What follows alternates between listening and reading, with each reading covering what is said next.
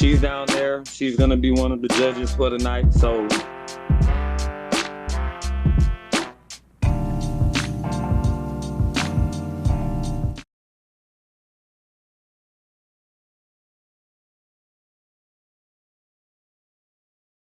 and maybe we might add Alpha because Alpha hasn't actually gauged the position on it either. So Alpha hasn't, but he may be stuck straining right now, ladies and gentlemen. He may be stuck on that toilet just for a little long right now. You know, he's straining, trying to get that last turd out. Sacred. Oh, my bad. Hey, what's popping? Shout out to the level heads. Appreciate you, Patriot. Let's roll. What's up, Sacred? Okay. Uh-oh. Man, I have never seen so many requests so early, Turtle. You see this shit? It'll be you there? I'm here. Turtle keep getting booted down or something? I was just about to say it's a little glitchy, Patriot. I don't know. It's feedback too. Oh, it's glitching? Everybody has to close their mic when one person is speaking because that's what creates that echo that goes on. Okay, can you hear echo now? No, because everybody closed it. Oh, okay. I was just doing that because I just restarted the app or whatever. So let's repost the space, man. Let's get it popping. So when everybody gets started, nobody won't be lost. This is recorded. We got about 10 judges, just so y'all know. So that means if you're a judge, don't leave the crowd. The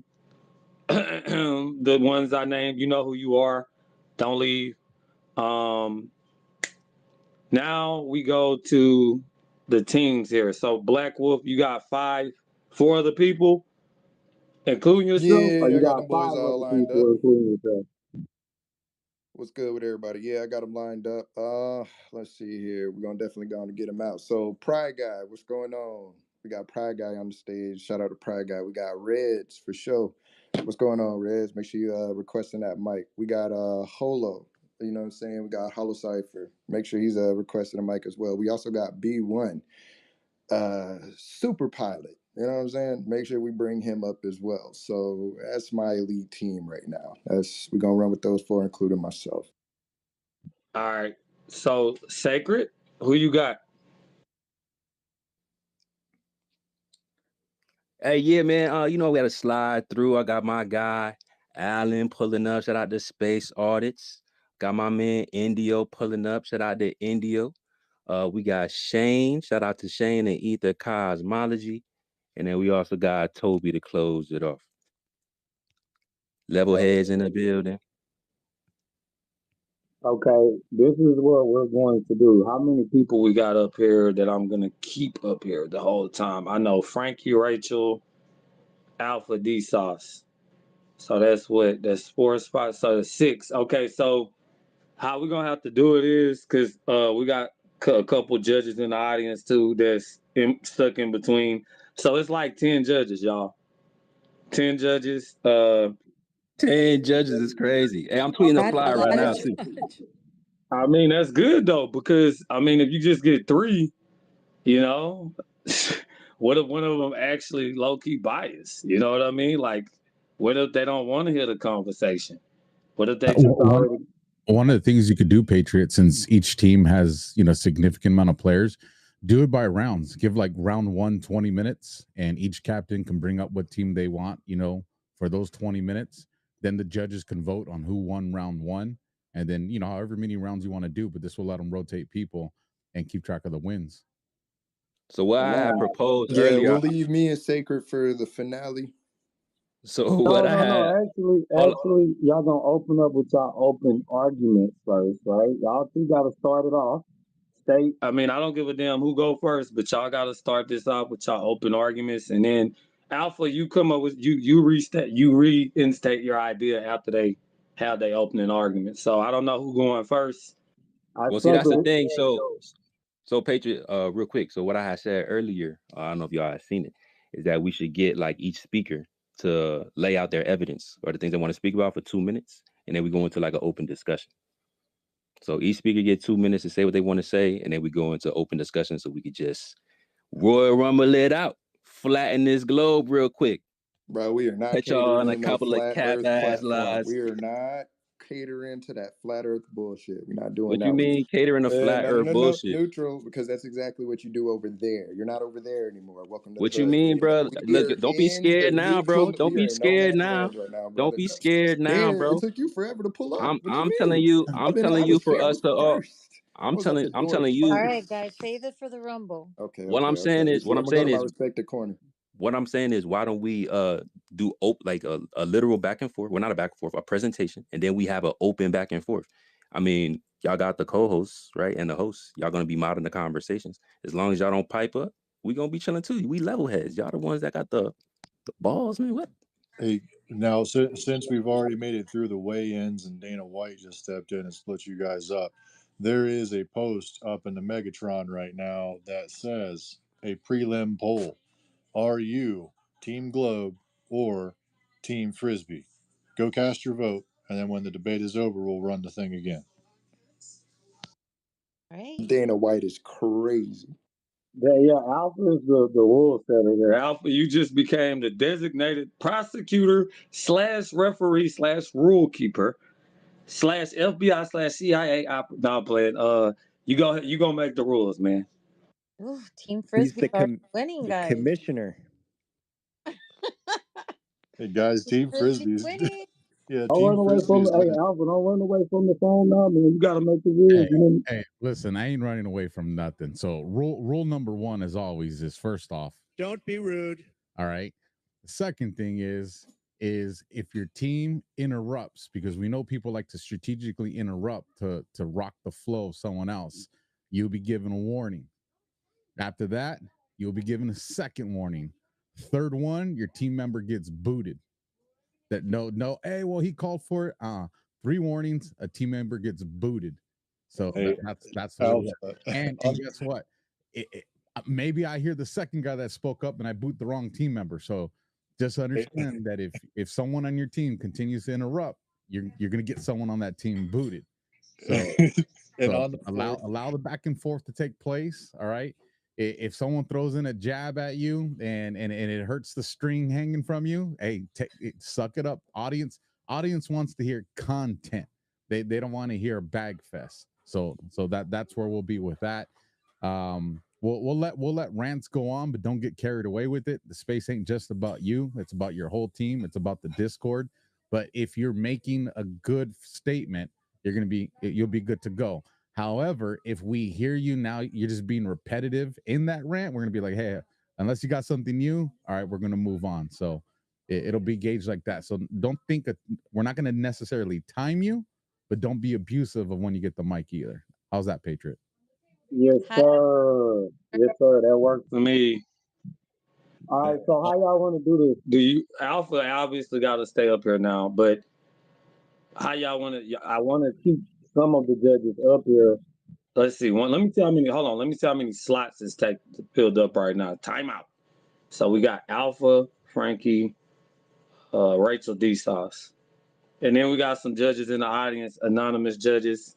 I already named one of them earlier. Let me see if she's still here. Okay, she's still here. We good. Yeah, we'll keep these 4 up, and then Wolf, you get 3 people up starting off, and then Sacred, you get your other 2 people, and we'll go from there. Is that cool? And then we'll just rotate it. Y'all rotate the other 2 people, and we'll pull them up. You know what I'm saying? Yeah, we could do that. What about open discussion, though? Is all of us gonna be able to come up here? Alpha? I was thinking like hold on. Alpha? Like a 90-minute. Alpha?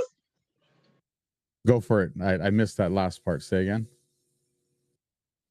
So what I was proposing was 2-minute presentations for each speaker, and then like a 90-minute open discussion, and have the 5v5. I think 2 minutes should be for the captain. And then the host just choose who's going to speak during the open discussion. We'll make it simple since you guys got these big teams. What we'll do is we'll give each team 4 minutes opening. If the captain wants to dominate the whole thing, the captain can dominate the whole thing. If the captain wants to go 2 and then break it up, that's on you guys.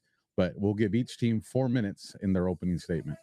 I agree. Look, I'm keeping the time. I'm keeping the time too. So I have to cut y'all off I'll mute it. I'm going to mute it. You damn right.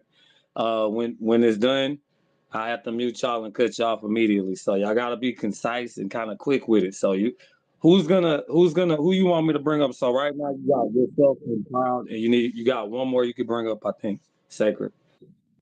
So this is what I don't get, because you're saying 4-minute openers, but there's 5 people that's willing to speak. So how are we gonna get 4 minutes in for 5 people each? That's up to you, Captain.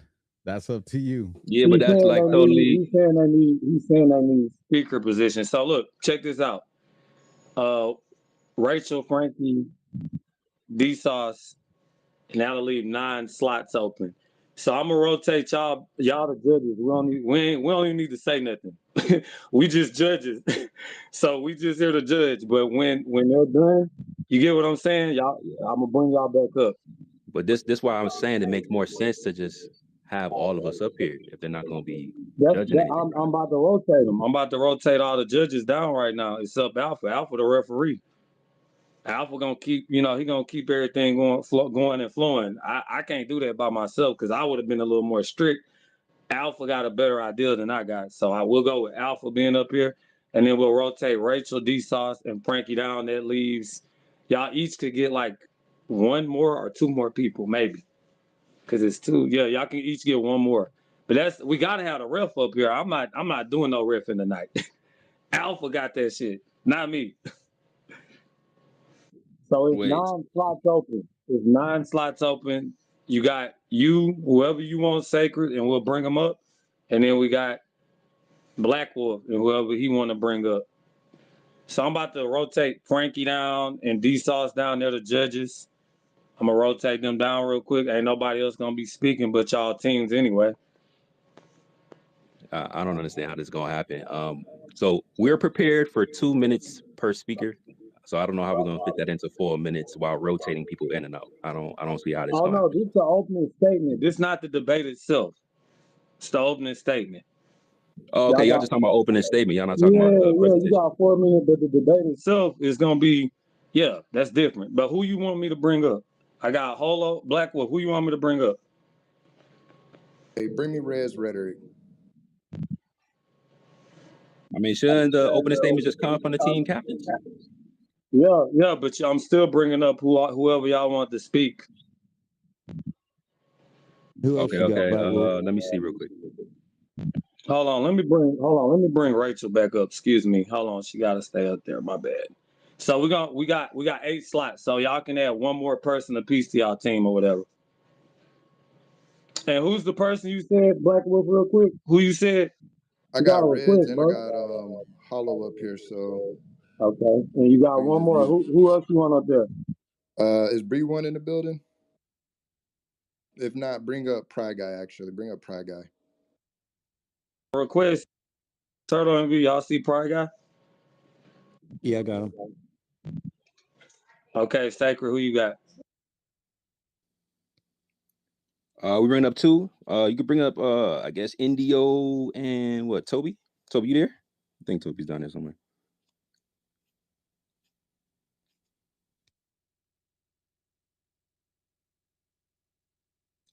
Turn up, y'all. Retweet this space. Let's get it lit. This what y'all wanted, right? This what y'all wanted, right? I don't see Indio.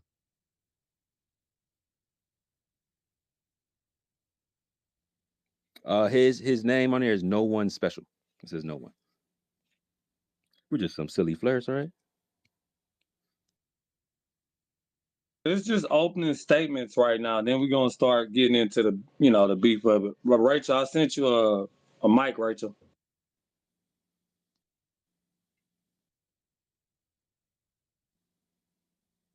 Okay, who So else you all we're want up there? missing is Who else you want up Toby. there? Is he in Thank you. here?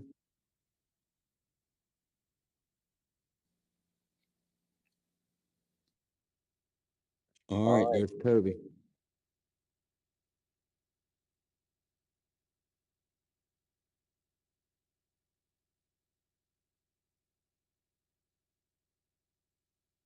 All right, who else? Okay, so we got Rachel and Alpha still up here. So it's 4-on-4 right now. But this just opening statement. So we missing one for Sacred. Sacred, you only got three people, including yourself. You want to I pause said. it? So you said bring up one more? You can bring up one more. Oh, okay. Shane could pop up here. What up, Shane? Shane, where is Shane at? Anybody see Shane? Get Shane up here. And then Alan's down there too.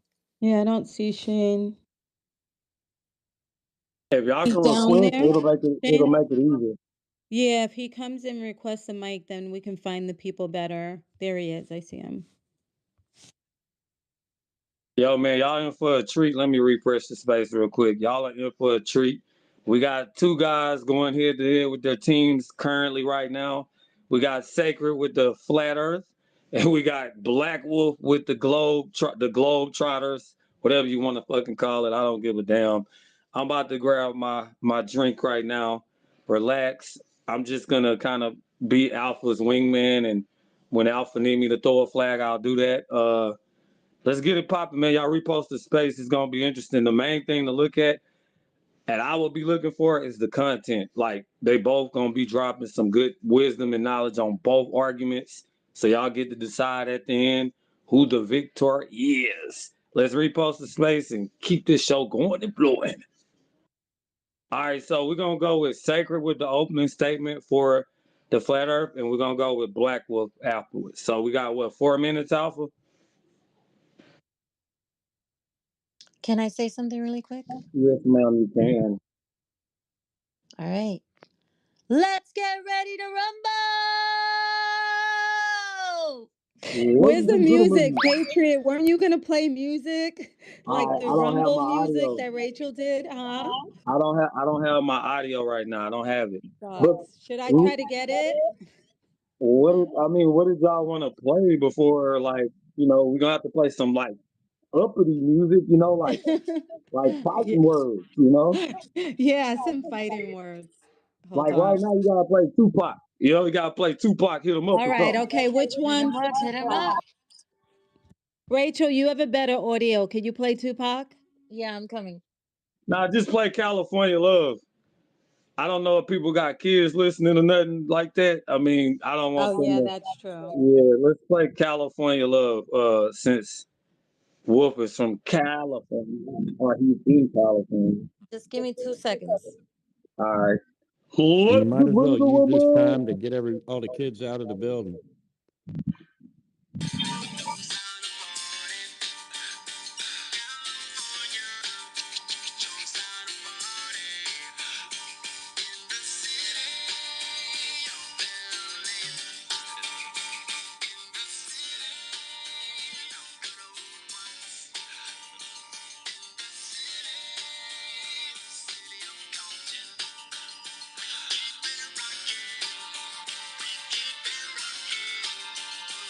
Now let me welcome everybody to the Wild Wild West, a state that's untouchable like Elliot Ness. The track hits your eardrum like a slug to your chest. Pack a vest for your Jimmy in the city of sex. We in that sunshine state where the bomb ass him be. The state where you never find a dance floor empty. And Let's get it. Let's get it. for them greens. Lean, mean, money making machines serving fiends. I've been in the game for 10 years making rap tunes. Ever since Honeys was wearing Sassoon, now it's 95 and they clock me and watch me diamond shining, looking like a Rob Liberace. It's all good from Diego to the Bay. Your city is the bomb if your city making pay. Throw up a finger if you feel the same way. Straight putting it down for California, yeah.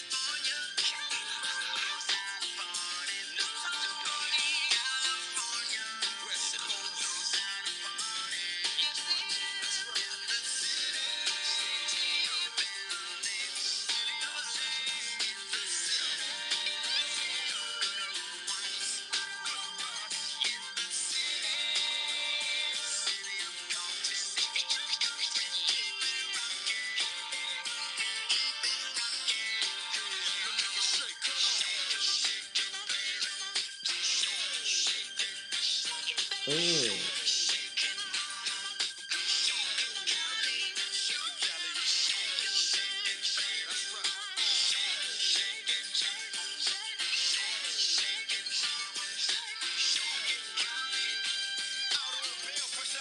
California dreaming. Soon as I step on the scene, Oh, yeah. That's good enough. Already. That's a good way to start it, y'all. Appreciate you for coming in. If you requesting right now, just don't request because this is a scheduled debate. They got their teammates. We got the big security guard, your big homie Alpha in the corner right there, always looking like he lifting weights. And we got Rachel up here, which is another co-host, my sister. Rachel, we got Turtle with the green shell, and we got MV. All right. I guess we're gonna start with Sacred. So Sacred is gonna be doing Flat Earth and defending Flat Earth, and Black Wolf is gonna be defending the Globe Trotters. Let's get it on, ladies and gentlemen. Go ahead, Sacred. Hey, so look, man. I appreciate everybody for showing up. Very polarizing conversation. I want everybody to keep something in mind that we shouldn't have to defend the truth, right? We shouldn't have to defend something that is apparent, and so that's what we're here to show is our actual reality. What do we observe? What do we perceive to be true? And can we substantiate those claims? When it comes to flat earth versus globe earth, it isn't just about the surface. It's just not about geometry, right? It's about the entire construct itself. Like, what is this place? Where are we? Who are we? Where did we come from? And where are we going? And there's simple ways to identify these things. Globe earth claims there's curvature. Globe earth claims it's rotating, it's orbiting, there's motion. But is it though? Can we detect this curvature? Can we detect this motion? And if it's not present, then what is it? One thing I would like for the globe earthers to answer is if the surface isn't curving, then what is it? If an object is not in motion, then what is it? Simple questions. What did they do to physics and to our observable reality to potentially trick us, and what are they hiding? These are all very important discussions because if we are being misled or deceived, then we should want to investigate it. That's how science works. Science is about being able to substantiate claims, complete working models, being able to demonstrate those claims or falsify. If we cannot falsify or demonstrate the claims, then it cannot be such. So I want everybody to keep in mind the evidence being shown are all variables being considered when the evidence is shown, and who can articulate their position the best. Are flirts just silly and delusional, or are we on to something?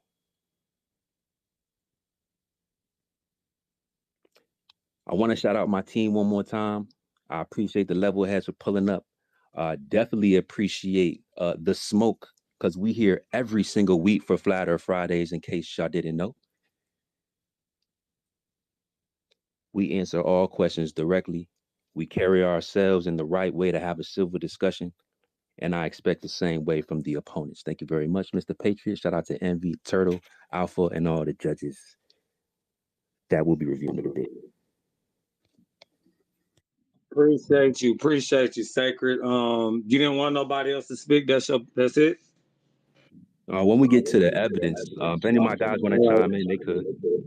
All right. Well, if anybody want to chime in from Black Wolf team, you have 1 minute and 30 seconds left. Okay. Look like I will add in too. We are going to be looking for the steel man for our positions, so that way we aren't straw manned.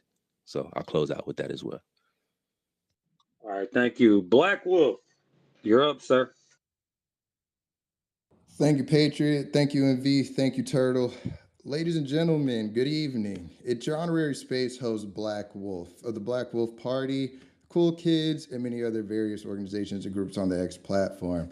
I greatly appreciate everybody in attendance this evening, as today we do defend the truth on why that we know the globe actually exist and why the globe theory has always stood as real.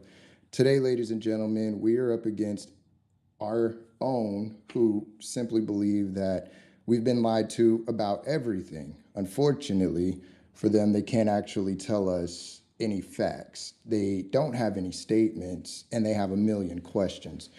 So let's present the facts as we begin this debate. So I would like everybody in the audience to close your eyes and walk with me real quick and just imagine standing on a beach, and watching ships take off into the horizon.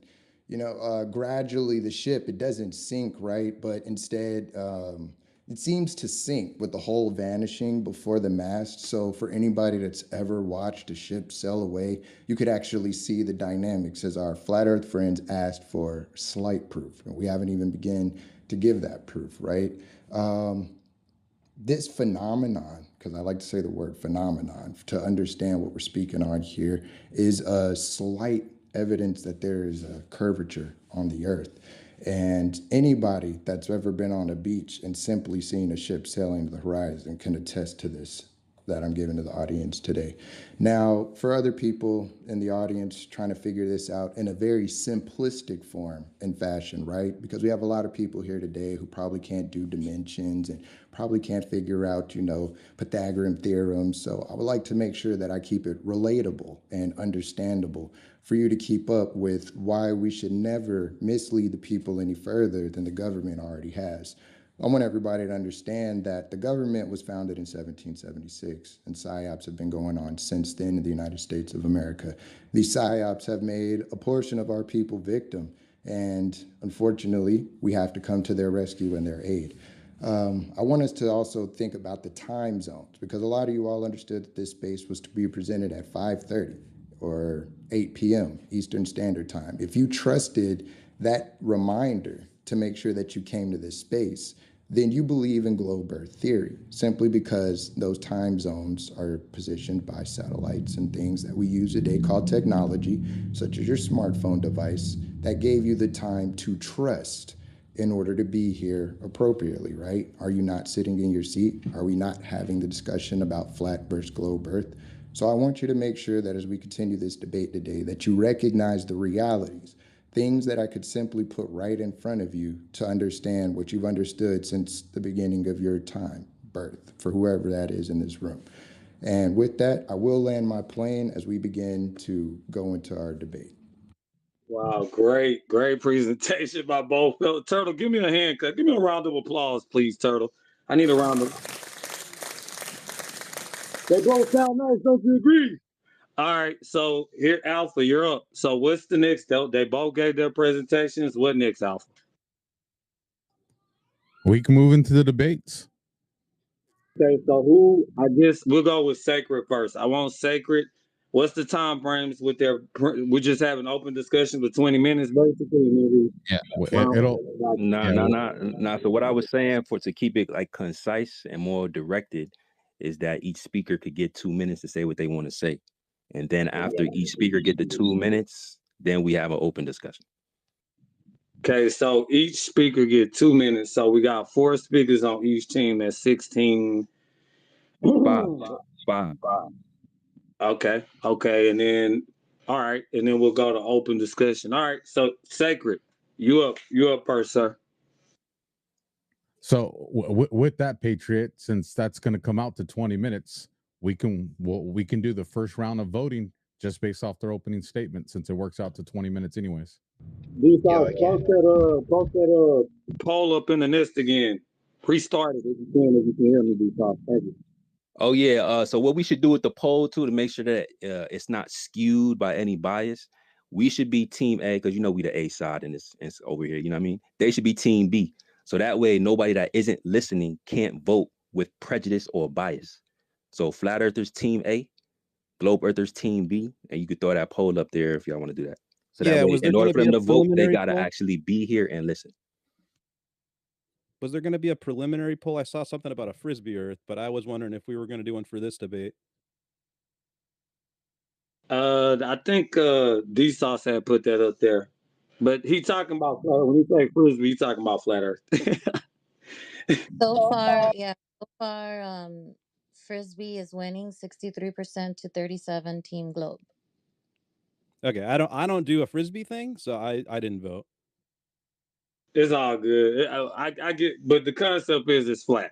That was the concept. So Frisbee represent, but D Sauce, if you can make it flat Earth, you know, versus globe Earth or something like Unbiased. that. Unbiased. There we go. Yeah, unbiased, right? An unbiased poll. All right, so let's go, Sacred. You're up first, sir. So we got 2 minutes. I'm keeping the time, and I'm gonna be strict. I'm gonna mute you if you after you at your 2 minutes. Alpha, you know I love this mute button anyway. Um, I'm gonna mute you if you go over 2 minutes. So let's start it. Let's go. Let's get it on. All right, so we got Indio up, and then we're I don't know if you're gonna do interchanging for flat Earth, globe Earth, or all the flat Earth is gonna go. But we're gonna go to Indio, and then when it's our turn again, we'll go to Shane. All right. How's everybody doing? Let's get it, bro. What up? Okay.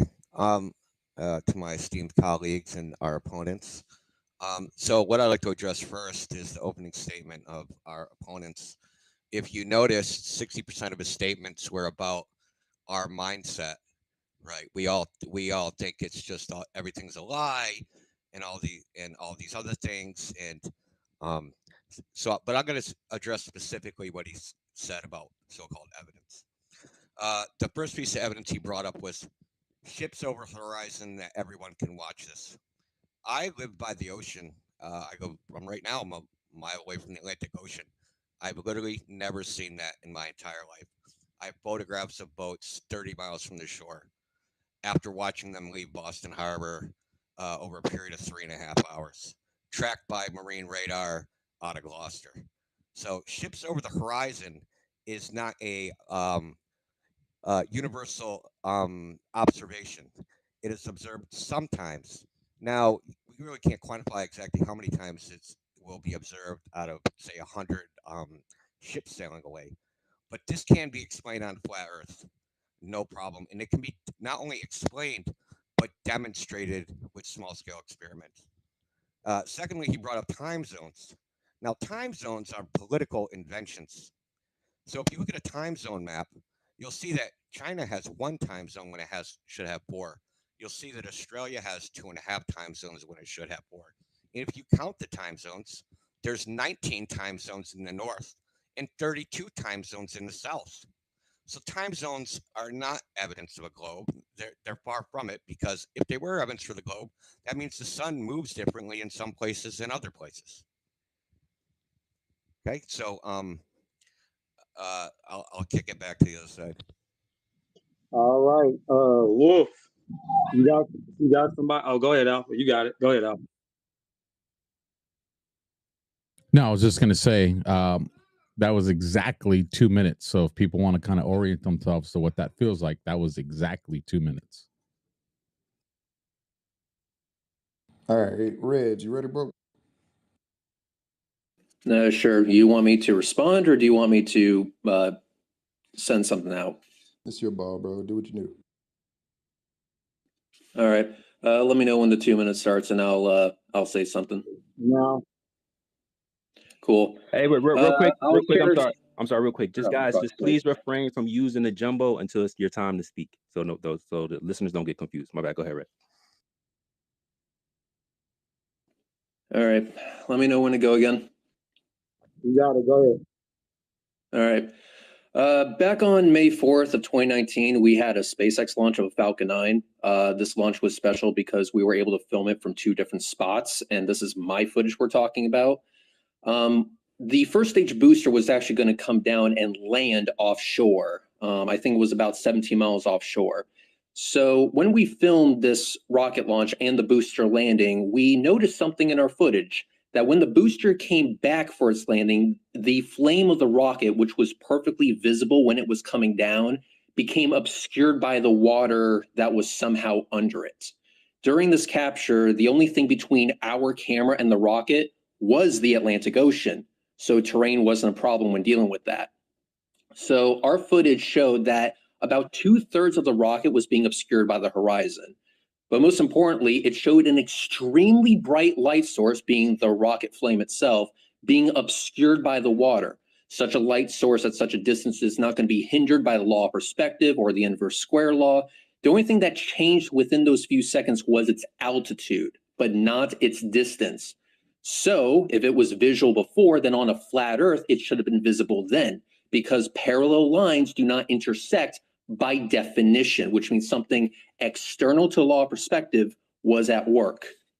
And what I'll do is I will share that footage to the jumbo up top so you can view it on your own time. You'll have to skip ahead to 6 minutes and 45 seconds into the video to see what I'm talking about. But for now, I'm just going to leave it at that, and we'll see what people say about it. But check up on the jumbo and it'll be right there for you. All right. All right. So back to Team Sacred. That was a minute and 45. That was good. Go ahead, Sacred. Who next? 2 minutes. So yeah, we're gonna have Shane slide through, and I guess you could drop Indio to bring up the other speakers. All right. Cool. Yeah, you go, Shane. Yo, Shane, can you hear me? Yeah, I'm ready. You guys ready? Yeah, you can go ahead. All right, 2 minutes ain't enough time for preamble, so here we go. Ready? We're going to specifically address the optics drop-off rate with the ships over the horizon that Patriot likes to speak about. Also, he likes to speak about concepts with which he has no understanding. This being a primary example, then we'll switch to satellites. Once Alan comes up to demonstrate, he uses things that he has no idea to prove things that are the counter. So, optical drop rate, right? Everyone's familiar with 8 inches per mile squared. That's derived from the visual rate at which things appear to drop on the horizon. Well, that's actually, because it's optics based and has no basis in physicality, we can derive the radius of Earth using this drop rate and the angular resolution limit of the human eye with a basic diameter of like 1.22 minutes, using red wavelength as a top for the Rayleigh's criterion, right? So Rayleigh's criterion is angular resolution limit, the rate at which things become unresolvable, essentially the limit there. And we use that for the human eye to develop the best circumstances possible, which would be, a human eye focusing on the distance is 1.2 nanometers. So again, Rayleigh's criterion as the basis, ends up with a basis of a resolution limit of 0.2 degrees-ish. And we'll use the optical drop rate of 8 inches per mile squared, and we'll use that to backwards derive the radius of Earth to an 1/8 decimal place. So like, when we use those two, right, and we use the basic trigonometric function, we'll get the arctan 1 over that, and that will literally derive a 39.59 point, hold on here. Yeah, 39.59.832 for like, it's to the 8th decimal place. So like, if we can use the limits of optics to accurately derive the radius of Earth better than any other physicality equivalent, then would it better be said that it's an optical drop rate supported by math, or a physical drop rate with no evidence ever presented?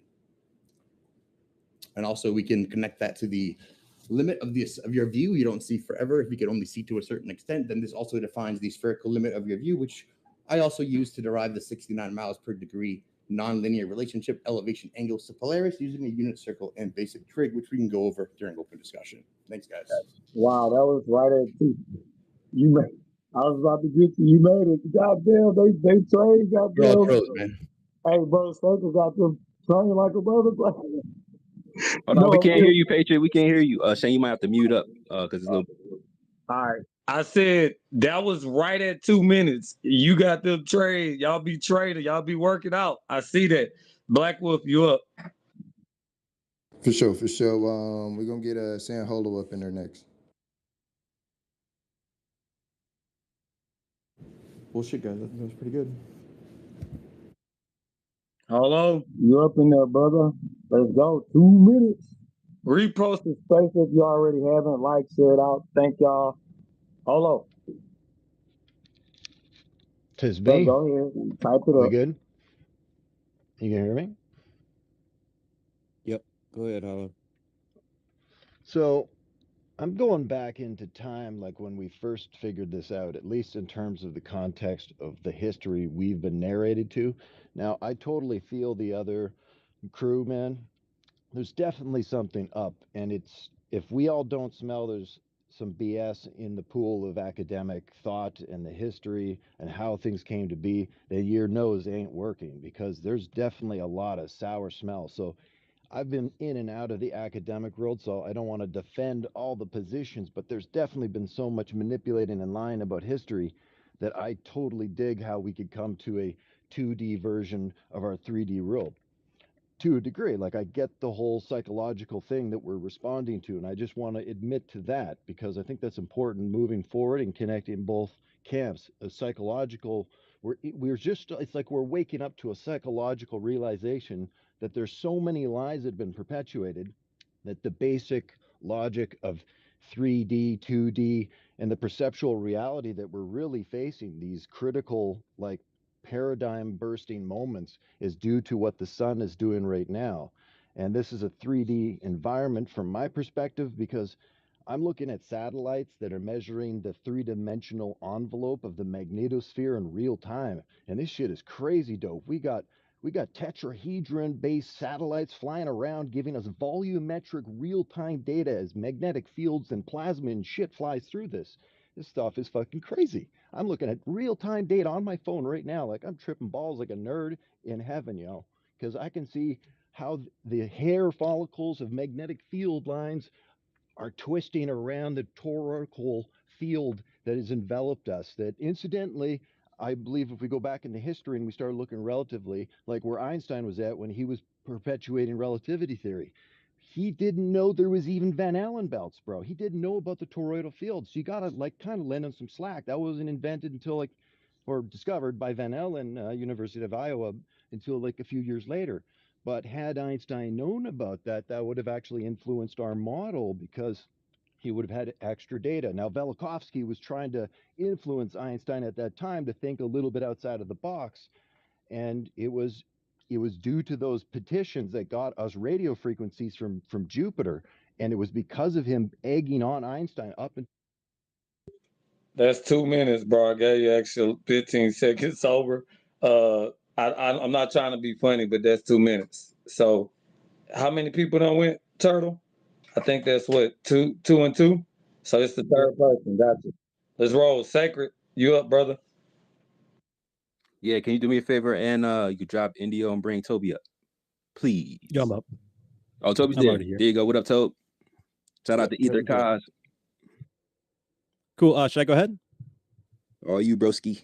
Let's get it. Excellent. So, yeah, first of all, I just want to shout out to satellites and GPS. It is indeed very, very intriguing technology. And actually, it's super impressive. The mathematics that they came up with, the formulas that they came up with, the way that GPS encodes absolute time into the radio signals to do range measurement is extremely impressive. And it functions beautifully on classical mechanics. And it's funny because by its very nature, it utterly debunks Einstein's special relativity and the constancy of the rate of c. But in any case, on the topic of the flatness of the Earth, when I first approached this topic, I was very skeptical. But one of the things that kind of opened my eyes at first to maybe be a little bit more curious was looking at laser tests, because for me, that just seems like a common sense way, kind of like from engineering point of view. Let's take a laser, let's shoot a laser across it, let's see if it's level. And what do you know? When you start looking into it, I found 14 laser tests that all show a lack of curvature. Here's one. I'm looking at measurement 7 of the FE Core 2018 measurements that were taken in Sweden and Hungary, and I'll actually drop the PDF for that if you guys want to check it out. But measurement 7 of that, they had expected to find 297 feet of curvature. The target should not have been hit. It should have been totally obscured by the curvature of the Earth. But it was received, and the explanation is that the laser curves around the Earth perfectly in line with the expected outcome. That just refracts every single time perfectly to look like it's flat, even though you can see the laser from the side looking horizontal. So yeah, there's that. And then I would just go back to what I was saying about relativity, because that, interestingly, if you don't know, special relativity and then general relativity all goes back to when they tried to measure the motion of the Earth on its orbital path and they couldn't find it. And instead of because they couldn't measure it, they turned all of physics on its head and they said that the speed of light is constant and everything warps around that. And I'm assuming I'm pretty close to my 2 minutes. Wow, he finished? Oh my goodness. Wow. Okay. I hate to go after that. I swear I ain't trying to be funny. I hate to go after that motherfucker. God damn. Y'all some beasts right now. Let's go, Black Wolf. Big facts. So speaking of beasts, let's go, Pride Guy. Hi, my name's Speaking Pride of Guy. beasts. Okay, my name's Pride Guy, and today I'm going to be talking about circumnavigational flights. polar circumnavigational flights to be exact. This involves flying directly over both the North and South poles, forming a complete loop around the around the Earth, which can only occur on a sphere. If you disagree, please tell me how these flights are consistent with a pizza world. Now, one of these flights actually occurred in 2019. It was called One More Orbit. Now, this flight was documented and filmed live on YouTube. Most of it, some of it actually. Fun little fact, during these live streams, Captain Hamish and astronaut Terry Virts confronted flat earthers talking shit during the flight on the live stream. Now, I'm going to get into the details of how this flight was tracked and how it can be debunked. So if anybody wants to refute me, please do. I am waiting. And that's my opening statement. Thank you very much. Holy fuck.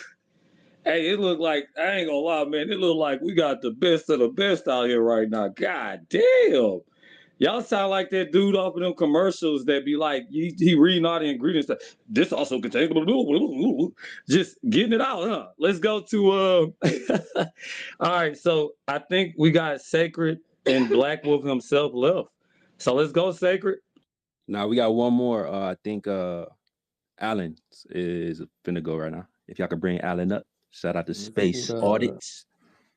Do me a favor and could you switch out Pride Guy for B1, please?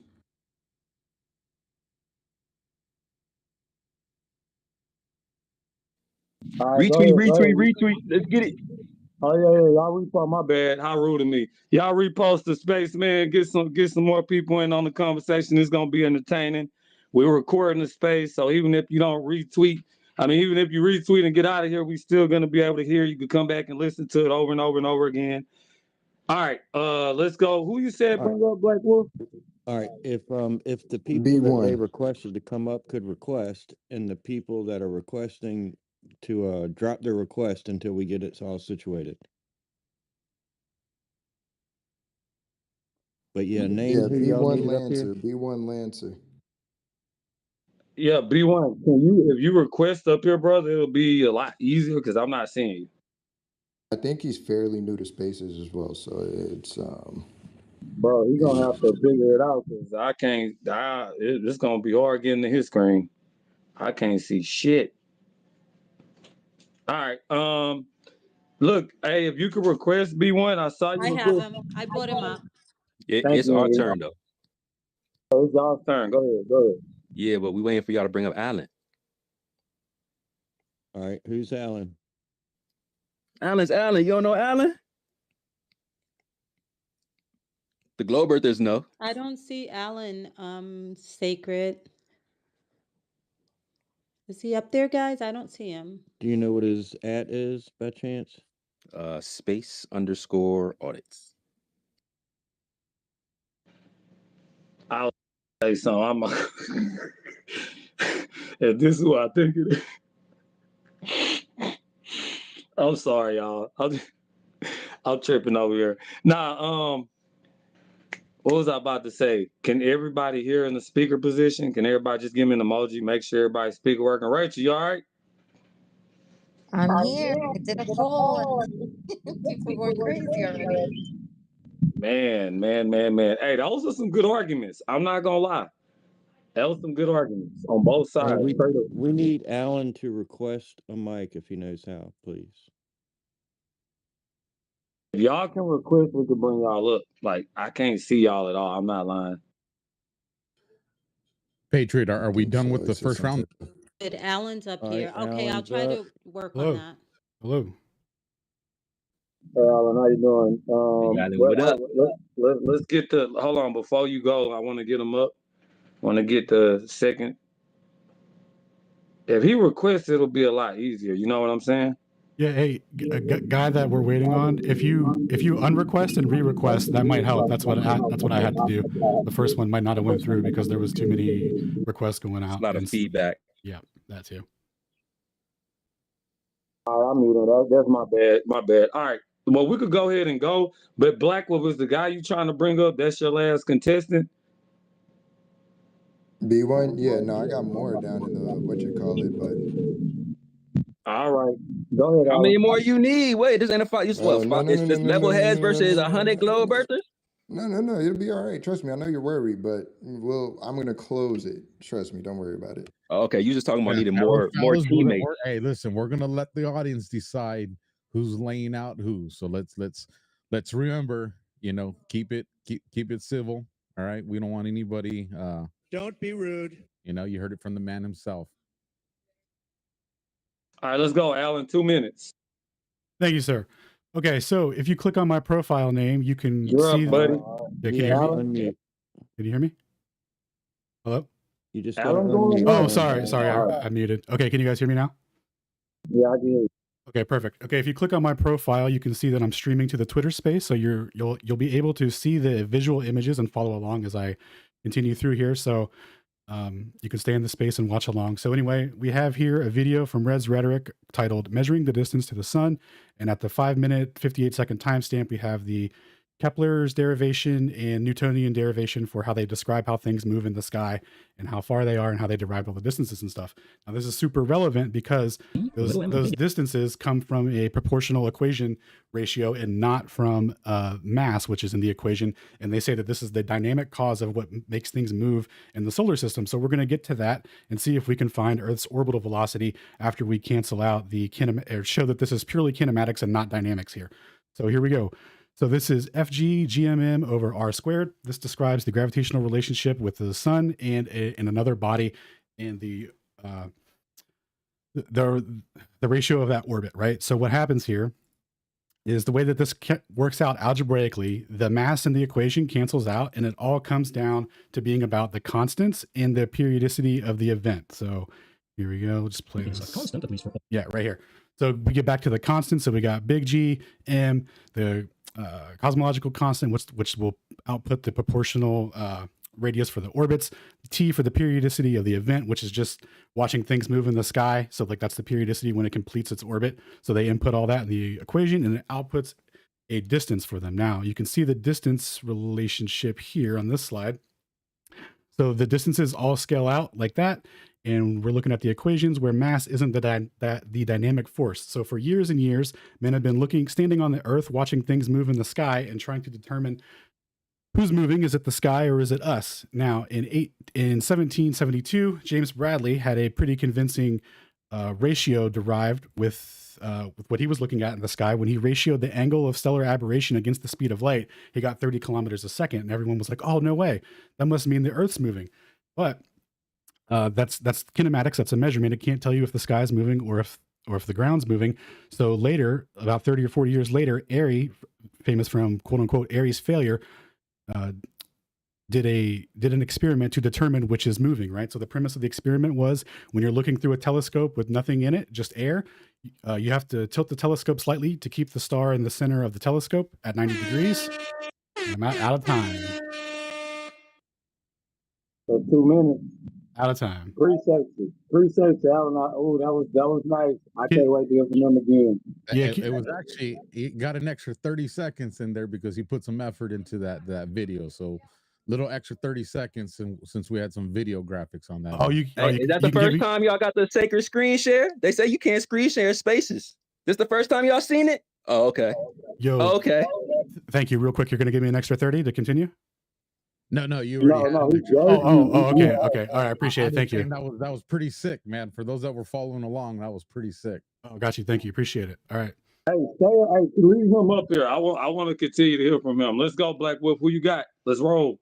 You know what? Since we're having difficulties bringing people up, I'm gonna go ahead and just take it from here, and we can punch this thing out, right? Because I want to address to the audience how everybody's using their gizmos and gadgets, and they sound so beautiful from the flat Earth side, but nobody can really relate to what they're talking about. And this is why I say keeping it simple is the best part of debating, so people can actually follow along, and we don't have to ask them, right? So let's go back to where we were talking about time earlier, correct? And we were speaking about different time zones. Some of these people right now were located on the East Coast where the sun is going down. Some of us are located on the West Coast, such as myself, where we just played Tupac, one of the greatest, the legends. It's 6 p.m. where I'm at, correct? It's actually 9 p.m. on that Eastern surfboard. So if I'm correct at 9 p.m., isn't it dark currently, because I look out my window currently, since we're talking about visuals, and the sun is up, it's shining bright. It's only 6:02, and people are still outside enjoying a Californian evening. Now, if there's no curvature on the earth, how is this possible? Because on a flat plane, then everybody would still experience the same California sunshine across the globe, actually. So I want everybody to make sure when we're visualizing and making the audience follow us, it's something that everybody can keep up with, which I'm pretty sure some of the people, or a lot of you, have been either California or Florida or New York or maybe even Oregon or Washington to experience that difference. So moreover, as everybody has spoken about recent in media, we know eclipses are coming, right? So eclipses are those fantastic events in which planets pass each other.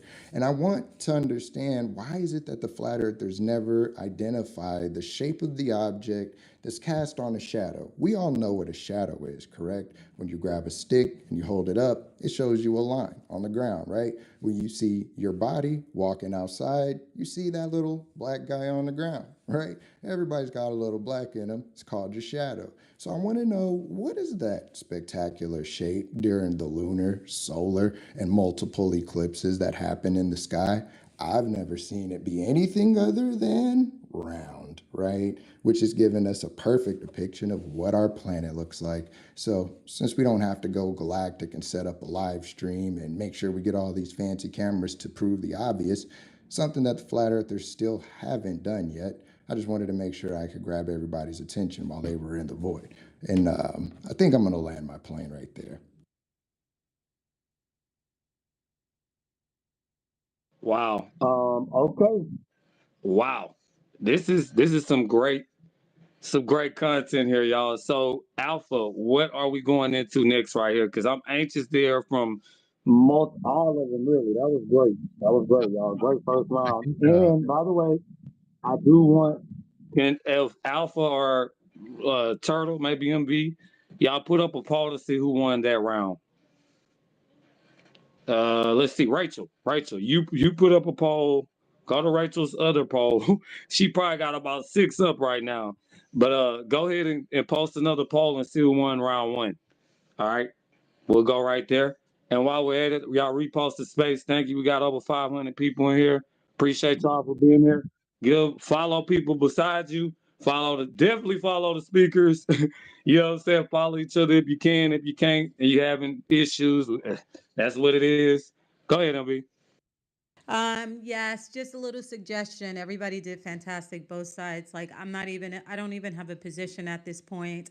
What I will say is that you have people that learn differently, guys. So if maybe some of your presentation could be like the simplified form that's not mathematical to someone who's like me, and then, for the mathematical geniuses in the room, they can also have a taste of the mathematical equations and things like that. You know what I mean? This way, when we do the poll, people are able to vote based on where they met you. So, okay, just my suggestion.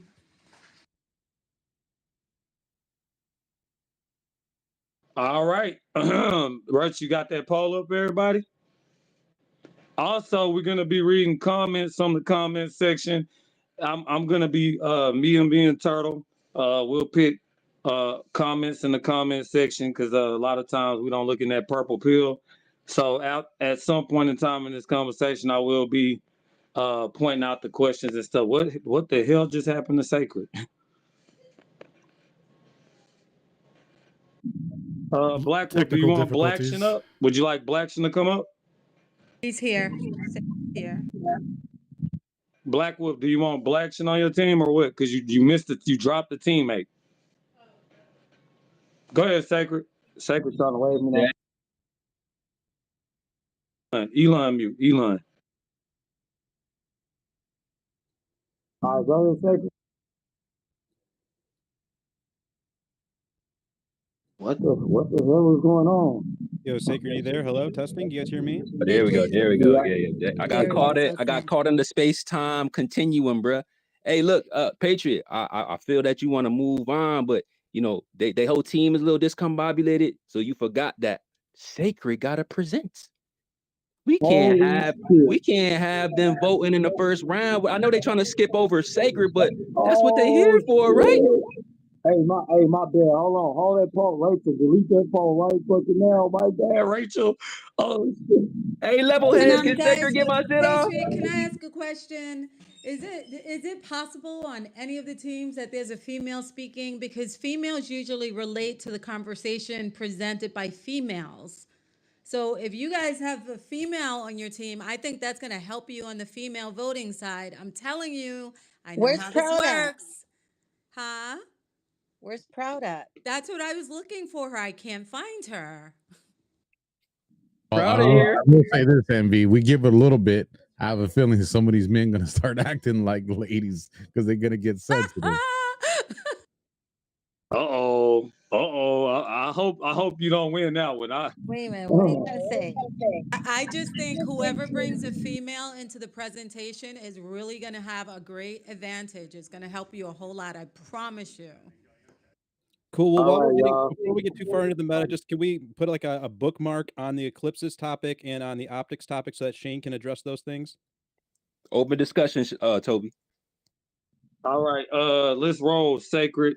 My bad, Rachel. Hold off on that poll, please, ma'am. And don't flood the nest, y'all. Don't flood the nest. Whatever you do, because it's supposed to start glitching out. Thank y'all for being there. Go ahead, Sacred. I forgot. Oh my goodness. Nah, it's all good, brother. You know, they try to smooth. They wasn't trying to correct you at all. They was hoping that you ain't let Sacred go. But anyway, I appreciate Blackwolf for poisoning the well during his presentation and Strawman and the Flat Earth. We'll get to that during the open discussion. But I want to focus on some positive evidence for Flat Earth, right? Because they always say Flat Earth don't got no positive evidence. So let's take a look at some observations. I want to reference the Canigou Mountains.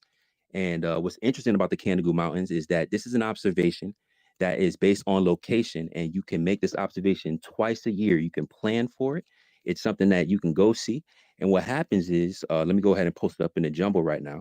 So the Canigou Mountains are 9,000 feet tall, right? This observation was made at an 1,000 foot elevation, and it was a 160 miles away. Now, the problem with that is that there is missing curvature. So if there is supposed to be 10,000 feet of curvature over 160 miles, and the mountains are 9,000 feet, these mountains should be completely blocked by the physical obstruction of curvature. That is the globe prediction. However, we can plan to go see this long distance observation twice a year. Next thing I want to bring up is signal propagation. Shout out to Marconi for sending out the first propagation. I think it was over 2,000 miles, and then sent it to across the plane 10,000 miles. But the predicted occurrence was that the signal was supposed to be blocked 200 miles away, and it reached thousands of miles. Not only that, we have very high frequency signal propagation that is superseding the physical obstruction of curvature. I'll go ahead and link those as well. So signal propagation, since it's line of sight, completely refutes the globe. Long distance observations with these mountains completely visible, also refuting the globe. If the globe surface is not curving, then it's a plane. I'll land it. Ooh. I'll tell you what, Patriot, man. Both sides have presented some pretty solid information. And just to caveat what MB was saying earlier, remember this too, gentlemen. You can say a lot of fancy words and you can introduce a lot of variables, but if you can't keep the audience understanding what you're saying, then you might as well just be speaking gibberish. So, be brilliant, but speak it out a way that somebody hasn't been studying it for the last 2 months or 2 years or 20 years is also going to understand. My 2 cents. Perfectly put, Alpha. And for having a woman in the presentation is not like feminism or anything, or divine feminism. That's not what I'm trying to convey. But what I'm trying to convey is that women speak to one another in a language that is more comprehensible, even in spirit, intuitively, than men speak to women. You get it? You get it? You get it, Alpha. You know what I'm saying. You're saying that's why men and women never understand what each other are saying. Is Yes. that's what you're saying. All right, y'all. All right. So that was round one. So I tell you what we're gonna do, because that was a 20-minute. Let's do two more rounds like that, 2 more 20-minute rounds, and then we go for the open conversation. So now that we got the flow of things, Rachel, now you can put that poll up in there. Y'all hold off on the NIST real quick for a second, because I don't want it, it'll start glitching us out if we put too much in the NIST, especially if it's truth. You know how that work. Go ahead, Rachel. Put that poll up in the nest real quick. It's up. 2-1. It's up in there. It's hidden behind some stuff. Okay, well, Not y'all. hidden behind some Are stuff. y'all You able know, to they bring keep up posting. B1? Is he still glitching out? He got a request. Like Turtle can't find him. I can't see him. He got to request it. And thank you if you liking what you're hearing. If you love round one, repost the space, like and share it out again. You're gonna show love round two, and I'm anxious to see what the open dialogue will be like. We'll have that for like an hour after alpha. So we'll do 2 more 20-minute rounds, and then we'll give them an hour open discussion. Hey, How about Patriot, that? I don't mean to cut you off. They're gonna try to say that we cheating. So I want to give the Globe Earthers a chance for their last position, because they only took 4, because it seems like their team is a little unstable. So as a flat earther, I just want to make sure that they have a chance to go ahead and hold on. I just want to say, make sure that y'all get a chance to get your last word in, bro. Unless you don't want it. I No greatly jabs, no appreciate that. jabs, That's what I guys. was gonna say. If he's not able to go up for whatever reason, because I don't have his operating device, we could bring Pry Guy back up, and I will let Reds take that last statement. Let me be clear. Let me be clear real quick, and I'm gonna just be honest with both of y'all. This motherfucking conversation is fire, like straight up. Every last one of y'all just presented a good case. You have over 500 people in the building right now. This is my first flat earth space with over 500 people in it. So just so you know, y'all both did a great job at presenting y'all evidence and y'all sides. I just can't wait to get to the open dialogue. So, I mean, I'm excited. It's a lot better and more competitive than I thought it was going to be. We got a match here. We got a winner. I'm going to be honest. I thought we had an underdog, but I don't know if we got an underdog no more. Go ahead, Alpha. I was just gonna say, well, during this intermission time right now, where we give the audience time to hit that poll and vote, go to that comment section, despite what side you align with, and what are the questions that you want to hear. So I'll present 6 questions real quick, and hopefully some of these teams address this over the course of the night. And these are real common ones, so they're not going to be anything that shocks you guys. But the first one that's very common is, why doesn't water curve, visibly on the Earth's surface? So I'll just throw that out there. Second question is, why can't we feel the Earth spinning?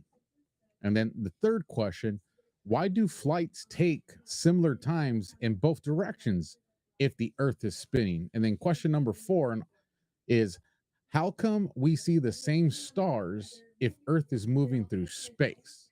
And then question 5, why don't satellites or the International Space Station fall out of the sky? And then question 6 and 7 here, how can gravity hold oceans on a spinning Earth but not affect birds or clouds? And then question 7, why do we not see a curve when looking across the ocean or land? And then my personal question, hopefully this gets addressed somewhere in the night, is, as I understand it, gravity, when broken down to, the science or the math of it, is something that it's never been proven. It's just, you have to accept that for other equations to fall into place. And I probably did a disservice in explaining that, but maybe one of the guys on the other side can properly ask that question. But these are some things for thought. These are questions that I've heard lots of people ask when it comes to this flat Earth versus globe Earth debate. And Patriot, I'll give it back to you, brother. Thank you, Alpha. Appreciate that, man. Hey, let me give a couple of shout outs in the crowd real quick. If you requesting right now, the team's got 4 people up, and I got my referee and another extra cause, which is my sister Rachel, and Alpha is the referee. I'll bring y'all up maybe after the open discussion, and we'll Right, I open it think up this is more. B1. I think I got B1 up Yeah, you here. got So him. You now, got him. You got him. Let me just give a couple shout outs real quick. And then I'm gonna rename the judges again too, because we're gonna have to pull the judges up.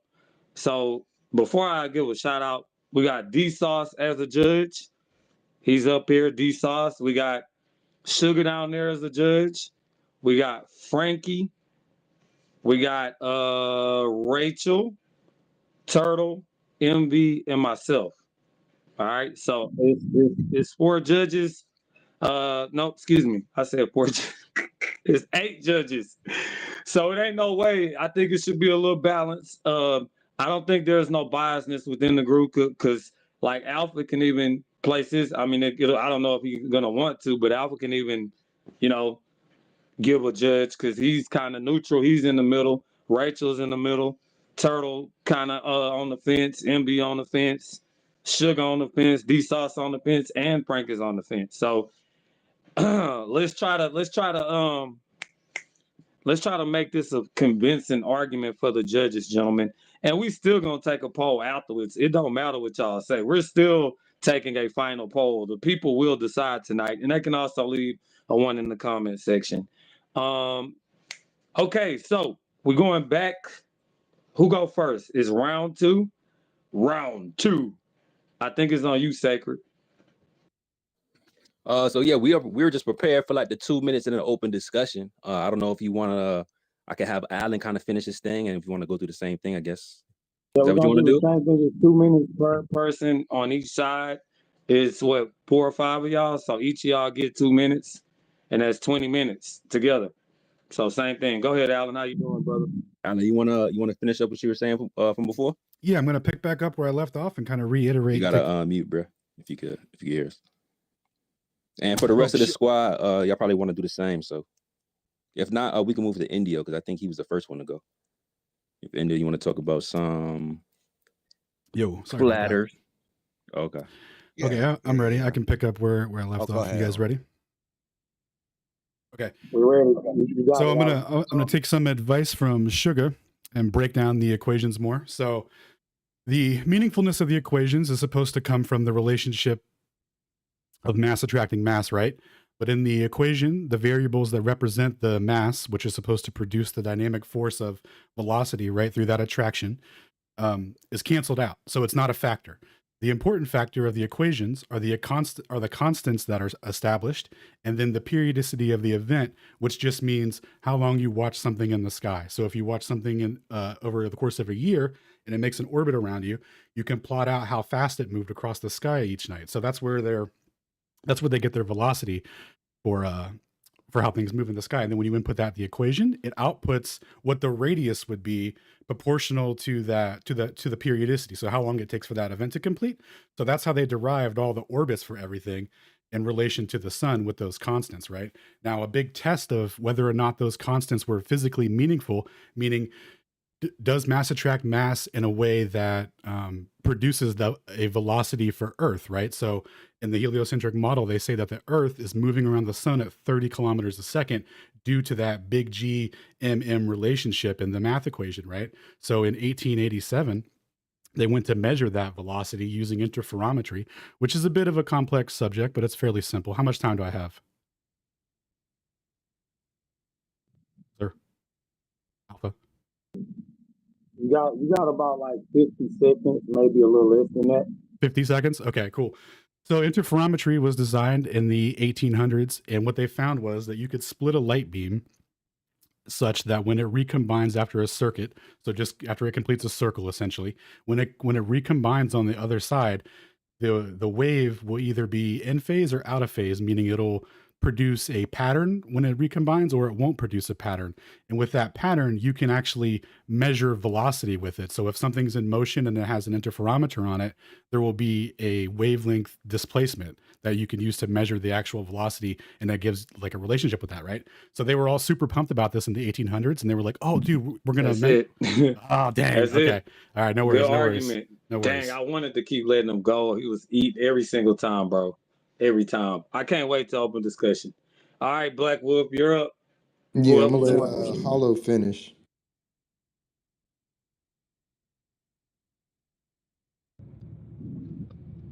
So yeah, to finish a thought that requires a spherical geometric thing that we take for granted. Like, I'd rather talk about four-dimensional reality, to be honest with y'all, because this is hilarious. But it's the fourth dimension that really where things get super interesting, because we can talk about the different dimensions of time and how gravity may not be traveling at the speed of light. In fact, a lot of things change when we start to assume gravity goes much faster than the speed of light. But I digress. The ongoing compression around our spherical Earth, which we've well mapped out. Like, we could literally convert laser topography into an STL stereolithography output and print out a high resolution image of our 3D planet. But not just that, we're tracking magnetic fields in real time.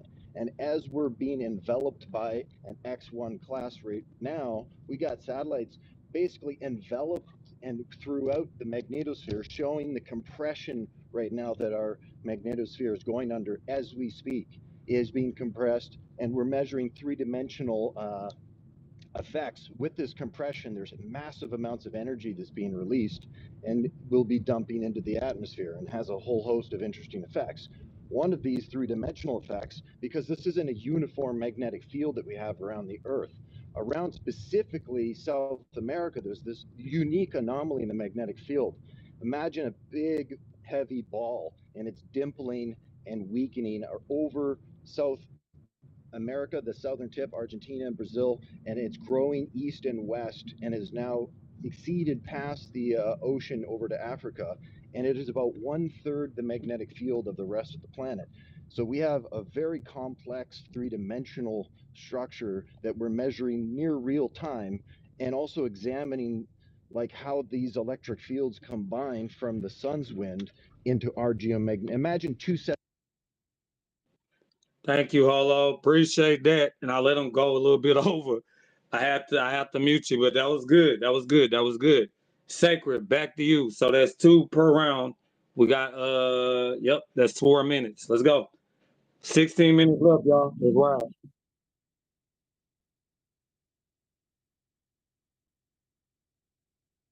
Elon mute. My bad, Sacred.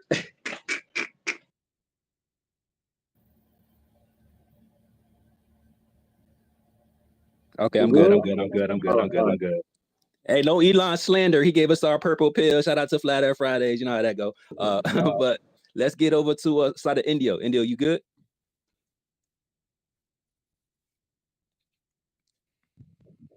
Who you want it? Yeah, I'm good. Can you hear Okay. me? Yep. All Indio. right, cool. So I want to address the day-night cycle real quick. So the day-night cycle on a globe is because the Earth is spinning. Now, a common misconception about that day-night cycle is that 50% of the globe gets direct sunlight. This is actually not the case. It is something like 51.6, and then if you start bringing in things like twilight, like civil twilight, astronomical twilight, nautical twilight, you can go on time and date and see for yourself that it's something like 67% of the Earth is illuminated at a time. Now, time zones are brought up again as if for that to work, right? For time zones to support the globe, there has to be 24 time zones around the world. And as I already pointed out, there's 19 in the north, 32 in the south. Time zones themselves are not evidence of the globe. Now, there's the claim on the table that if the sun is up, then it should illuminate the whole plane. That is incorrect also. And we know this because the air is actually not transparent. And we know it's not transparent. And you can just look up your local weather and look at the local meteorological conditions, the visibility, and you'll see it'll say something like visibility is 10 miles. Now, if you go out into the ocean and you go down like 400 meters, it could be high noon, and it'll be completely black under the water. Light can only travel a certain distance through a medium. In the sun's light, when the sun moves away from where you are, it's too far away for the light to penetrate that optical path length of air to illuminate where you are, right? So if anybody's been in fog or a storm, you notice the street lights come on. Why do the street lights come on? It isn't because the sun went away. It's because there's too much air or particulates in the air and air itself and water vapor blocking the light, blocking the sunlight. So Yeah, so that is a reputation of the whole surface of the earth should be illuminated if the earth was flat. And I'll put back the balance of my time. All right, thank you. Appreciate that. Wolf, you're up, brother. Yo, finally we got B1 to the stage, man. Shout out to everybody in the building, man. I appreciate everybody for coming through. Make sure y'all retweet Oh, that wait, space as yeah. well. Let me do that real quick, Wolf. All right, Wolf got a challenge for everybody here, and Sacred, you should be boosting this up too. Wolf said we got almost 600 listeners. Let's try to get 600 reposts, brother. I don't think that's possible, but we could try it. Blast it out. Like I said, make sure everybody getting this good information. It's some great debating going on right now. Some top level people. Y'all hear it. Y'all judge it for yourself. That's a great challenge, though, Wolf. Let's ride, y'all. Go ahead, Wolf. You're up. Definitely. I'm gonna let B1B get on the stage, man. Oh, hey, thank you. Okay, I am a private pilot, and there have been a few times when I've taken off from Columbia, South Carolina, and flown up toward Greenville, South Carolina. And on a few times when the visibility has been exceptionally good, I literally watched the Appalachian Mountains touch the horizon and then start slowly rising up as I flew northwest. It was not a visibility issue. The ground between me and the Appalachian Mountains didn't change, but I could see the mountains rising up above the horizon as I flew west, and the curve of the earth kind of moved out of the way. One thing I have heard a lot of flat earthers say is that we are underneath a dome, which is containing the atmosphere. If that is true, then that is a pressurized container. If it is a pressurized container, then the pressure should be equal at all points within that container. So, why then does atmospheric pressure decrease with altitude? And as a pilot, I can tell you it is because that's how altimeters work, or at least how pressure altimeters work. Atmospheric pressure decreases with altitude. If we are in a pressurized container, that is impossible. Yeah, and somebody mentioned magnetic waves. I'm also an amateur radio operator, and I can tell you that the longer wavelengths, like say 80-meter wavelength, will follow the curvature of the Earth. If you ever listen to AM stations at night, how the signal can travel thousands of miles, that's what it's doing. It's following the curvature of the Earth. And VHF signals can be reflected off of certain layers of the atmosphere. It's called tropospheric scattering. You can take VHF signals over the horizon. It is possible. And I got 10 seconds left. No, no, you didn't have 10 seconds left, but we'll grant it to you. I'll let you actually go over a tad bit, but I'll let you get your 10 seconds, brother. Go ahead, 10 seconds. Okay, but yeah, so those are my points. And somebody mentioned why aren't birds affected by gravity? I can tell you, as a pilot, I may be in a metal bird, but I can absolutely assure. You didn't say the magic word. Time up, bro. Listen, let's go to so we got 12 minutes left now. All right, so it's on you, Sacred, whoever you want to go. I'm not being rude, but we gotta stick to the time constraints, you know what I'm saying? Go ahead, Sacred, you up. Yeah, so I need my guy Shane up here. So I'm gonna have to rotate somebody. Okay, who you want us to drop? I mean either one. Indio just went. Alan did too, so don't matter. Yeah, you can They're drop gonna be me. back up here. No. Leave Alan up. No, I want Alan up here now. I like his little pretty. I want him up here for the open conversation. Now somebody else gonna have to. Got you, dog. Oh, they all gonna be up here. They all gonna be up here, but yeah. All right, request again, Shane. There. I mean, y'all listen, man. Straight up, listen. I done been in spaces with Sacred before with this shit, and he a beast. But Team Black Wolf putting up a good ass fight right now. It's like right now it's like Holyfield and Mike Tyson. I'm trying to figure out which one of you motherfuckers gonna get your ear bit off first. Cyborgs don't got ears, bro. Now that was funny. I'm trying to figure out who gonna get that ear bit off first, man. Like, who gonna win the fight, man? Is it gonna be fair? Is it gonna be a beat down?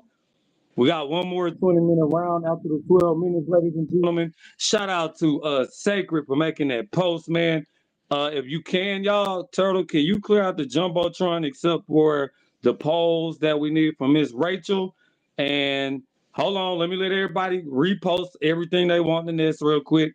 Because if y'all jam the nest up, the space will crash, and we don't want that to happen. So, give you about 20 seconds to repost or whatever you're going to do in the nest. And Turtle, you can, I tried to delete some of the things already, but I can't. But you can try to delete everything except, you know, the things that's necessary, like the polls. Hey, who's up, by the way, on the polls? Speaking of the polls, who's up in that poll, Rachel? Well, Sacred and Flat Earth is winning too. What's the percentage? Oh, the percentage is, hold on, because I lost it in here. Oh, here it is. 75% Sacred, 25% Black Wolf. Okay, that's fair. Look, if y'all can, so we can make it fair, because I know there's a lot of flat earthers in here. Y'all repost the spaces some globers. Get some goddamn globers in here so they can help Black Wolf and them out. I'm not saying it's biased. I mean, I think that they're both putting on a good fight, but definitely get some people in here that believe in the globe earth or whatever to help the percentages. I guess after this round, we're gonna erase. Well, how many minutes you got that poll set up for, Ms. Rachel? 8 hours. Okay, so that one is terminated. So, because we about to end this round, so that one's terminated. The first round goes to Sacred, Team Sacred. Depending on what happens in this round, because if Black Wolf lose this round, should we do 4 rounds? Well, the judges haven't judged yet. Yeah, that too. But and they still gonna have open conversation. But I want to see who's gonna win on the polls these rounds, and then the judges will judge the whole thing afterwards. So it's like, you know how politics is. You know, you get the popular vote, and then you get the electoral. Get what I'm saying? We'll do something like that. And then we'll also get people to leave a 1 or 2 in the comment section after the full discussion. So you got 3 different ways. You got the polls, then you got the judges, then you got people leaving a 1 or 2 in the comment section. So that's 2 ways. Go ahead, MB. Yeah, Hey, and oh my bad. Go ahead, Lee. I also think it would be good because usually when we do religious discussions, we have maybe a big balance of people who are religious polling, and we also have non-religious polling. So it would be good to do a poll on who actually believes in it from the get-go and who doesn't. So who believed in flat Earth in the beginning, who believed in a globe. So I think that would be really good for us to gauge an understanding of how the polls are actually, coming out. Yo, somebody missing a teammate right now, though. Whoop, are you missing somebody? No, my team is full. Wait a minute. Well, It's okay. Shane that was having a hard time. I think he's finally up though. So, Patriot, what do you think? Can we do a poll like that? Who believes in the flat Earth? Who believes in the globe Earth? Just a generalized poll. Yeah. You can because then you're gonna see what if you got, you can't help the audience though. If you got more flat earthers in the building, that's just, it Right, is but what we it don't know is. that. So I think the poll will maybe help us to know that. You know what I mean? Which is why y'all should repost the space and get more Globers in here so it could be a little fair matchup. Because if we got majority flat earthers in here, Well, that's I think that's kind of isn't that kind of the control was the first poll. The first poll was kind of what everybody was kind of starting off with. and you got a couple people in here on the fence too, though. I think a lot of people in here is on the fence too. So Right. So maybe we can put a third option on the fence. yeah, okay, yeah. Put a third option on the fence. You can make a generalized poll, but round 1 does still go to Team Sacred. And I tell y'all what, we'll probably have to do 4 rounds. Because right now, if Sacred and them win, it's really over. So let's do 4 rounds, y'all. Let's do 4 20-minute rounds. So we got 2 more rounds after this. Shouldn't it be like an odd thing, like odd judges? Yeah. That's what people are DMing me. People are DMing me that it should be like the Supreme Court. Like 9 Supreme Court justices and shit. You right. So 3 is a good number. All right. 3 is good. Cause then we got open discussion. So that's just for the right now. This whole little round right now is just for the poll. You know what I mean? But the ultimate victory goes to the person who win at night. Like at the end of the night. We're judging it still. So this is just a consensus, like, you know. Anyway, let's go, Sacred, you up. Yeah, we're gonna have Shane cut up real quick. Go ahead, bro. You guys hear me? We good? Yes, sir. Cool. Let's do gravity like really quick because people like to mention it without understanding it, and then move right past it as if it's a point for them and not for us. But real quick, right? Everyone knows that you have a G, you have an accepted, agreed upon average, a measured degree at which the rate at which things fall down, right? 9.8 meters a second squared is not a constant, surely not. Varies by latitude, like most things that we know of, right? So you change your weight at the equator versus at the poles. Off and off we go. That's super cool. However, right, the actual causation of that, as Alan eloquently pointed out, the mass attracting mass never been proven. Actually, was a kinematic addition disguised as a dynamic addition, which we can kinematically take right out of there. So, is mass the cause of gravity? Absolutely not. We have a downward gradient of electromagnetic force on the Earth, right, posed by the two surfaces with the negative charge of Earth and the positive charge above us. Because of that gradient, we have a voltage gradient of 100 volts per meter all the way up. Because of that gradient, we know that there's a downward force. Now, the vector that pulls down is not magnitude huge.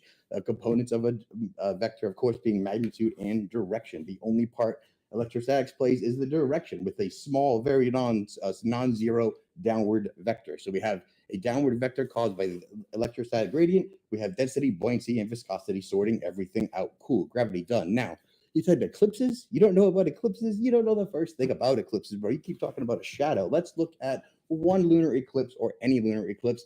Tell me which way the shadow goes after an eclipse and right after the midway occult. Ready, go. That's it? You good? I'm good. All right, that was a good one. All right, so we got 10 minutes left. Let's go to Black Wolf, Team Black Wolf, ladies and gentlemen. Let's go. Black Wolf, repost the space. Make sure y'all, hold on, Black Wolf. Repost the space if you're just coming in. Tag some globe earthers, get them in here right now. You know what I'm saying? Team Black Wolf holding up a good fight. I feel like, it's a good fight right now. I don't think it's 75 over 25 right now. I think it's a little closer than that. But let's roll. Let's get Black Wolf in the building right now. Look what you got, Black Wolf. Who you got coming up? Absolutely. Uh-oh, Elon muting people. Yep, I'm Yeah, my bad. I'm gonna let Reds get in there and cook up. 2 minutes, Red. You there, brother? Yo. Yeah, I'm here. I'm going to answer the question. So let me know when my 2 minutes is up, and then I'm going to have to leave because I have to have to work. All right. So your 2 minutes start now. All right. Water curve visibility. You can see water curve visibility. The evidence I post at the beginning of the stream is one such example, as is the Lake Punch String Causeway next. You can't feel spin because the spin is constant. You feel acceleration. So the only way you're going to feel spin is if the spin is increasing in speed or decreasing in speed. Flights take the same time left and right because the same reason it takes the same time to drive left and right, because the ground has a 1-to-1 speed ratio with the Earth, as does the atmosphere, and that's what planes fly through. You actually can see stars change throughout the year as well as throughout time. Astronomy Life has a video on that. Why orbits? If you have a ball and you throw it sideways, the ball's going to curve and hit the ground. If you throw it harder, the ball's going to curve and hit the ground, but slightly further away. You throw that bitch hard enough, it's going to curve to the point where it matches the curve of the Earth. If there's nothing to slow it down, you're going to fall around the Earth constant. You will be in an orbit and not fall down, again, unless something slows you down and then you crash into the ground. That's how satellites in the International Space Station work. As far as curving with the oceans, I mentioned that already. And as far as why the oceans are held down and not birds, birds have wings and the ocean does not. Plus the ocean has a lot more mass. Remember the little m in that equation? Try using it. Thank you very much for having me, guys, and have a good night. All right, ladies and gentlemen. All right, we got Sacred. You up, brother? Who you want? Black Wolf, you're gonna need another teammate. By the way, you had another one to drop out. So who do you want us to pull up, Black Wolf? Yeah, bring up Keon if you can. Keon, can you request the mic for Black Wolf's team? Keon, can you request the mic for? I sound like one of them people at the Nah, store. F that, man. Yo, look, if y'all bringing Keon up, we bringing Proud up here. Oh, we gonna get that female voice going. Thank you, MV. Thank you. Thank you, Sacred. Okay, so wait, get Keon. Where is that Keon person at? We need him now. Where's Proud? I don't know her. Proud not going right now. She'll go after Toby. But if y'all add in players to the team, head ass. Yeah, I'm gonna as the referee in this match. Two things we'll do is I'll refer to the host and the co-host. If we're gonna allow the expansion of the team, I would assume that we got to give the other team the opportunity to agree with that expansion. Well, he actually lost the teammate. All right. So, So we're Yeah, I not thought we would just expanding. keep We're it, not in expanding the team. We're plugging in a player where a player was missing. Well, y'all got subs? Y'all got subs for the level heads? Oh Sorry, shit, you level didn't heads, they bring got any. substitutions. Yeah, you didn't bring any evidence or substitution. It's okay. We were more prepared. All right. I mean, I don't see a the other reason we couldn't person. substitute. I don't see any reason why, Sacred couldn't substitute someone if he wanted to the same way. Yeah, but they got 10 minutes. 10 minutes left in the round, so it's still gonna be what it is, regardless. So it doesn't, Well, what I would say to keep this, and this is my suggestion, Patriot, you make the decision that substitutions remain permanent. So if you bring someone in to replace someone, the person getting replaced can't come back. That's what I would suggest in order to make sure that there's not a manipulation. Yeah, they had to go to work. Well, So. wait. Hold on, real quick. My bad, y'all. How we been doing it is they got 20 minutes. So whoever they want to bring up within that 20 minutes, and they just say go. That's how we doing it. So if Sacred want to pull somebody out the crowd, they can sub them out. But you still got 20 minutes. Each side both get 10 minutes. Each player get 2 minutes.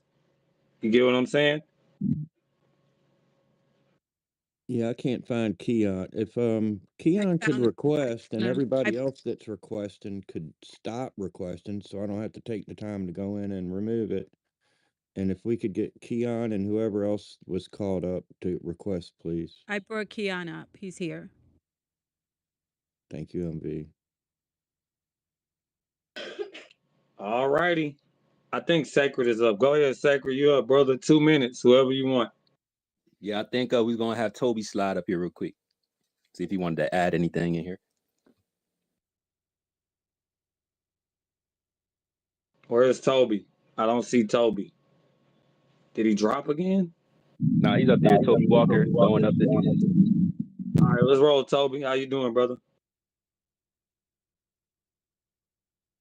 I don't see Toby. I don't see him up here either.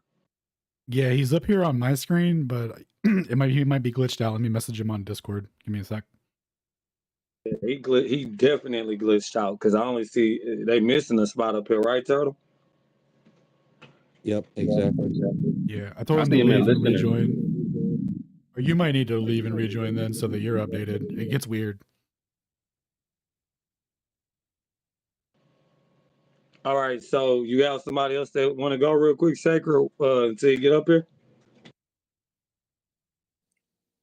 We can do Nah, I'm gonna be patient. You should have a mic request in now if you're able to get to it, MV. Y'all wait. We trying to get everything together. Got him. All right, let's roll. Give him a couple seconds. He might be lagging.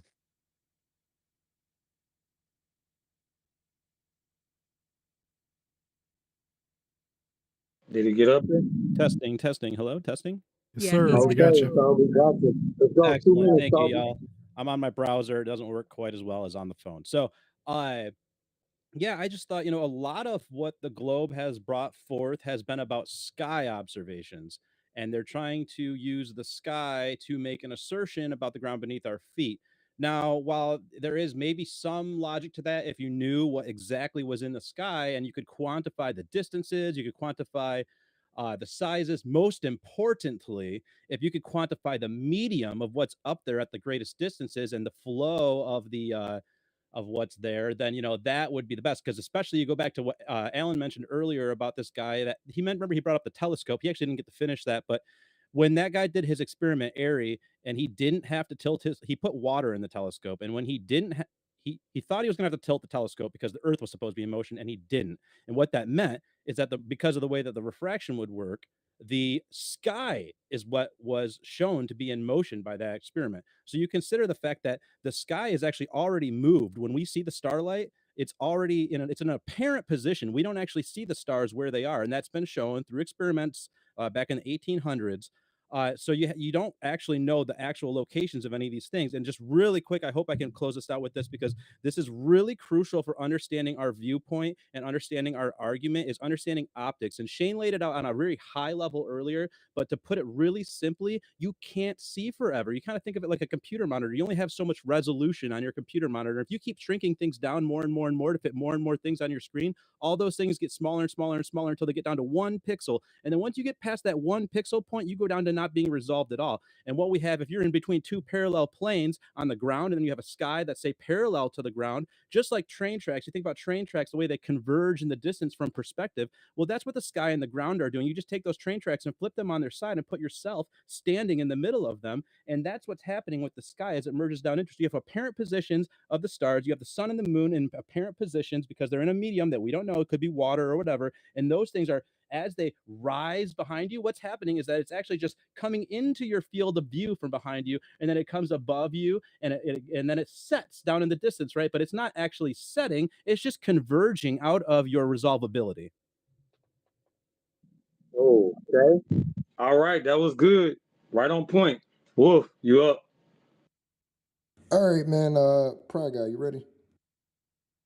10-4, I'm ready. Yeah, so anyways, I'm going to continue on my one orbit flight. So how do we know this happened, and how do we know it can be tracked? Because most aircraft are equipped with a surveillance system called the automatic dependent surveillance I system. don't hear whoever's speaking. Oh, can you hear me? Hold on, he's gonna get his 2 minutes back. Hey, I'm gonna put you down real quick. Come right back. MV couldn't hear you. So I'm gonna explain this while I'm bringing him back up. What we're gonna do is each round we're gonna do a poll for the people. All right. So that vote does count. All right. And then whoever wins, these rounds, win the fight. So if Sacred win right now, I don't even think we need. It's no need for a round 3. Get what I'm saying? It's kind of pointless. But then we got the open discussion afterwards where y'all can, it's gonna be 2 more votes. It's gonna be the judges, and then y'all gonna leave a 1 or 2 in the comment section. So stay tuned, because it's gonna get more free flowing after this. I think after this round right here, if Sacred could pull it off. Did he get back up here, Turtle? I'm not sure yet. Yo, where's Sky at, man? Request the mic, bro. I don't see him nowhere. Hey, if y'all can just hold off on the request real quick, y'all, I'm gonna bring y'all up. Family, Justin, Stephanie, I'm gonna bring y'all up after the debate. This is like a actual debate, so we can't bring anyone else up right now at this moment. So we'll do that after the free flowing conversation. Where is this guy at? Did he leave us the whole space or what? Do you see him anywhere, Turtle? I don't see him. No. Well, see if you can get him back up here. Yeah, I see him. He's a speaker on my screen, but he might need to he might need to just drop down and come back again. To keep it flowing, I can give that to B1B, and once he gets back, he can take it from there. Go ahead, B1B, 2 minutes. Okay. I like the electrostatic definition of gravity. It was cute. It's also completely wrong. Electrostatic fields will only work on a conductive object. If you can generate an electromagnetic field, electrostatic field as strong as you want. and I could put a rubber ball next to it, it won't attract it. It doesn't work that way. And besides, your definition of your view of gravity is far too narrow. You're only considering the Earth. What's holding the Earth around the Sun? What's holding the Moon around the Earth? What's holding the solar system around the Milky Way galaxy? Are you going to claim that it's some huge, gigantic magnetic field doing all of that? No, it doesn't work. It's a thing called gravity, and Einstein explained how it worked very well. And experiment after experiment after experiment has proven general relativity to be true. That cannot be argued. So the electromagnetic description of gravity is absolutely wrong, and it's provably wrong because it simply does not work. And that's You good? You good, B1? All right.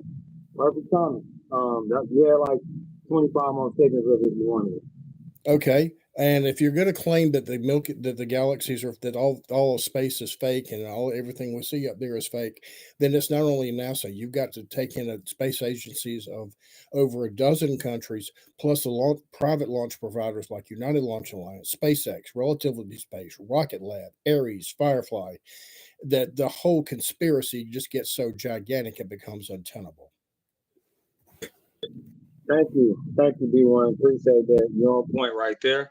All right, we got how many minutes we got left? I think it's 6 minutes, right, y'all? I think. I could be wrong. Either way, 6 minutes. Go ahead, David.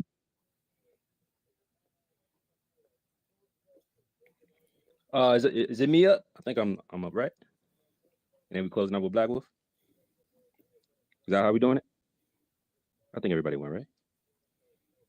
I'm just checking before y'all start my time. Yeah, can y'all hear Sacred? Yes, sir. Y'all can hear me? I can hear you, Sacred. Okay, I don't know if anybody else can. Let me drop down. MV, can y'all hear Sacred? I can hear him. You can hear me, MV? Yes, I can. Patriot, you can hear me? So maybe you should drop Black then. I can hear you, brother. I can hear you. Y'all repost the space. Thank you for being there. Like, share it out. I can hear you, Patrick. Go ahead. You got it. Okay, cool. So, again, deception. Is there any exclusive evidence for the globe, right? How are we navigating this spherical Earth as they claim it to be? Let's look back in time. Let's go back to how they developed the coordinate system. Now, according to the times, or at least the historical times, there was a royal decree that they put out, and they said, hey, we need you guys to map out the Earth. And the only way you can map out the Earth is through this particular coordinate system. It's called the Royal Decree. I'll go ahead and link it up, and I'll let some of my guys jump in during open discussion to expand on that. So they weren't able to map it in its actuality. They were forced to map the Earth with specific coordinates. Now, why would they have to do that? Now, let's talk about actually mapping the Earth with coordinates, right? Because every single surveyor maps all topography as if there were no curvature. It's called plane surveying. Now, they always want to reference geodetic surveying, right? Which is the assumed curvature of Earth and say, hey, things don't work past 100 square miles, but we can map everything as is within 100 square miles as if it were flat. We're talking about neighborhoods, bridges, buildings, whatever you need. All engineering is assumed that the Earth is flat with plane surveying. I want to just review one thing when it comes to geodetic surveying, which is an assumed calculation reifying the radius of the globe in order to get an output that's desired, right? So let's look at exactly what geodetic surveying is real quick, and I'll go ahead and link all these up. My bad, y'all, I'm glitching a little bit, but I'll try to be quick. Oh shit, I'm glitching. Okay, I probably won't get to read all of this, but just real quick, plane surveying, ordinary field and topographical surveying, which is the curvature of the Earth is disregarded. And when you look at the geodetic survey, the National Geodetic Survey, which I'll link all the evidence right here, this is the primary focus of geodetic surveying. The primary objective is not to determine the exact figure of Earth. Earth's dimensions must be known in order to compute the position, and all computations are based on previously known values, which means all geodetic surveying where they're trying to account for the survey, for the curve of the Earth. That's time. That was 2 minutes. I'll let you land your plane real quick. I'll give you like 15 more seconds, Sacred.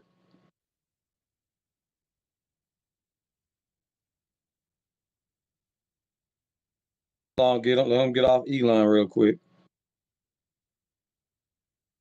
Damn, that's a long delay. God damn. Alpha, It's just good. blow Good. the I'm here. horn. I'm Hey, here. Alpha, I'm here. blow the horn. Blow the horn when you get 2 minutes over there, Alpha. Because you buddies listen like a mother. I was just gonna. You sound like you're talking underwater, Patriot. Just so you know, brother. All right, It's a bath tonight instead of a shower, Alpha. Oh my goodness! Listen, let me go. I'm gonna show y'all. Give me a second. Go ahead, Sacred. 15 more seconds. I'm coming back. Don't worry. Thank you. Thank you. Yeah, I was just going to land my plane by saying all geodetic surveying is presupposed. And when you actually reference the geodetic survey, it mentions plane surveying a whopping 17 times as its reference coordinate system. I'll land my spaceship there. Positive evidence. Let's get it.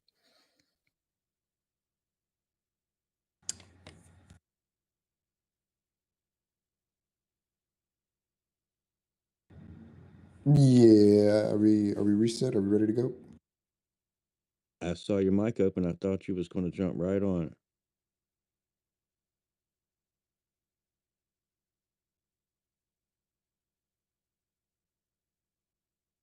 All right.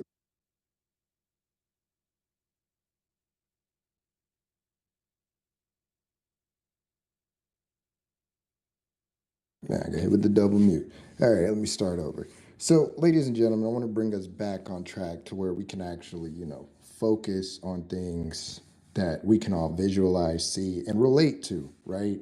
Our flat Earth friends here have tended to give us what we like to call the word. Yo, can you hear me, MV? Turtle? Yes. Yes. All right, great. I All figured right. you got dropped. All right. My bad, Wolf. I had to make sure the space wasn't gonna shut down. Go ahead. All right, no worries, no worries. Okay, so the concept of a flat Earth has been a discussion for centuries, right? Like people have been talking about it. It's been a really trendy subject. It gets people riled up.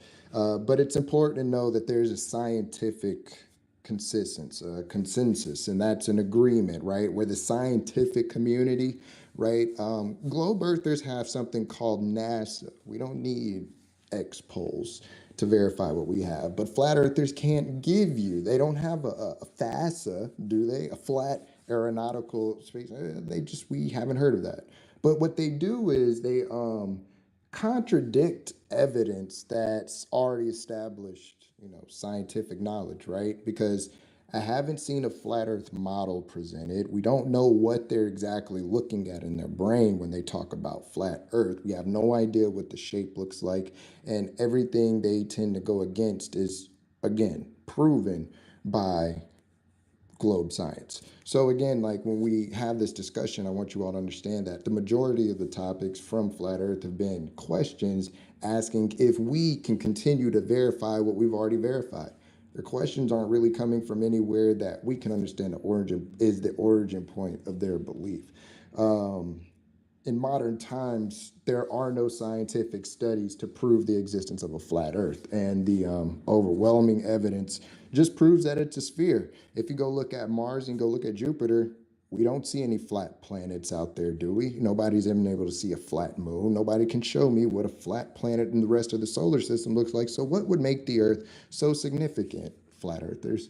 The idea of the flat Earth is just a cultural thing. It's just to get a group of people that want to go against the grain. However, they can't prove anything that's relatable enough or relatable enough for the people to actually say, I commit to it. It's more of just I'm going to support you because you like to go against the grain. We all love a good rebel, right?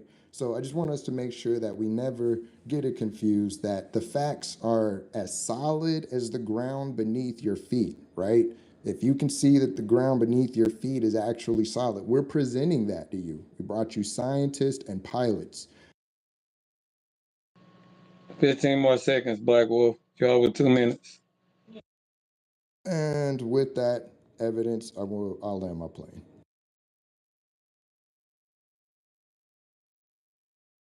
Yeah. Okay, we got 4 minutes. Where is Sacred at now? Oh my goodness, hold on.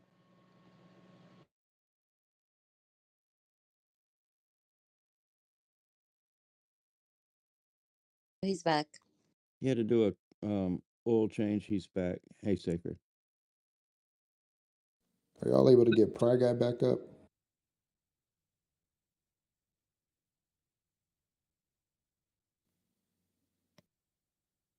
Yes, sir. I'll work on it. I'm gonna have to drop one of your team members.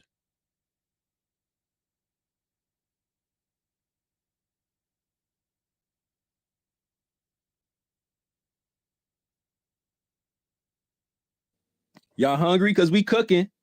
Y'all see it. What our level has?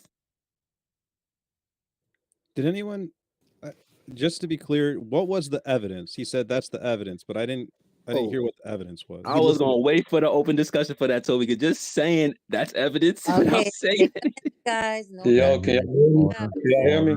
Hold on. Can you hear me, Turtle? Yes, Turtle? sir. Okay. Yes, sir. All right. I got kicked out again. Go ahead. Talking, go ahead. I got kicked out. I'm trying to make sure I'm good. Yes, I got what's his name again? I got Pry Guy back up. All My right. apologies about that. So is it on Black Wolf team right now? Hey, even if it's not, we're gonna give it to them, Patriot. They need a little help. Let's get it. I'm pretty sure we're doing all right here, and we No. still haven't seen It's the on model. Sacred. It's Sacred in them, right? It's on Sacred. 4 more minutes. I don't know. I feel like we went through everybody already, I think. But if y'all want to let Alan go again, shit, let's get it.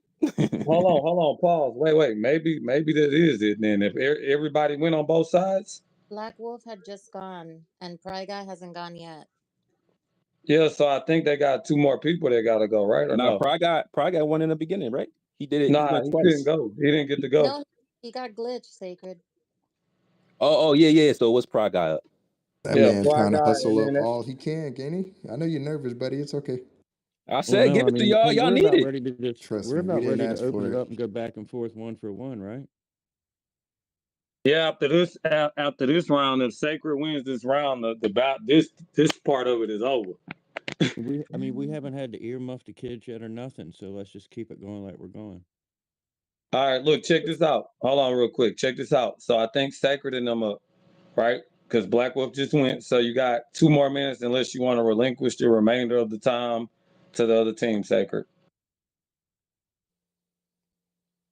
Alan, Toby, coin toss. I mean, they still hungry. Let's Give it to them. let's get to the Q&A, the back and forth as soon as possible. Let them present. And so Yeah, well, I would just like to highlight that we brought laser tests. We explained optics and how we explained how the phenomena that you guys claimed as your proof is not an exclusive proof of the ground, anything about the ground beneath your feet, because it was all based on sky observations.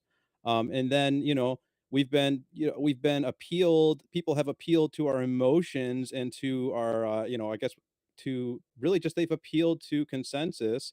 And then it was called, it sounded like the appeal to consensus was called evidence.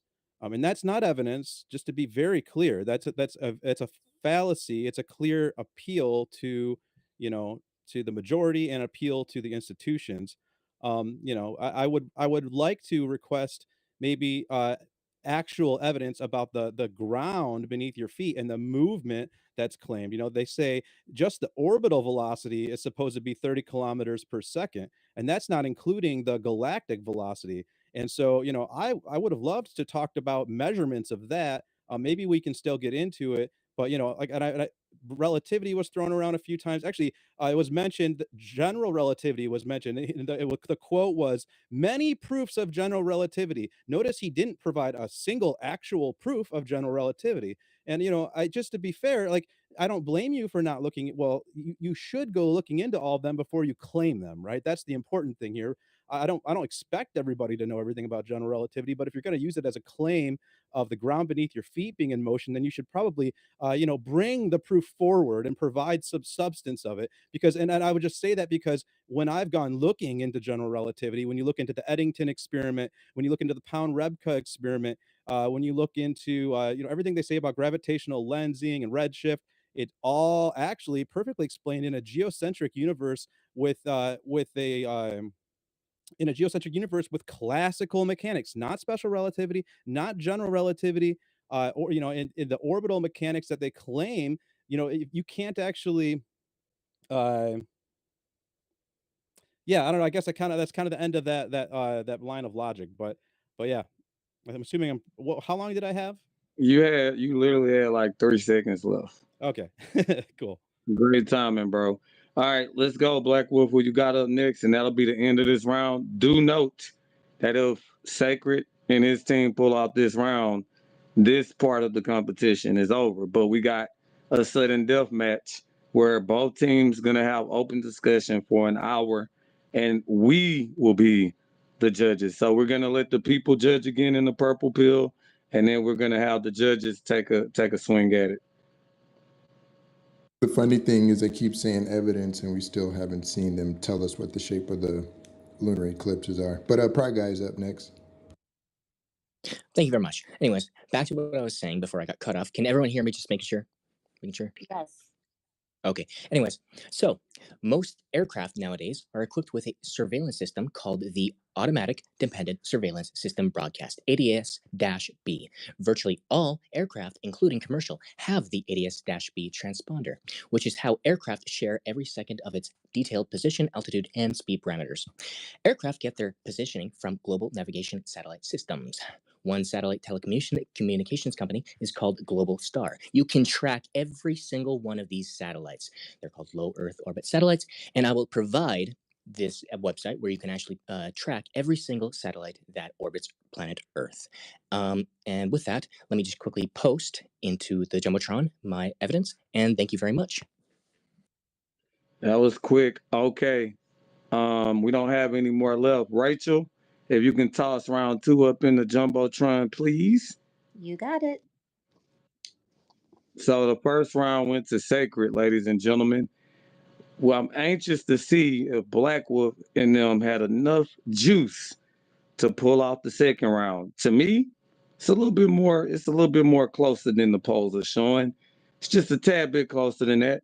But hey, I'm not here to be biased and nothing. It's just a good conversation. If you're not getting nothing else from this conversation, you're getting a lot of information from both sides, from people that I believe that are well versed in what they're talking about right now. So that's the lesson, You take two great point of views and you can cross-reference, you can look, they're giving y'all research, they're giving y'all tons of information right now on both sides. So y'all can determine what you think, and come back and maybe participate in another one. Hey, Sacred, we might do this, Sacred and Black Wolf, we might have to do this once a year, called the Sacred and Black Wolf Super Bowl or something like that. You know what I'm saying? But Alpha, do you got anything before we go, while those polls are going? You want to add anything real quick, Alpha, MV, Turtle? Well, what I will Rachel? say, what I will say is, one, it's a phenomenal conversation, and two, I hope the people in the vote in the polls are voting, and you're being authentic about your vote. Yeah, don't base it on your preconceived notions coming into this debate, but what side is really making you lean one way or the other. If you came in here and you were like completely on the fence, so just to make it a fair debate, I hope people are being honest in their reactions to the polls. Now, one thing, and I'll present this and maybe it'll get addressed at some point during this debate.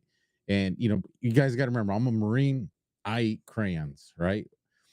And I've always wondered, like, and I asked that one of the earlier questions is, if the Earth is rotating one way, right, in one direction, and I get on a plane and I fly against it. So that means, the Earth's spinning towards me.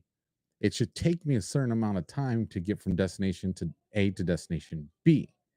And then likewise, when I'm at destination B to come home and I'm flying with the Earth spin, it should be a different set of time.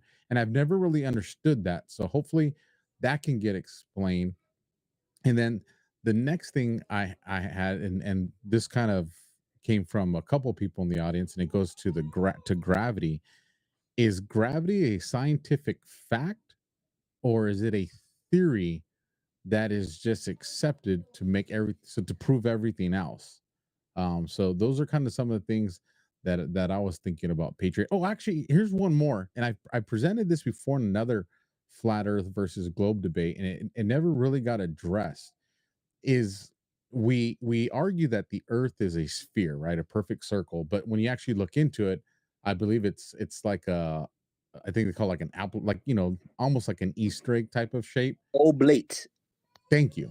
So given that, that means at the Earth's widest point, gravity should have a certain measurement to it, a certain pull to it. But as I go towards one pole or the other, that diameter of Earth is going to shrink, which means there's going to be a different gravitational pull.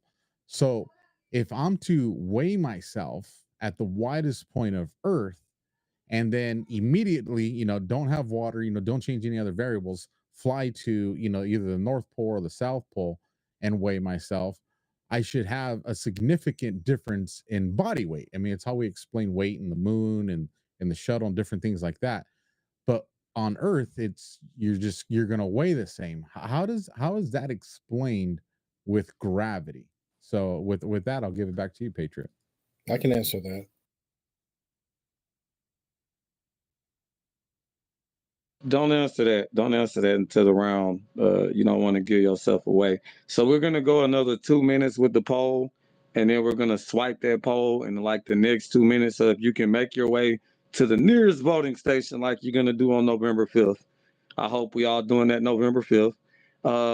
Let's cast your vote real quick. MV, got anything to say? Turtle, Rachel. Nope, I'm still listening and gathering. Great job, guys. I'll say something for MV then. Let's get it spicy in here. All right. Let's get the audience to get in this. Who do you think is the strongest link from each team? Put it in the comments. Who's Black Wolf's strongest voice? Who's Sacred song strongest voice? And of course, it ain't spicy unless there's controversy. Who's been the weakest link of each team? Who does Black Wolf and Sacred need to kind of maybe consider booting off the team for next year's debate? Like this is where your opinion is important, audience. You know, who are the strong ones? Who are the weak ones? And also remember to join Sacred Flat Earth Fridays. And I don't know when Black Wolf gonna hold his globe, whatever day, but make sure y'all join both of their spaces. Support them for next year's big Super Bowl, big punch out. Hey, Sacred, mark this, Black Wolf and Sacred, mark this date in y'all calendar, because we'll do it again next year at same time, and we'll let it build up throughout the year. You know what I mean? And then we'll come and throw a bigger one next year. Y'all repost the space. Thank you. We got over 600. We all almost 600 people in the building, y'all. This is probably the biggest flat Earth space / globe space debate I've ever been in. Shout out to all the listeners. Shout out to all the people reposting, even those who's not reposting, just for being here. Enjoy yourself. Take the information. And we got about 1 minute to hit that poll station. Anything, Turtle?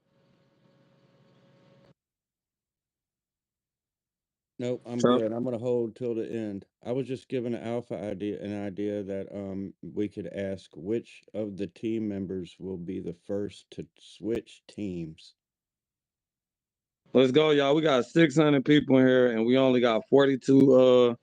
We only got 142 votes. Go to the poll station, please. If y'all don't know how to go in the top of the list. It should be only Rachel, and she asks who won round 2, and we got to get up in there. Let's go. I want to see at least 200 votes. Come on, let's go, y'all. Get it up,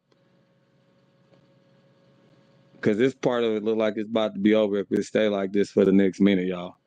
Anyway, Rachel, any commentary? Rachel, you like it so far, Rachel? I love it. They both know that I love both of them, so this is hard for me to see them battle it out. But yeah, I have questions after when it's time to like judge. Hey, I've been retweeting all of our content and all of our evidence on my page. I just go to 100 Crypto Keys, Sacred. Shout out to the Levelheads. We in here. Let me put you on the spot, Patriot. Everybody wants a little controversy, right? Patriot, if you had to vote right now, who you picking, Patriot? Which team's got to work harder to win you back? Ask that question again, Alpha. If we're gonna get controversial right here, Patriot, if you had to decide right now, solely off the information you've heard from tonight's debate, who you betting, who won you over as of right now? Nobody. It's been a bit. It's been a nah. I'm gonna be real. I said it at the beginning, and I think y'all can look in the comment section. You know, this is a good little boxing match. I mean, I'm still trying to figure out who Holyfield gonna be. I'm trying to figure out who gonna get that ear bit off first. It's actually a good boxing match. So I don't have nobody right now. Honestly, I don't. I have always said I'm neutral in this, but I mean they bring it, man. Flat earthers bring it. It's not just like an easy debate where people are just gonna prove, you know. So Black Wolf doing a great job bringing it, and Sacred. I don't know, man. This is fire. No, I'm with you, Rachel. It's like I'll hear the Globers presenting something. I'm like, all right, okay, that makes sense. Okay, all right. And right when I'm thinking I'm ready to say the Earth's a basketball, all of a sudden the flat earthers come and say, hey, whoa. They You know, the pulling on thing your is, emotions, Alpha. They pulling on your emotions. This yeah, ain't evidence. What because about this the and what thing about is, that? the flat earthers always have to be on the defense, right? Like they're always defending themselves because you know we've been taught that it's round, so they have to like really bring it. If not, they look like clowns, right? I'm telling you, it's I would hate to have to bet the house on this one because they are both doing a very good job. I have to like I'm going by like the best argument, and they both teams are bringing great arguments right now. I did a debate with Global Freedom last year about Trump, and this one is a lot more right, Rachel. It's a lot more intense. A lot more people here, a lot more intense, right, Rachel? MV? Yep. Yeah, I've done. Sorry, my puppy's going crazy. I've done I think it was 2 spaces with Sacred, and everyone's behaving tonight. Everyone's being so good cuz holy crap, they were like punching each other out last time. I don't think Wolf was in that one though. MV, what you think? You think this one better than the Global and Patriot Storm pitch fight? Yeah, I think they're both running very fairly. I mean, this is the closest thing you can get to a professional debate. So, I just bravo to everybody. Very well very conducted really well. So, All right, so let's Wolf.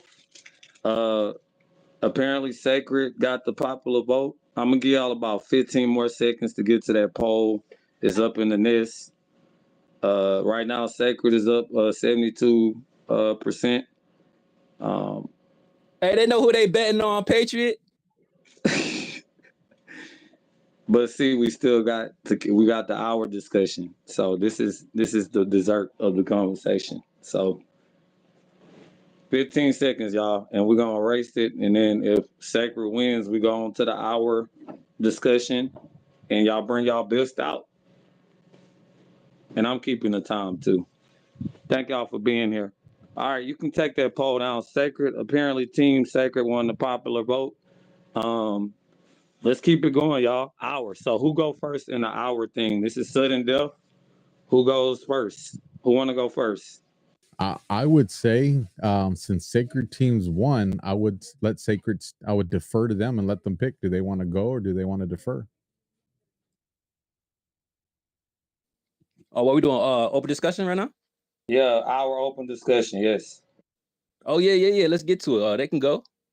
Let's see if they got some refutations, and then we'll double back on it. Spin a block on their ass real quick. Go ahead, bro. Finally. So, well, now that we're here at this point of the conversation, like I said, I do agree with MV earlier. We should bring some women up. So I see that Miss Jessica's in the building. Maybe we could get her up and she could relate to touch the hearts of the others. Now the funny thing is what we're doing is having a conversation on our smartphones, right? And again, these smartphones track time with what, hands, people, feet, rulers. I think it's called satellites. The satellite dish network, satellite TV. And how does a satellite work? Yeah, for some reason we got so many of them up in the sky, right? But every time we get a picture of the Earth, it tends to be round. It tends to be a globe. But they've never shown us a flat Earth satellite that's launched into orbit and been able to send us any of those aerial views, which they constantly keep going to that aerial space, right? Why can't we get any modules, any models, or any idea of what they have going on? The entire time they've talked to us has been based off of globe theory. And I want people to make sure they pay particular attention to that, because the entire time they've asked us questions. And even though we keep giving them the evidence, we still can't either get an origin point of why they believe the Earth is flat, or what actual flat Earth evidence outside of a drawing they could present to us proves that it's actually flat. But B1B. Okay. So what, we get to respond on something? Is that how we doing it? Yeah, that's how we're gonna do it. Yeah, go ahead. It's open floor. All right. So first of all, this is what happens when you can't retain information. When I say that they map out the Earth without considering curvature via plane surveying, that is a positive evidence for the globe. When I say we make long distance observations and we look at the globe prediction, i.e. Canagoo Mountains, and it's supposed to be blocked by 10,000 feet of physical curvature, and we could still see the mountains twice a year. You could plan to go see it. It's not even based on atmospheric conditions. That is a globe refutation. If the surface is not curving, it is flat. Now, let me let my guys cook up real quick, since you want to bring up GPS and satellites, because satellites don't take pictures, right? It's digital information, and even the way that it operates doesn't work out for you. So, Toby, Alan, Satellites y'all want to don't take chime in? pictures now. No, it's digitized information. If you didn't know that, welcome to Flat Earth. Alan, Yeah. Toby, you want to chime in here? Yeah, I got a couple seconds on it. So a question was posed: is time mutually exclusive to a globe, right? And how does an atomic clock work? How is time kept to make sure that GPS functions? So earlier, if you recall, I'm able to screen share here, through Twitter. So if you click my profile, you can click on the thing to bring it back up. I'm going to bring up a diagram of an atomic clock, and we're going to walk through how time is kept on the globe or on a flat Earth. And we'll see if the inner mechanisms have anything to do with the shape or motion of the Earth or anything like that.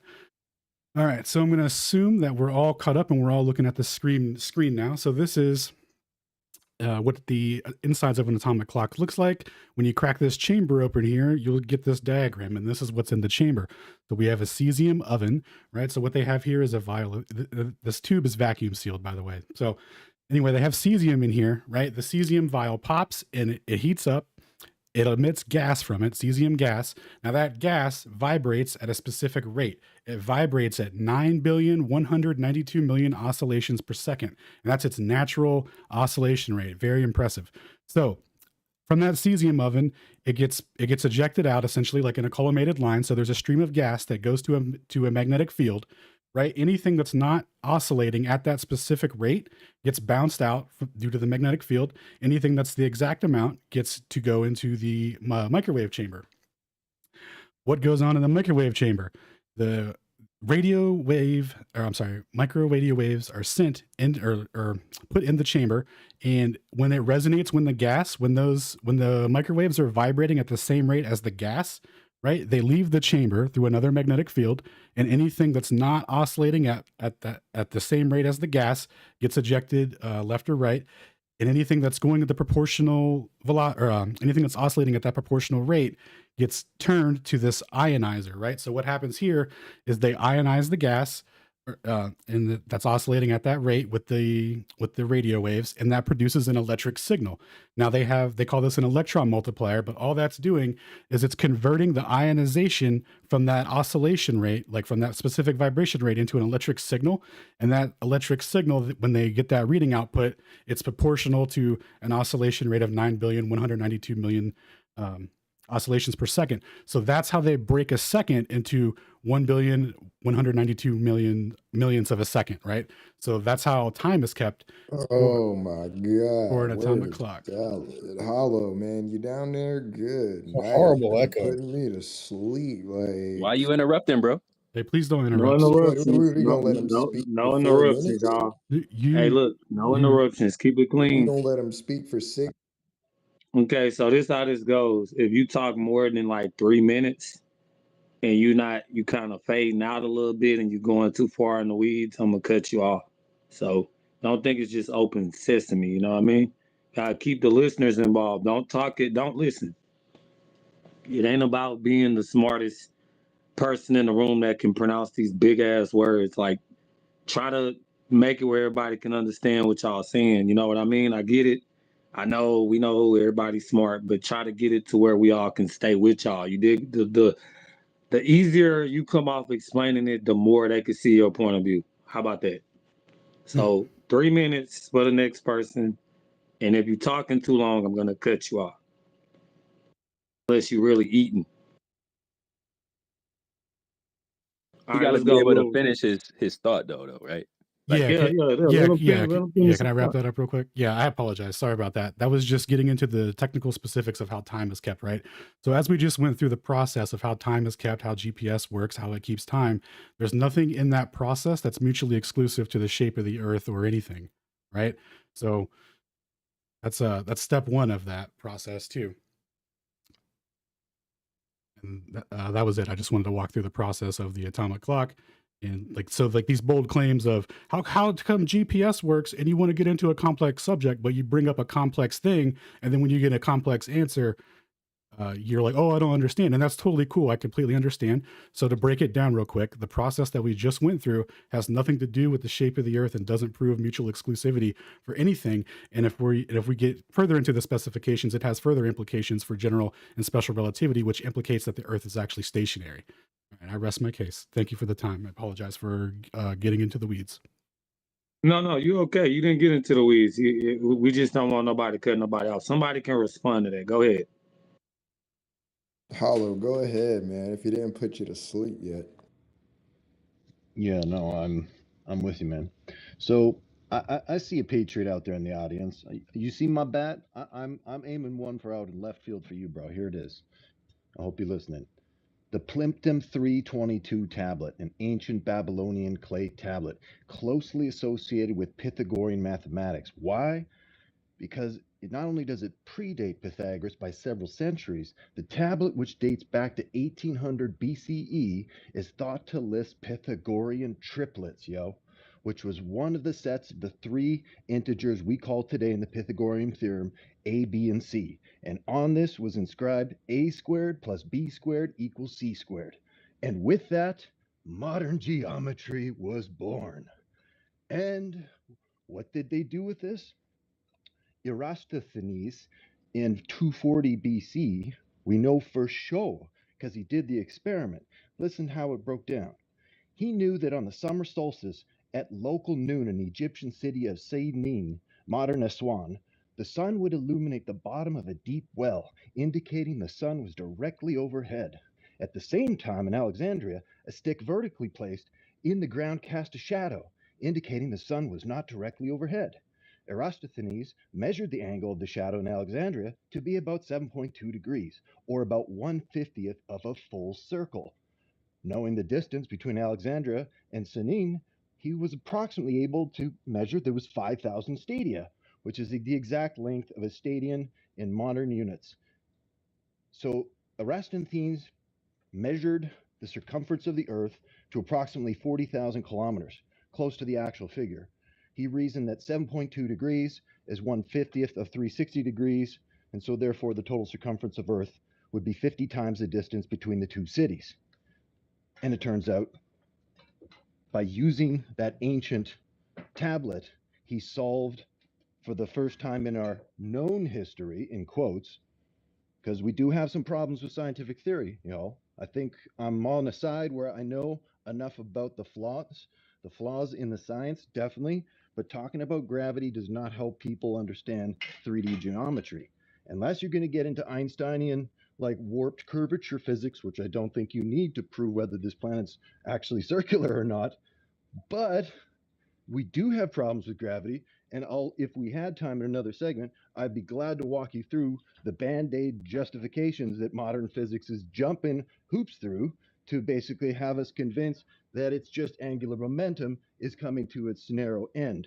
And as Tesla said in his time, the modern atomic theory does have flaws. He looked at it. No one wanted to listen to Tesla because he wasn't a theoretician. But the fact is, he made mention that this alleyway we were going down with Niels Bohr and the atomic doobity-doo methodology was going to reach its dead end. So we can't throw the baby with the bathwater. There's mistakes for sure. But throwing out 3D geometry, like, we need that for so many things. It's mind-boggling that right now we have satellites like the swarm satellites measuring inside the crust. We're done with the atmosphere. Fine, well, let's deal with the crust. They've measured iron plasma plumes that are plasma three-dimensional entities orbiting inside of our crust. And they have a periodicity. They're referring to this as a new magnetic field because they can measure the signatures with the satellites, showing the 3D internal heartbeat of our planet for the first time. And guess what? It's 7 years, yo. I'll sit on that and I rest my case. I'm dropping the mic. All right, let's go, Sacred. Let that man cook. Funny, what you got on there? Ice?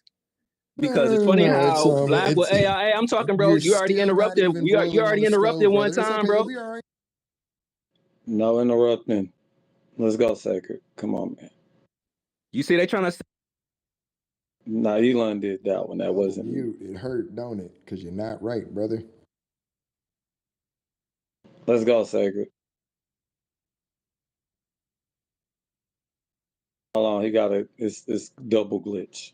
Upgrade your software to Globe Earth theory. Hey, funny, Man. your own Globe team couldn't even join the stage. So you should probably get your team right, Blackwell. So let's talk about what you are talking about, which is GPS. And just because you don't understand the refutation and you want to divert to something else, maybe you want to tag somebody else in. So when we talked about GPS satellites and Alan went through the refutation, then we started talking about Eratosthenes, which you don't even know how to say the word correctly, which didn't prove anything, right? They had to literally assume the radius of the Earth for that actual calculation. But let's stay on topic since Black Wolf brought up GPS. Can any one of you still man the refutation that Alan laid forth?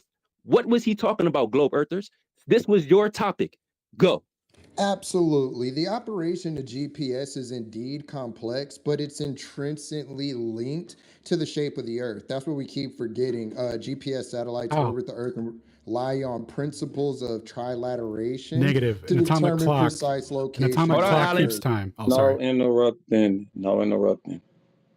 You see how My I got them apologies. bodied and bagged? They're a little upset right now. Allow me to respond. The system requires a clear understanding of the Earth's shape to accurately calculate the distances between satellites and receivers on the ground. The Earth's curvature has to be factored in for these receptions, right? So the signals travel in straight lines through the curved space around the Earth. Furthermore, the principles of the general and special relativity are essential for the GPS system to function correctly. Satellites in the GPS constellations are Yo, let moving me at know when I high can tag in. speeds. Yeah, you'll be all right. Just I got let me you, go Alan. ahead. I got Hold you. on, wait a minute. I know you see I got two of them ready to get body bagged in 6 feet. The satellites in the GPS constellation are moving at high speeds and they're subject to different gravitational forces than objects on the Earth's surface. This means that time dilation and length contradiction predictions of relativity must be accounted for to maintain the system's accuracy. Without the adjustments for these relativistic effects, GPS would not be able to provide the precise location data that you rely on today, right? Because if you've ever used your phone to GPS how to go to the next, did you say it was a flat Earth? Did you argue with your phone and say, I don't agree with you, GPS satellite, Apple Maps, Google Maps? It's okay. But the Earth, he said something about the Earth is stationary. It's not supported by evidence. There's no evidence that supports that the Earth is stationary. The Earth rotates on the axis and revolves around the sun. These movements are consistent with the law of physics, as Hollow said already. So the fact that you keep asking questions and can't give me anything better than that, brother, is how I can explain GPS to you directly, briefly, identified with actual statistics. Now, can you actually give me any empirical proof and evidence to refute that? Mr. Obama gave you the flat earth theory. Go. Yes. So Hold on, Alan. Hold on, Alan. I got you. I'm gonna pass the ball to you. Damn. So what I asked you, Black Wolf, was to steel man Allen's refutation. Do you know what a steel man is? Black Wolf, talking to you. I'm done answering questions, brother. Please go ahead No, and state no, your but you argument. didn't though. You didn't though. You brought up GPS. We directly refuted it, and then you literally went to a script.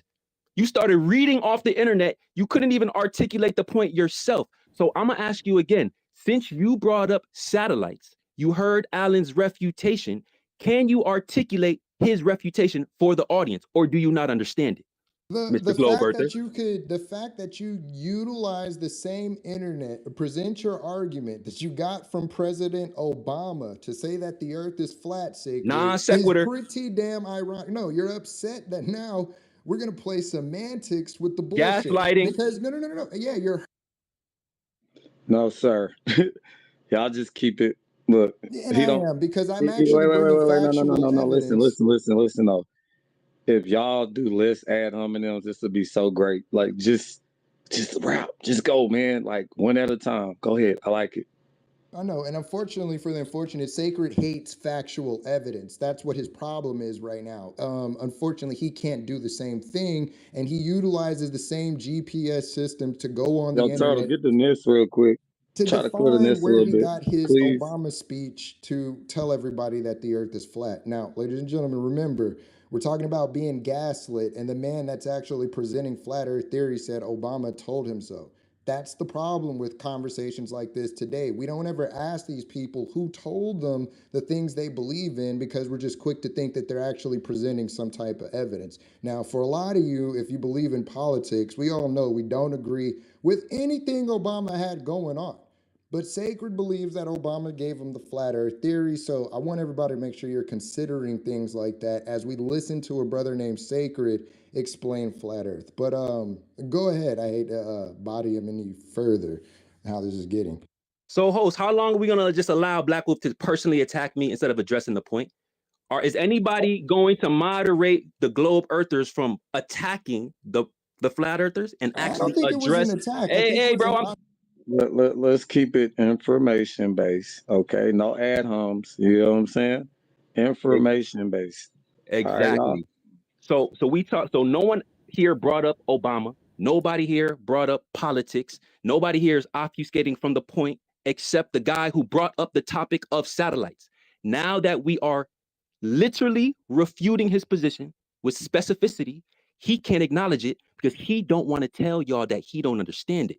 Now, he could just be honest and say, hey, I don't get it. Can we talk about it? And we could literally give it to him, which I'm about to give it to Alan one more time. But I just want to highlight that this is the topic that they brought up and they can't refute it. So I'm gonna let Alan. Hey, I know you want to censor me, bro, because everyone sees through your tactics. But let's talk about the.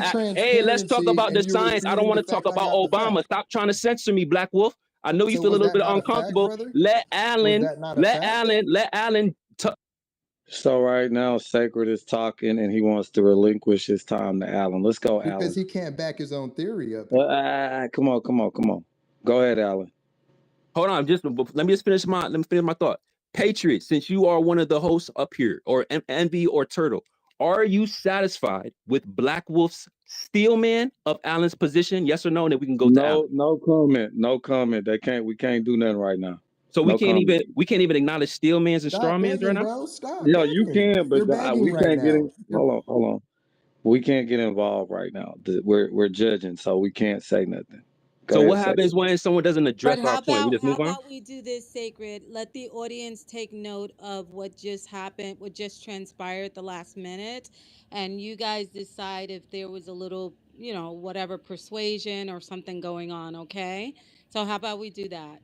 Or All right, and let's. ask and if All you right, questions. don't feel that there was persuasion, okay, guys? yeah, I agree. Let's move forward. I'm not. Let's And stop everyone appealing. try to go by the evidences that are presented rather than anything that's on the outside of it. You know what I mean? So gauge it by how everyone's conducting their argument. Thank you. In other words, any ad hominems will result in a penalty by my security guard here / referee Alpha Warrior.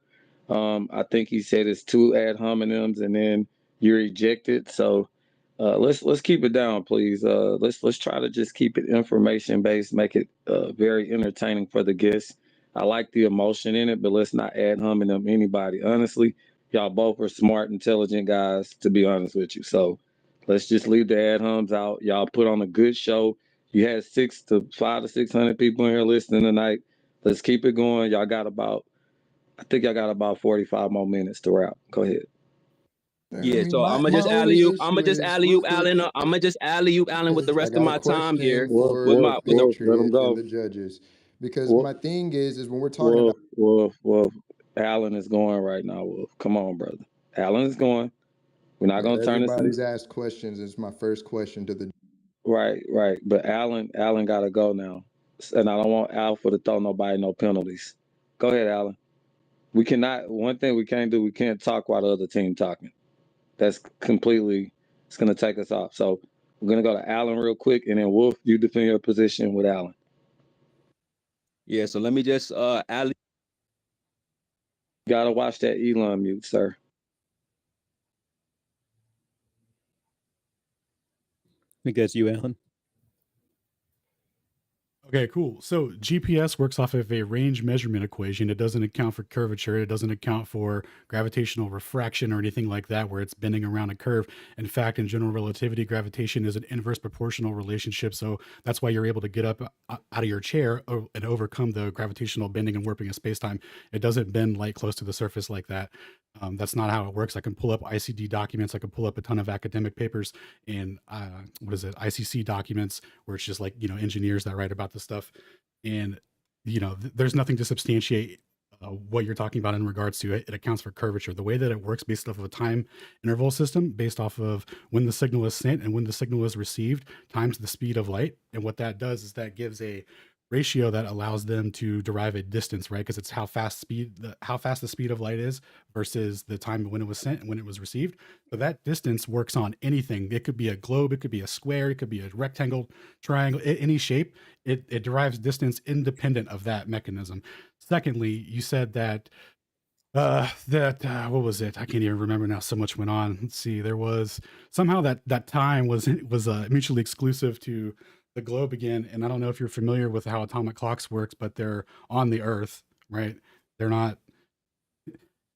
That's what the time is kept to. Like that's where it was derived. That's what it's all synced up to. So then nothing about that indicates the shape of the Earth, my dude. Now, secondly, you brought up time dilation and link contraction in GPS. Actually, there's no link contraction in GPS because you would have link contraction going in different directions when they wouldn't be possible for that velocity. So they explicitly use a time differential to describe it. But here's the tricky part. When you get into the equations that they use, it's a little tricky. They don't use any relativistic transformations or anything that's related to relativity. What they use are equations that are equivalent to accounting for the Sagnac effect. And what that means is that light is slow, or I'm sorry, the light will travel slower proportional to the velocity of an observer. So if you're in motion, the speed of light will actually be reduced proportional to your velocity. Now, all of the equations that they account for in the clock corrections and the signal timing and all that they're all velocity corrections, my dude. So when you say, oh, there's a general relativity correction for the gravitational potential as these satellites are free falling around the Earth, false. They're all corrections that are equivalent to first order classical effects, just velocity. That's all it is. Now, in 1995, there was a paper published, and it was about basically all these engineers were saying, hey, where are the relativity corrections? Where's time dilation? Where's length contraction? Where's the principle of relative simultaneity? Where are these key factors that substantiate our position that we can't measure linear motion because the speed of light is the same speed? Okay. Now, what these guys had to come in and say is, hey guys, so let me show you these equations here for general and special relativity. For special relativity, the velocity of the craft cancels out. And then for general relativity, the gravitational potential cancels out because they're just small, minuscule corrections, right? So don't worry, guys. We're going to implement it in the future, but just hang tight. Now, in that exact same paper, here's the most lethal body bag to GPS and relativity you'll ever hear in your life. There's a thing in relativity called the principle of relative simultaneity. What that means is that observers in motion and observers that aren't in motion will make different measurements of an event that happens, right? So to put that in layman's terms, there can't be a cohesive chain of events linked to a timeline. But then you got to wonder, how does GPS work? It syncs it works off a GPS time. It's a cohesive timeline kept by these clocks, and then they use the speed of light in relation to that, right? So that's how the whole system works. And when observers at different velocities and are stationary relative to each other, they all derive a distance with no additional corrections needed. Special relativity does not exist in GPS. Fact. I'm going to drop all the PDFs for everything he just mentioned. It's all going to go up in the Jumbotron. Real quick, guys, real quick. I just shout out to Diligent real quick. So we got a new poll that I'm going to take up. I'm going to take Diligence poll because look like we got a challenge. Patriot Storm just posted Diligence poll up at the top, if y'all can see it. So we're going to now use that as another measuring stick. And as you can see, the globe birthers is up by a lot in this poll. Shout out to Diligent once again. We're going to use this poll for the sake of this argument right now. Let's keep it going right now, y'all. Like and share the space out. Hope you like what you're hearing. Go ahead, Black Wolf. My apologies.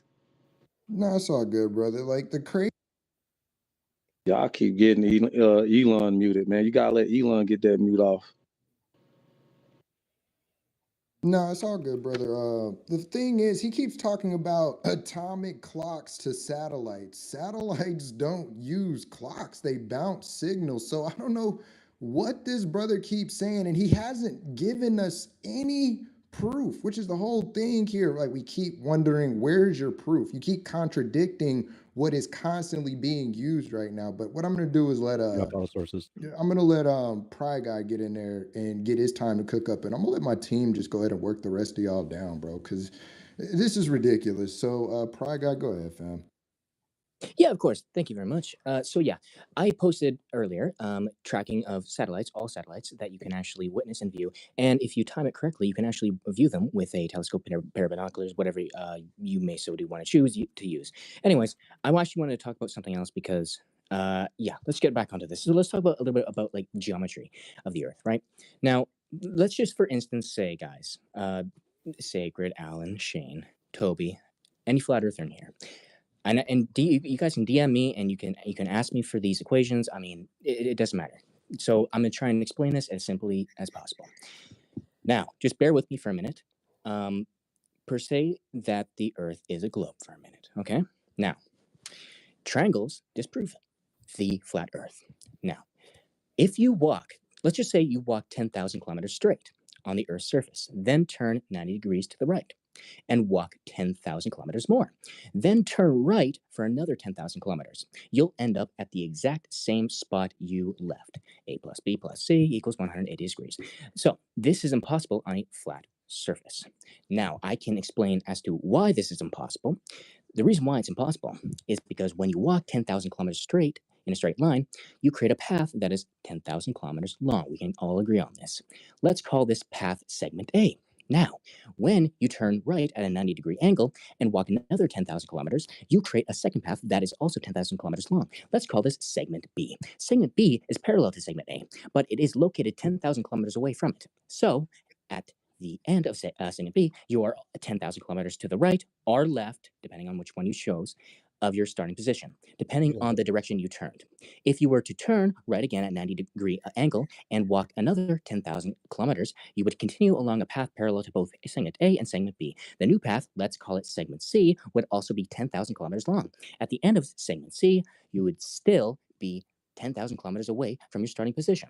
You would not have returned to your original location because each successive segment moves you further away in a parallel direction. In summary, walking 10,000 kilometers in each of the 3 segments will not bring you back to your starting position. Instead, you would end up 10,000 kilometers away from where you began, moving along parallel paths. Now, I can explain why this works on a globe. Okay. If you were to walk the same distances and angles on a globe, the situation would be different due to the curvature of the Earth. Let's explore this scenario. Just bear with me, guys. Assuming you start at a particular latitude and walk 10,000 kilometers in a straight line, you would create a segment of a great circle. A great circle is the largest circle that can be drawn on a sphere, and it represents the shortest distance between 2 points on the sphere's surface. When you turn right at a 90-degree angle and walk another 10,000 kilometers along the same latitude, you would follow another segment of a great circle that is parallel to the first one. These 2 great circles would remain the same distance apart throughout. If you were to turn right again at a 90-degree angle and walk another 10,000 kilometers, you would follow a third segment of a great circle parallel to the first 2. Now here's where it gets interesting. Since you are walking along great circles, which are curves on the surface of a sphere, the parallel paths will eventually converge and meet at this same point. Therefore, on a globe, if you walk 10,000 kilometers in each of the 3 segments, you would indeed end up at or very near your starting position. This is because the paths you follow are part of a closed loop along the surface of the sphere. In summary, due to the curvature of the Earth, walking 10,000 kilometers in straight lines along the same latitude, turning right at 90-degree angles would eventually bring you back to your starting position if you were on a globe. Thank you. All right, Sacred, you could go ahead and respond to that.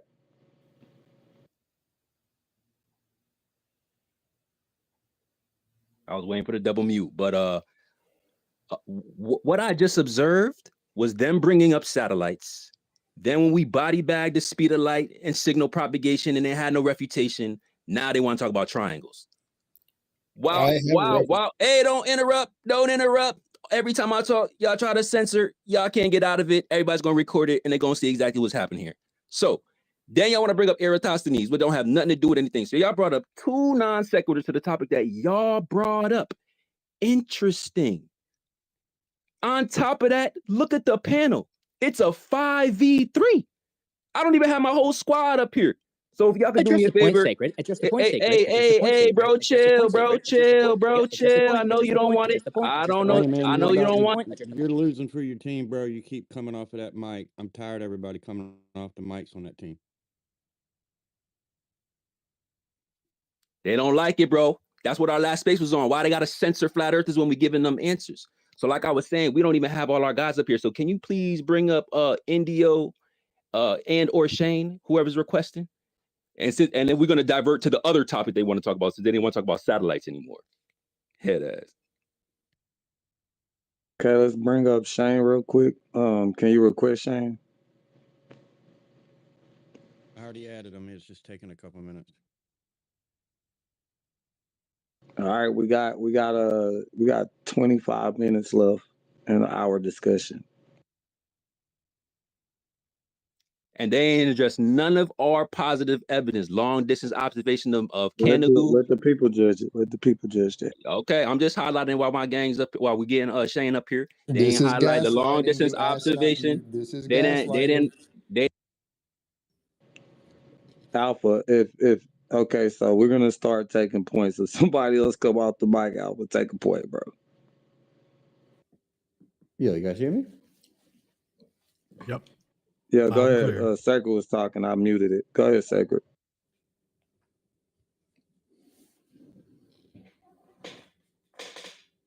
Go ahead, Sacred. Go ahead, Shane. Oh, I'm Sacred. No. I'm here. Y'all gotta wait because every time I get muted, I gotta wait an extra 10 seconds. So I'm a alley-oop to Shane. I just want to highlight that they not addressing the points. We brought up a lot of positive evidence for flat Earth. I brought up the Canada Mountains observation. It's supposed to be below 10,000 feet of curvature. We can still see it. I presented long distance signal propagation. They haven't addressed it yet. So now we're gonna let Shane address their points to show that this isn't exclusive evidence for a globe. Go ahead, Shane. Let's get it wrapped up. Sure. Thanks, man. Yeah, I wanted to hit I forget his name, but the dude who kept talking about maps and geodesic arcs and spherical excess real quick. So first of all, that Google Earth map that you can put 4 points on to get distances is already a GPS coordinate system and having the same curvature and the same distance as every other map that's allowed. Actually, all maps use the same coordinate system, the same long latitude, and if they do, then they're allowed to be projected into the 201 available projections we call maps. Also, one of which is the globe, so that data can be seamlessly translated back and forth, to and fro, up and down, with no data loss. Now, the reason that works is because it's all equal. So, like when we're talking about maps and different distances, what you're actually doing is comparing the same distance represented visually different on a different map. Anyway, let's go back to spherical excess. That actually came from Gauss way back in the 1800s when he did his experiment on the 3D visual space, and they were doing theodolite measurements. And when they first took their first measurement of spherical excess optically, Gauss was able to determine preemptively, based on optics, right, the angular excess, or the precursor to spherical excess, which would preemptively determine the radius of the Earth before any measurement was taken. You can look into that. We have super papers available on EtherCause. Everything we talk about is always referenced there now. Just noticed for this debate who has addressed arguments, who has brought evidence, who has brought emotion, who has attacked people, and who has concentrated on what, right? The final point would be, I think there's confusion between geodesic arcs and linear lines, especially when we're, converting spheres to circles and 2D to 3D. The guy that kept mentioning 2D and 3D and 4D or whatever. So when you have the globe transferred to a Gleason's map, that's just straightened out, right? Your longitude lines on the globe are curved for this purpose. They're geodesic arcs, right? They are curved lines. They are points on a sphere. When we convert that sphere to the Gleason's map via the flattening, right, during that wonderful GIF or video that we all see, that curved line becomes a linear arc. Now it goes from distances, right? Speaking of which, the distances there would be extenuated. So that long curved line becomes a perfectly straight line on Gleason's, known as the longitude line. You can then use that straightened out curved geodesic arc to measure exact globular distances from the north out on an azimuthal equidistant projection. So it's giving you exactly globe distances using the same stretched out longitude line that was a geodesic arc that is now a linear line. So if you understand all of that, right, no one would be bringing the arguments that you did, and no one would be regurgitating the surface level Google page results 1 to 10 dumbest things about flat Earth as their evidence in a debate. I'm good. And I attached the tweet up. I attached the tweet up top if y'all want to go look at the visual you presented. Appreciate you, Shane. Yeah, can I jump in back? Yeah. Go ahead, Keon.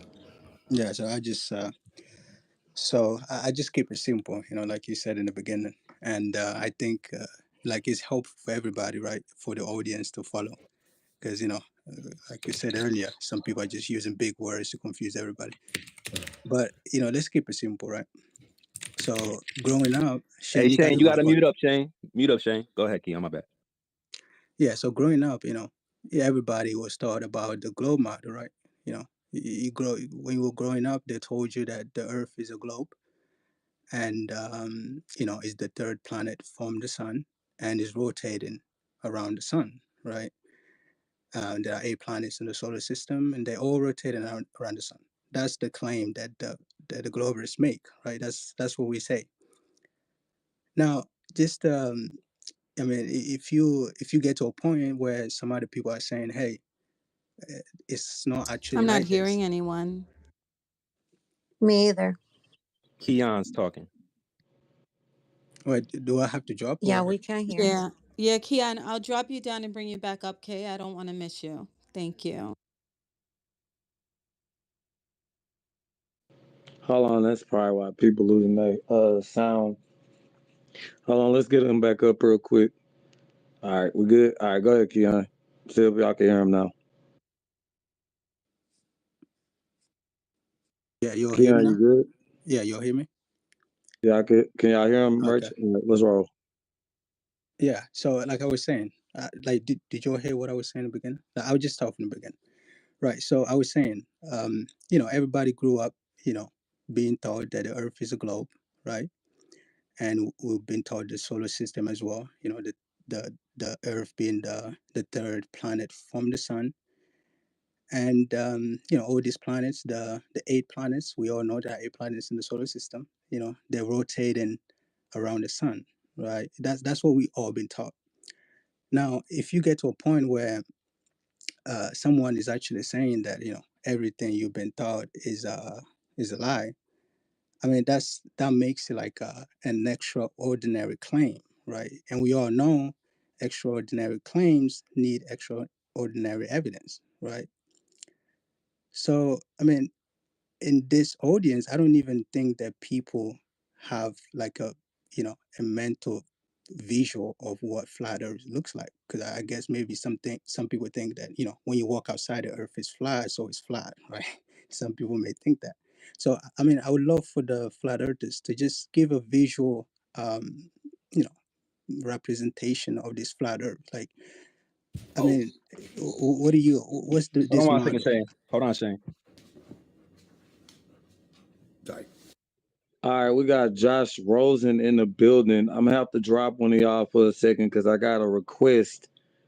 Some people wanted to hear some entertainment real quick. So Josh Rosen, if you're in the building, please request the mic. You got a couple people wanting to hear your impressions during the intermission real quick. Turtle, if you see him, any requests, please drop one of the teammates. We'll bring him right back up. But we had a couple requests for him to come up and do some impressions if he'd like to. All right, let's keep it going. Yeah, if I could just land my plane real quick. So I just want to make sure, bro. Yeah, I land the plane. So I want to make sure that everybody that is listening has an idea what flat Earth actually look like. Like, what does it look like? How are this? How is the sun, for example, is moving in the sky? Like, I want people to have a visual of this flat Earth. So we make sure we're on the same, we're on the same page. Let everybody know about the solar system. Thank Dude, you, Josh. Real quick. Okay, hold on. We gotta have a little 5-minute intermission. How you doing, Josh? How you doing tonight, brother? Well, it's great to be here. This is actually President Donald Trump. And I got to say, this is a very interesting conversation, a big league conversation. And I got to tell you, I'm leaning flat, okay? Because my wife's flat. A lot of people I know are flat, and we love the flat earth. They're great people. And the latest polls show that I'm actually leading with flat earthers and globe earthers, 99% approval rating. Believe me, we will make the earth great again, whatever the hell shape it is, okay? China. Thank you, brother. I'm gonna give you a follow. How does Skip Bayless feel right now, Josh? Where is Skip Bayless at? What Skip Bayless got to say? In the end, it's my turn now. You know it and I know it. Whether the earth is a globe or flat, the Diet Mountain Dew that I drink is always bubbling to the surface. I've never seen anything quite like it. You know it and I know it. Thomas, Edward, Patrick, Brady Jr. has the nicest flat body I've ever seen. Oh shoot, he good. Appreciate you, brother. I gave you a follow, That man. was Skip Bayless from Club Shay Shay. What's up, Skip? You know it and I know it. This was Drip Bayless. Big Drip. Thank you, brother.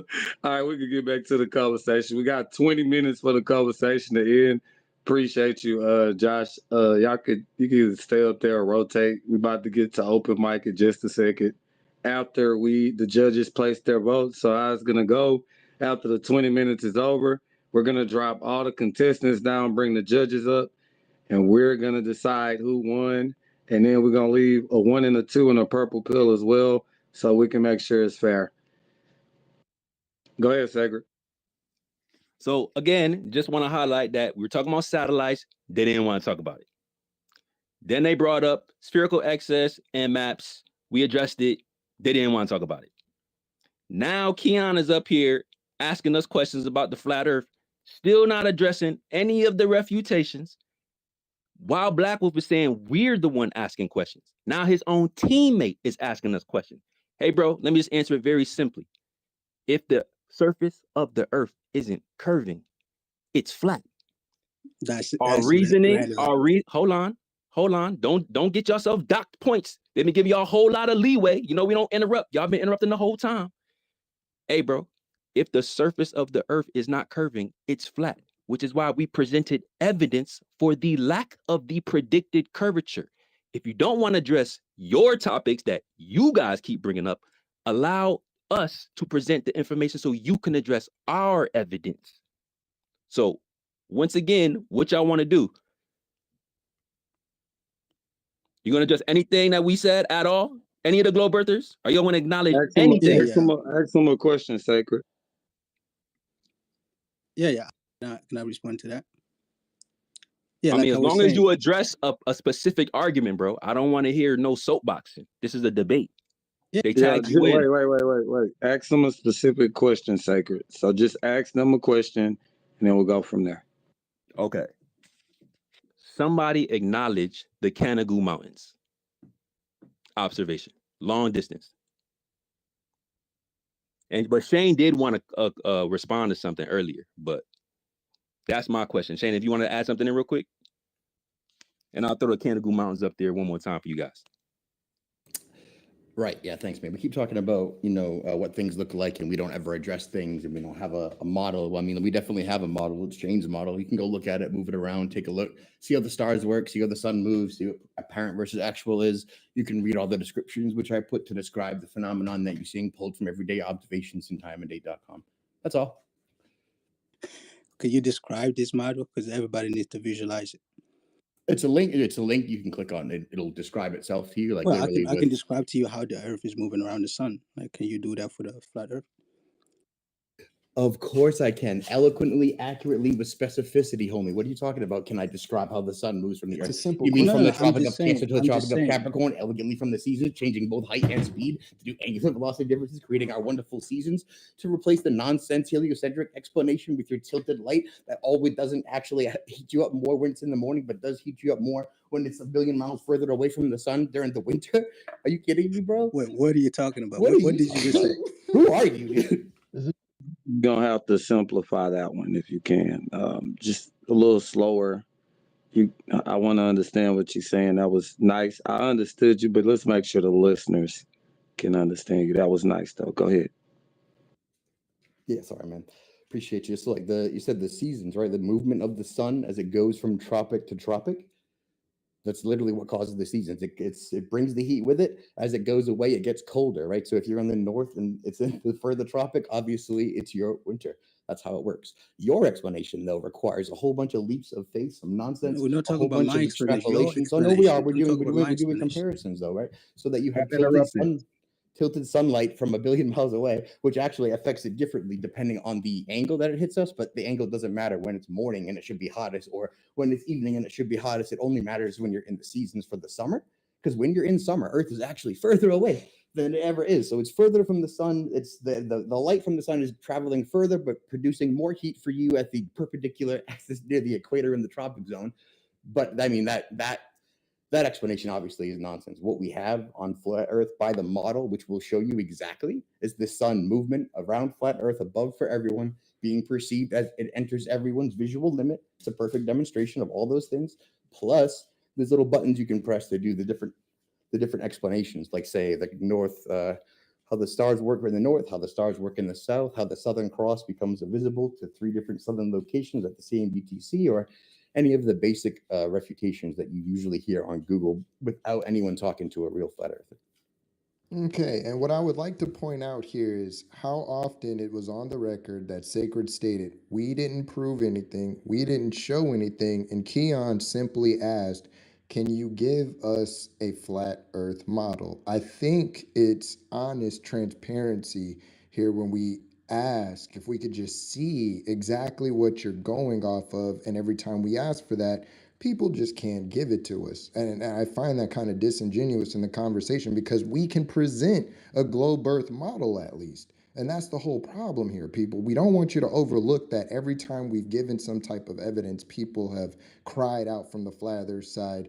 against the evidence that's actually being presented. They keep asking questions about the evidence. However, I'm going to let Hollow pack up the lightweights. Hollow, I know you're there, and you definitely wanted to respond to that. Yeah, I wanted to know, do we have any evidence of any two-dimensional objects in physical reality? Flat does not mean two-dimensional, bro. It's a Yeah, like description of a surface. And on top of that, I want to make Oh, sure wait. that we ask hey, I'm still talking. You ask us a question, I'm answering. I want to make sure that the host and the co-host and all the listeners can see up top where Shane tweeted out the literal flat earth model that he's presenting after Black Wolf just told you guys he didn't do it. So what does that mean? Does Black Wolf not pay attention to detail? Or is he just No ad homs. No ad homs, y'all. Keep it clean. Keep it clean. Information. Let the information win. Let's go, Sacred. Yeah, Elon. Just yeah, no. I wasn't ad homing. I was asking a question. You know, if you're making a claim that we haven't done something and we did do it, I want that to acknowledge the error and be clear about that because he literally shared it. So it's there for everyone to see. Well, with the question being asked before I let Hollow resume, looking at that model and I see curvature that you all claim in the flat earth theory doesn't exist. So again, I'm still not seeing exactly what you mean by the flat earth model. However, I'll let Hollow resume with this. Hold on. What curvature? If I'm looking at the right diagram here, it's plenty of curves there. I don't see that whole entire diagram is saying that the earth is only flat. I'm sorry. Bro, are you talking about the toroid field that the Yes, flat earth lies within? a force field is a sphere, brother. But go ahead, A Hollow. force field is a sphere. We just gonna allow this to just him to just say randomly incorrect things? He thought you said force field, but yeah, go ahead. Hold on. I mean, we did already mention the fact that there's been the Swarm satellite has been measuring inner Earth mantle plasma jets that are legitimately sending off, measurable effects. And if we're doing the same thing on other planets, by the way. I don't know if you knew this, but we also have like Doppler interferometry that we can bounce off of even the sun and get a three-dimensional interior view of what's going on. And in fact, if you didn't know, like the moon itself has an axis of symmetry and creates more of an egg shape in the oblong sort of equatorial region. So it's not a perfect circle either. And the sphere is not a perfect circle either, or spherical. We have an equatorial rim or circumference, and we have a polar rim or circumference. And those are, in fact, different. So we're not actually a fully symmetrical sphere. And even more to the point, the sort of higher level version of this is that there's an egg shaped axis of symmetry that pulls through the Earth towards the moon. And now I'm not going to like justify all of gravity's positions. And Newton, when he first came out with gravity, he was laughed at. They picked on him. They said, you're gravity, bro. That's fucking so lame. It's true. But did he give up? Did he say, fuck it, I'll throw this away because, they're going to make fun of me? No. In fact, we still use his calculations to do orbital insertion, unless you think we're hucking satellites out at 20,000 kilometers an hour and just magically showing up at these planets perfectly in synchronization. But that's not to say we haven't lost some satellites. There is debris. We figured out space isn't empty. There's actually plasma and electrical energy. So you guys are making good points about there being some discontinuities, but to use gravity as a weak link, which it is, to justify whether there's a flat earth is not directly correlated. And I will pick up on, I totally don't, sorry, and I wish we could clarify this because I do want to address your issue. I have some background in cesium clocks. I do understand physics. I didn't quite understand how you were justifying that, other than to say, I don't think we should be using, I agree with you, we should not be using gravity. We have about 10 other things we can use to measure the three-dimensional topology, including Doppler, laser, various optics, high range energy. Like we've got like 20 different things we can measure 3D topology with. So like forget gravity, bro. Forget cesium clocks. They're absolutely useless. You're right. We've got 20 other tools off the shelf we can use any day, every day. And I can guarantee you the military's got 100 different versions of each of those. Cool. So did you provide all those citations in the Jumbotron? The fact that we're using laser finding? No, your measurements. You mentioned you had tons and tons of measurements. So Did you give us the dimensions of the plane for the flat Earth you're describing? No, non sequitur. Non sequitur. Hold on. No, that's very equitor. Stop trying to Order in the court. Order in the Supreme Court of Patriots. Storm 17. Order. Order. Black Wolf respond. Order in the court. Yeah, it's crazy that Elon. Order in the court, Elon. Stop muting people. I mean, my question was for This is what Hollow. I was exactly trying to point out, that the moment we give factual evidence, it's can you sustain your claims? When earlier, when we were asked to be given a flat earth model or dimensions of that flat plane, none were actually provided. Everything keeps coming from a globe earth. Is it in the Jumbotron? I don't see it in the Yeah, no, Jumbotron. that Toby, one doesn't Toby, actually chill, work. So Toby, chill. I got you, Toby. I got you. exactly, we keep getting interrupted, and nobody's calling that out. But again, with just me and Hollow as the only two people on our team over here, like I said, I'm pretty sure that he's given you enough information to refute everything that you've actually told us. And then the fact that I'm still waiting for that actual lunar eclipse example on a flat Earth, and I haven't seen it, because that's what we believe in, right? Everybody talking about April the 8th and what actually eclipses are going to happen. Still haven't seen what the shadow shape is if it isn't a sphere. It is a very simple, just what is that shape of the shadow when these eclipses happen that you're seeing? Because clearly you're not seeing what everybody else sees when they just walk outside. These are things you don't need NASA for. These are things you don't need the government. You can literally use your own brain. But clearly that could be missing for some people. But remember, it's just me and Hollow up here, so we'll let Sacred respond. We could bring B1 back up. I'm not sure if y'all can see him down there or not. Well, I think Steve, if B1 don't want to come back, I noticed you had lost a couple people. I think Steve, just real one quick, just give me an emoji. Are you a Glober? Just give me an emoji. Yeah. I'm all right, cool. All right, go ahead, Sacred. Who you wanted to answer the question, I just want to make Hold on, one. Steve. Hold on. One sec.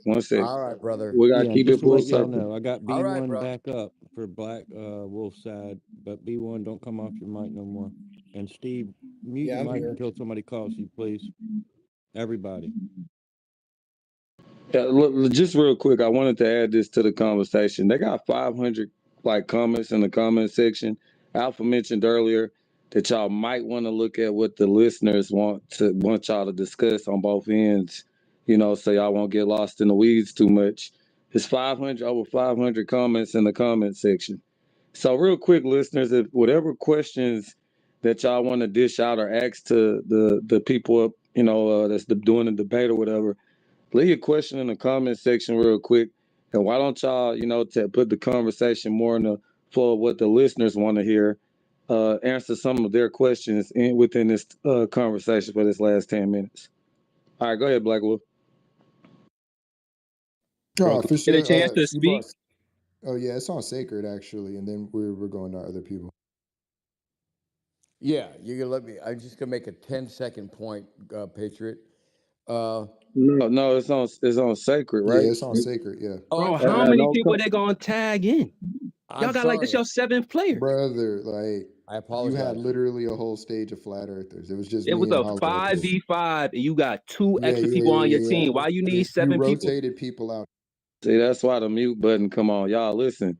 They got 500 people in the building. They're listening to y'all. They're not worried about the ad-homs and all that going back and forth. They want to hear the information.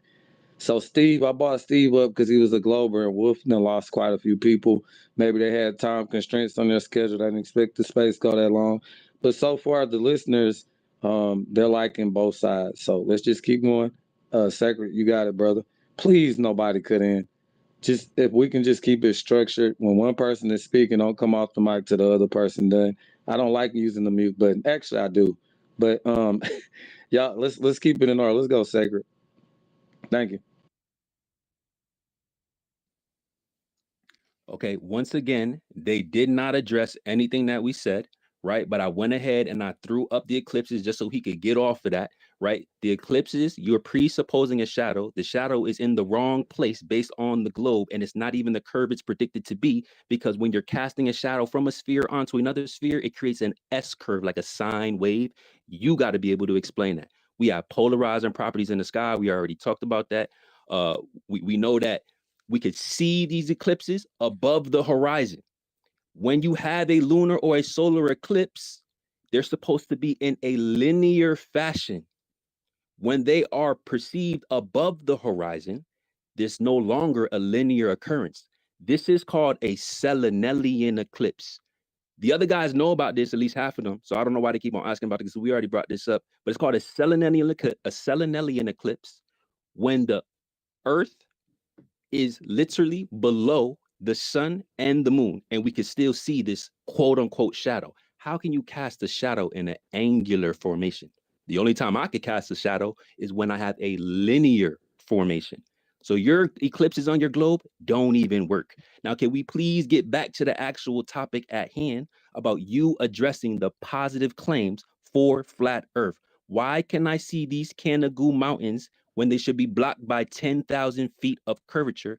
Why are we sending signal propagation that's supposed to be blocked by the physical obstruction of curvature? The only way this seems to happen is if it was a flat plane. Please address the point itself. I And can't. bring up India if you can too. I can't address your points. May I speak? Go ahead. Well, it's up to your captain here. Yeah, Wolf, do yeah. you want? You want to Oh, go ahead and wait. go? Toby wanted to say something too. I said I was going to alley-oop it to Toby. Toby can wait, brother. No, bro, y'all had 3 people speak. Brother, So I just acknowledged the order in the. Let me sound like Mitch McConnell when I do this. Order in the court. I gotta let Toby go real quick. That would be nice if you let Toby go. I froze a couple times on stage. Now I'm playing. Go ahead, Toby. Yo, Patriot, thanks for that. Yeah, I just wanted to, I think it's a fair request, or actually, it is a fair request. We're in a debate, and you just made a bunch of claims, Hollow, about measurements. You said we did all these measurements, and it's common sense, and blah blah blah blah blah. But that's not how a debate works. You need to bring the measurements and show them, because that's the only way that we can actually have an intellectual discussion. How am I supposed to know? How I'm supposed to respond to you when you're not going to provide me the methodology and the results that you obtained, right? That's how a debate should work. So that I would just like to point that out. And if everyone goes and looks at the jumbotron right now, you can see which side of this debate brought a bunch of evidence.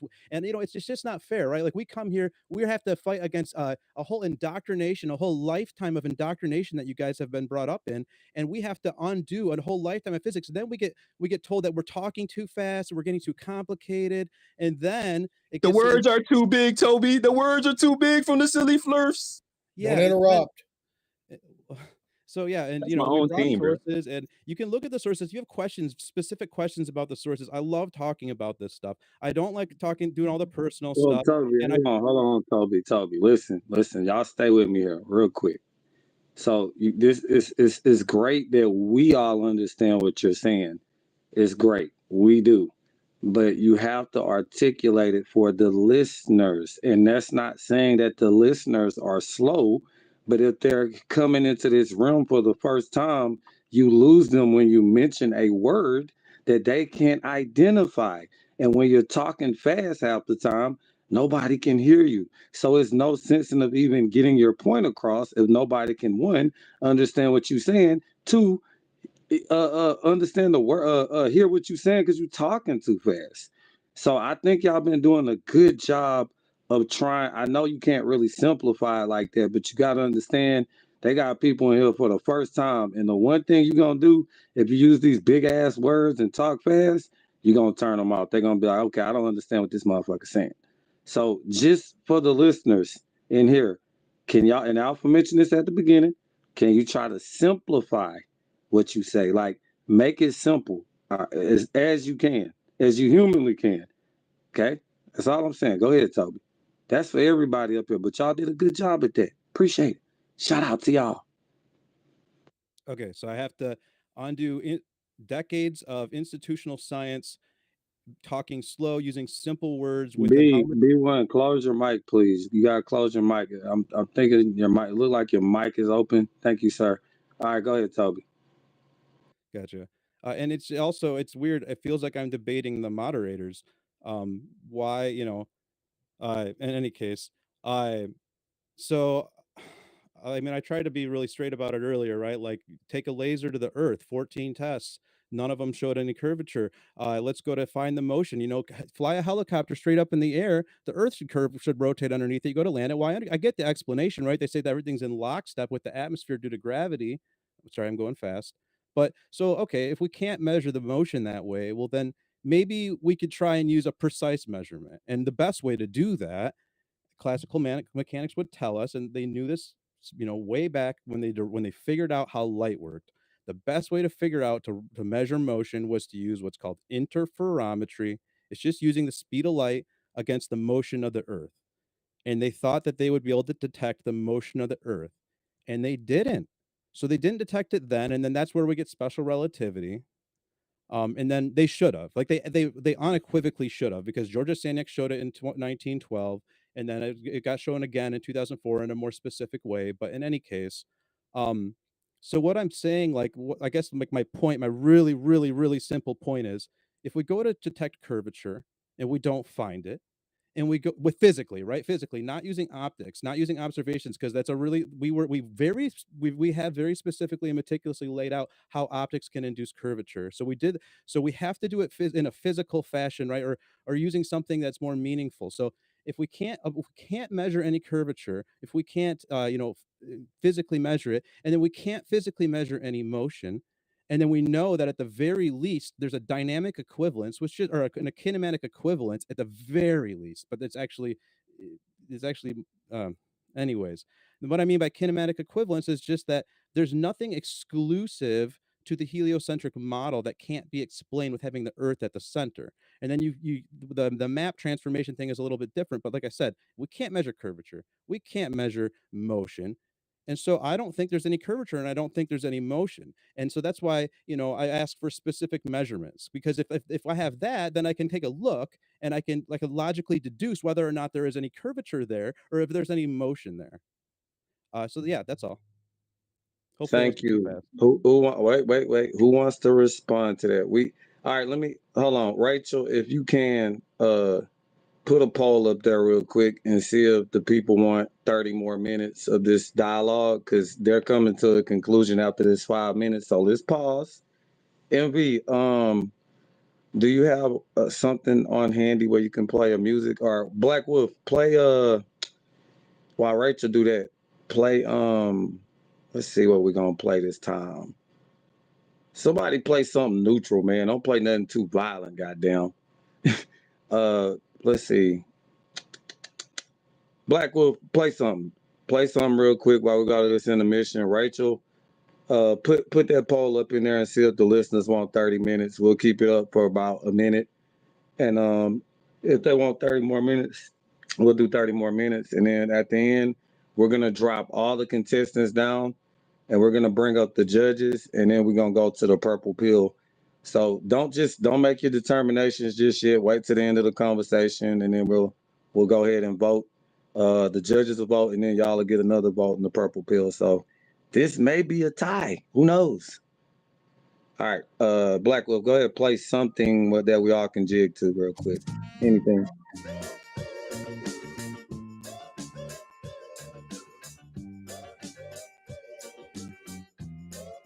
Shout out to the 1,500 listeners in Alan's Live.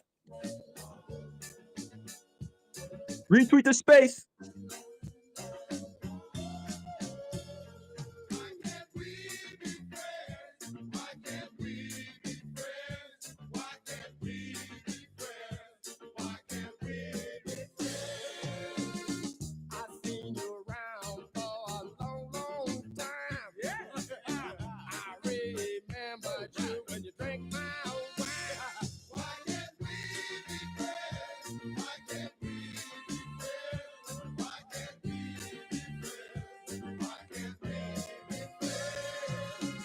Shout out to the Globe Earthers, man. Way to come and run the building, man. Way to rock the show. Boy, y'all came and put on the show today. Hey, they're not going to talk about that win, though.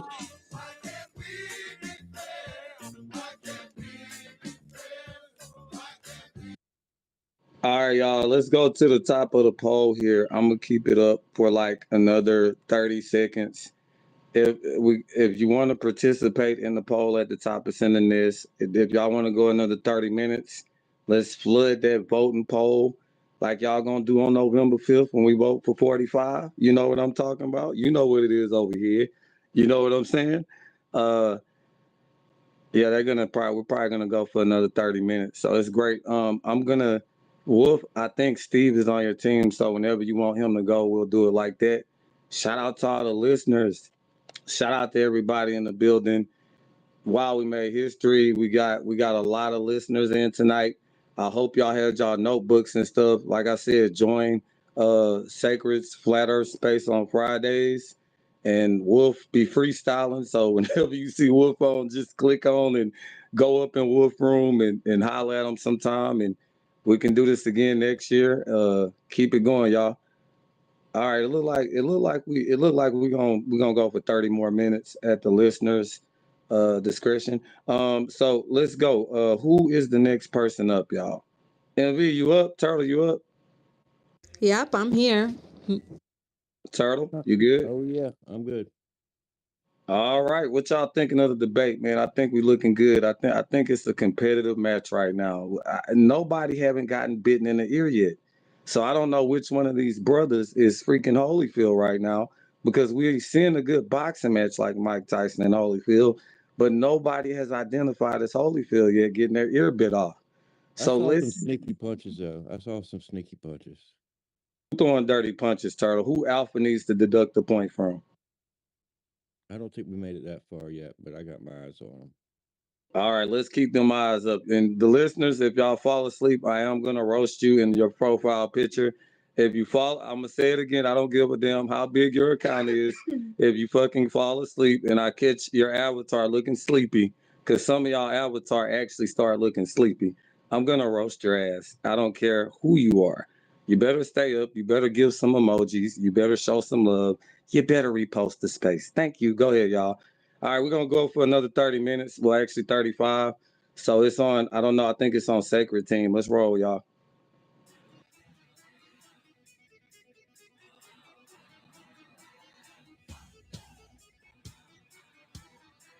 I hear some music. Hold on, let's cut the music, DJ. All right, go Sacred. So yeah, I mean, I don't even know if my team is really ready to go another 30 minutes, but we're gonna keep it rolling just for y'all because I really want them to address something, anything that we presented for flat earth evidence. The lack of motion and the lack of curvature. Just address one thing. Because all we have been doing was acknowledging everything that they said. And then when they can't refute it, they go to another speaker and go to another topic. Y'all can run it back. They're going to get clipped up. We already know what happened. So please just address something that we said. Let's not talk about all the things in space and how you don't really understand that there's a kinematic equivalence to all the motions and how the center of the earth, the center of space could be right on the earth. On top of that, you did mention holo that there was like some type of perceived preferred direction in space, and it's not supposed to be that. But I do maybe B1B. B1, do you want to like address anything that we have presented so far? And I did request to bring Indio up as well. Yes, real quick. Let's get that. Yeah, you did say that. Can Indio please request a mic? Can the real Indio please stand up? I got Please him, stand but up. we're gonna have to drop somebody to bring him up. You can. We Sacrifice keep that. skipping my man's B1, man. No, And no, we no. haven't had any females up yet.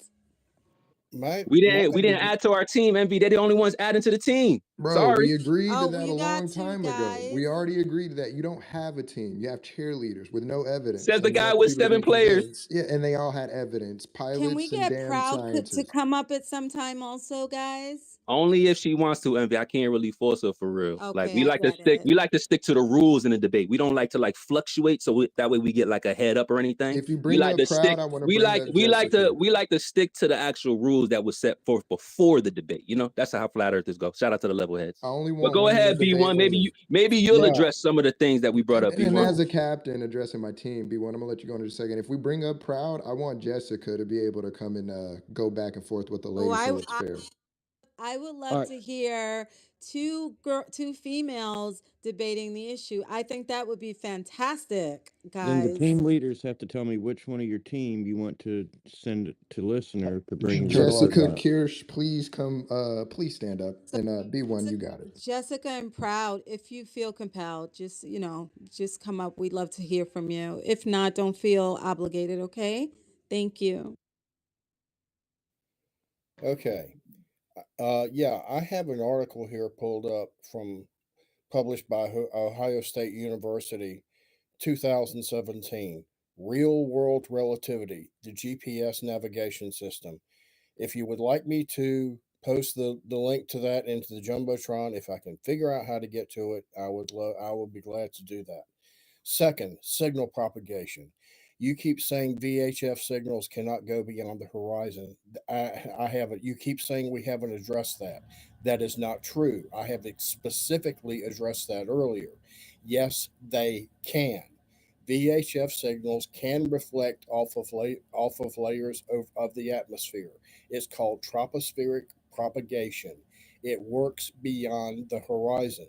So stop claiming that that hasn't been refuted, because I specifically have.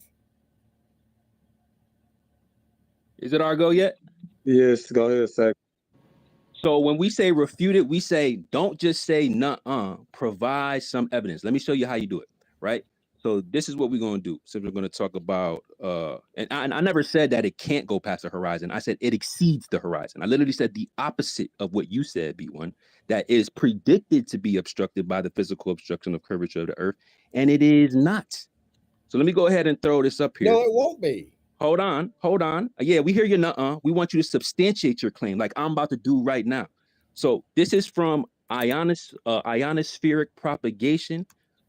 This is from Professor Sean Victor Hum. Now let's see what they say about these different type of signal propagations and in regards to how they work with a surface in the sky. Now it says, I just shared it up top. It says radio waves below 40 megahertz, those are all considered low frequency signals, are significantly affected by the ionosphere. So anything that's below 40 megahertz will be affected. It will be some type of quote unquote reflection, some type of distortion, refraction, that whatever it is that they need, a surface in the sky, by the way, something they're saying these signals are reaching the receiver because I know you're lining it up line of sight towards the horizon, but the Earth is curving away, so it's an illusion that actually bounces off a surface in the sky called the ionosphere. And because it's lower than 40 megahertz, it's going to reflect off of it, causing it to bounce up and then come down to the receiver. Now, how do we get past that? So what it says here is that 40 megahertz are significantly affected by the ionosphere by radio waves, primarily because radio waves in the frequency range are effectively reflected by the ionosphere, as I just stated. The E and F layers are the most important for this process. However, for frequencies beyond 40 megahertz, the waves tend to penetrate through the ionosphere. So that's why I brought VHF signals up, which is high frequencies. Those high frequencies aren't affected because they are above 40 megahertz. Not only are they above 40 megahertz, we can use microwaves, which is some of the highest frequency, and they have almost a 99% hit rate.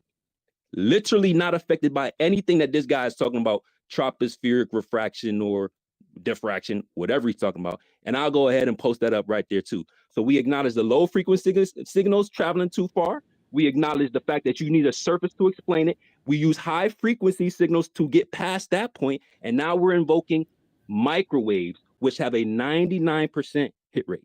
According to, I think it's ACE, is it? I'll post it right now. I got you. A hit rate on what exactly are you talking about? Microwaves on what? I'll bring it up right now. I'll post it up top. No, if you but want me to read it, I can read it to you. You want me to read it real quick so you could address You're it? lumping all VHF quick and question. microwaves together, and they work differently. You can't. No, do I'm that. not lumping. I was just addressing it.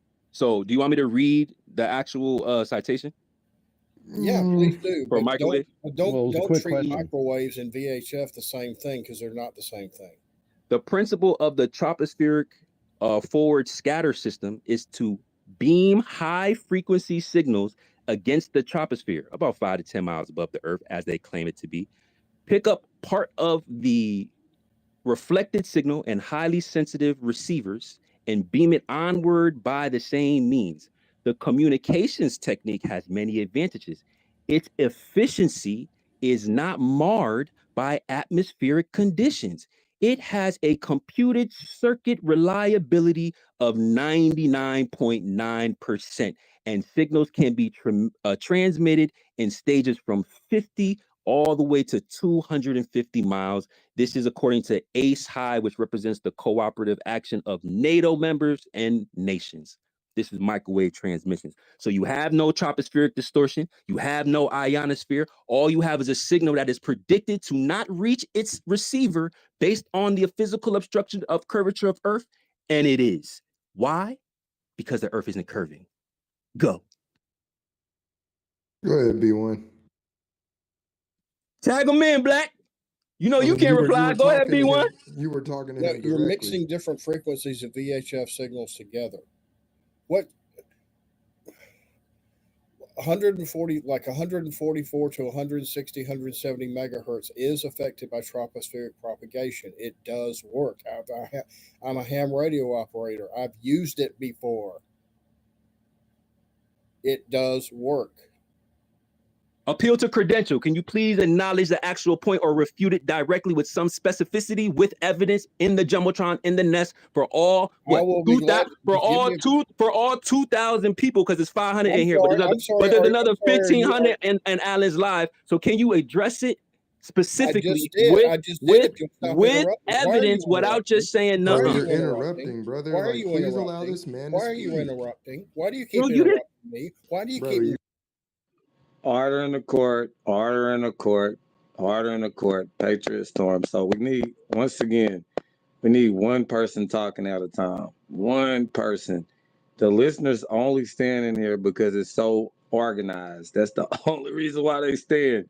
If y'all can relax real quick, take a breather, okay? Woosah. All right, let's start the conversation all over again. Let's remember, we're friends after this debate, all right? Relax, let each other talk, and let's go. We got 25 minutes left.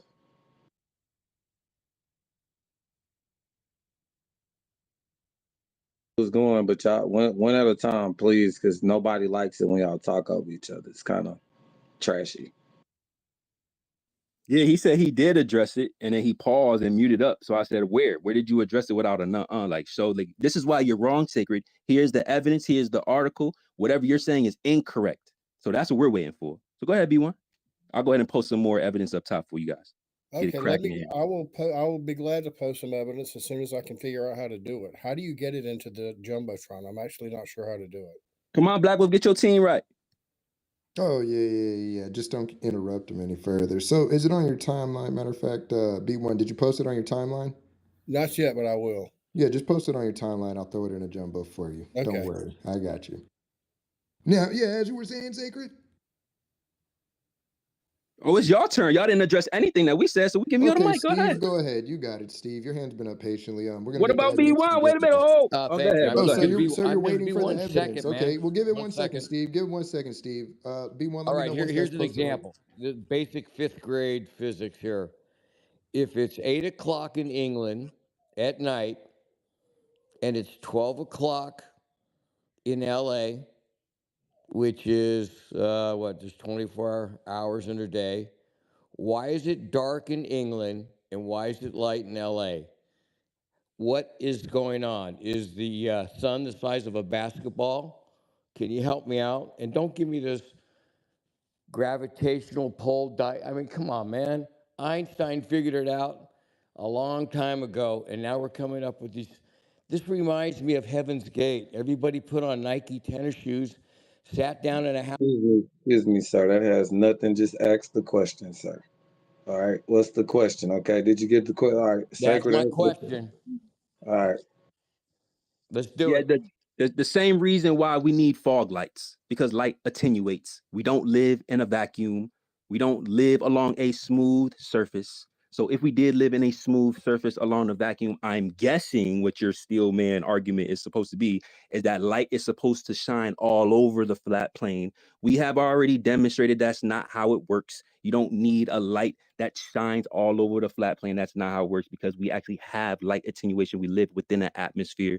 There's different variables that diffract and reflect the light that can't reach our eyes, which is why we have more powerful light. It's very simple. I'll go ahead and post a demonstration with a few components, including a flat plane and a surface in the sky, that will show how you can have a light above a flat plane and not illuminate the entire thing. I'm going to do that right now, Steve. Do you All agree right, that thank you. did you Thank agree you. that I just acknowledged your point? No, I don't agree, but please put it in No, English. no, I said, do you agree that I acknowledged your point? I agree that you listened to me, but you don't acknowledge it. No. So what else do you need me to do if I didn't specifically acknowledge Well, why we because, don't see light across the entire plane? What else do you want me to acknowledge? well, because the sun is so much bigger than the earth, there's no way it can be flat if it's dark in London and it's light in England. Do the difference of the size of the earth compared to the diameter of the sun. We've done this thousands of years ago, but you're reinventing the globe. And it's okay. There's thousands of different religions and different beliefs. I respect your opinion, but that's all it is. That's all So you you, got is an opinion with no proof. So so you can we're post what you want, man. okay. I'll post a demonstration for you. But when I Thank you very post it, much. when I Thank you very post much. it, yeah, I will. I got you. I got you. But when All I right, good post luck. it, Good luck to you, sir. thank you, appreciate it. But when I post it, I do want you to acknowledge the demonstration by having a flat plane with a light source above it, and it's not illuminating the entire surface. I want you specifically, Steve, to acknowledge that once I share it up top, okay? It's hard for me to acknowledge a lie. Okay, that's fine. You can say it's a lie, but we can't say that it's not demonstrable. See, we're talking about science here, devoid of emotion. So if I can demonstrate it over a flat plane, if All I right, can man. demonstrate it, if I can demonstrate it over a flat plane, then you will have to concede that All it is right. not impossible. I'm giving condolences to Patriot. He can draw a good B1's audience, and I evidence is love in the it. Thank Jumbotron. you anyway. B1's evidence is in the Jumbotron as you requested. You can give me your theory. It's not evidence, and there's a big difference. You can look it up. Okay. All right. All right. All right. All right. Thank you. Wow. Well, no, it's Wow. not why. No, I'm It's a just fact. this is a great, well, I mean, I'm not gonna give my opinion right now, but still a great conversation. Very good Thank you. treat for the listeners. Um are y'all, Yeah, are I'll jump in, Patriot, since you won't, and because I think everybody's maintained fair, but I think where Sacred's frustrations coming from is Sacred is poised with a question. You know, for instance, this if it's flat and the sun's there, how come it doesn't light up the whole thing? So then he provides something that visually shows the answer to that question. But yet, when he visually provides something that shows the answer to that question, it's like, well, I'm still not going to acknowledge it. I mean, that's just cognitive dissonance at that point. Doesn't matter what the topic of conversation is. If you ask a question and somebody provides you visual proof and you still refuse to believe it, that's cognitive dissonance. Now it could be, well, listen, I see what you're saying, but now I can show you my perception using the same variables and why I can counter it, however that would look like. That's science. That's going back and forth. But if it's this, hey, someone's going to show me something that's the answer to my question, I'm not going to believe it. To me, that's not debate. That's like I'm just going to stand my ground no matter what. I think that's the overall problem we have with every conversation that we have in this country. You know, and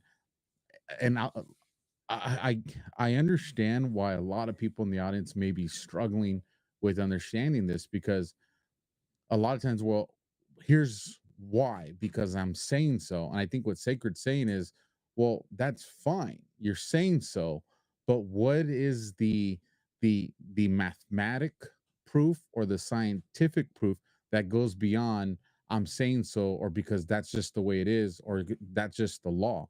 Because I think that's where you lose people, because the people in the audience who are listening are like, hey, that's a good question. I want to hear the answer to it. And when either side says, well, no, that's just dumb, I'm not going to answer it, just understand that the audience receives that as, well, it's because you don't know the answer, so that person must be right. And so it does a disservice to whatever team refuses to want to break that answer down. Or when instead of providing an answer, we're gonna, respond back with an insult. As the audience, you're gonna say, well, they're probably insulting because there's no way to refute it, disprove it, or show evidence to the contrary. Like, remember, this is not just a debate that you guys are going team versus team here. This is the purpose of this debate, is to use your information to push forward the truth, or at least push forward your argument, so other people can use their discernment to say, hey, this is the argument that either makes me confirm my belief or makes me shift my belief, or maybe now I doubt my belief. Like that's the weight on your guys' shoulders. So just understand that when you guys resort to insults, or I'm not just going to answer that, that's the way the big picture looks to the thousands of people that are going to listen to this in the future. And I'll land with that, Patriot. Something that also Oh my God. Sorry, Rachel. I'm sorry. Go ahead, Rachel. My it's bad. okay. Something that keeps getting overlooked too is they provided the model for the flat Earth, right? Um, I don't know, Sacred. Do you want to explain like why there's lines in a circular motion around the flat Earth model? Yeah, of course. So we The live with. latitude? Yeah, no, I think they're talking about the toroidal field. As a matter of fact, Shane and Alan are way more well versed in that. But everything that we experience is a toroidal field. That's what we observe, and that's what it seems to be perceived to be across our flat plane. So, it's not a globe, right? Those curved lines. It's not a sphere, like Black Wolf said. There is a toroid. It's a completely different geometric definition or description. So.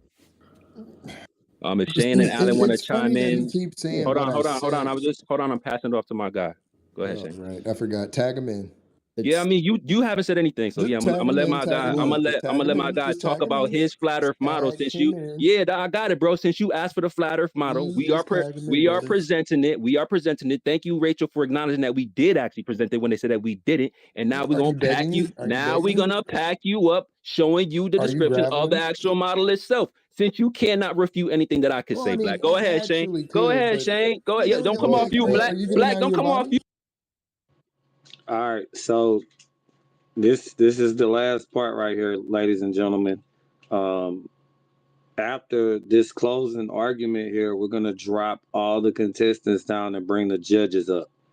All right. So we got one judge up right now. We got well, actually, it's four of us. It's 1, 2, 3, 4, 5 judges. 6. Rachel's a judge too.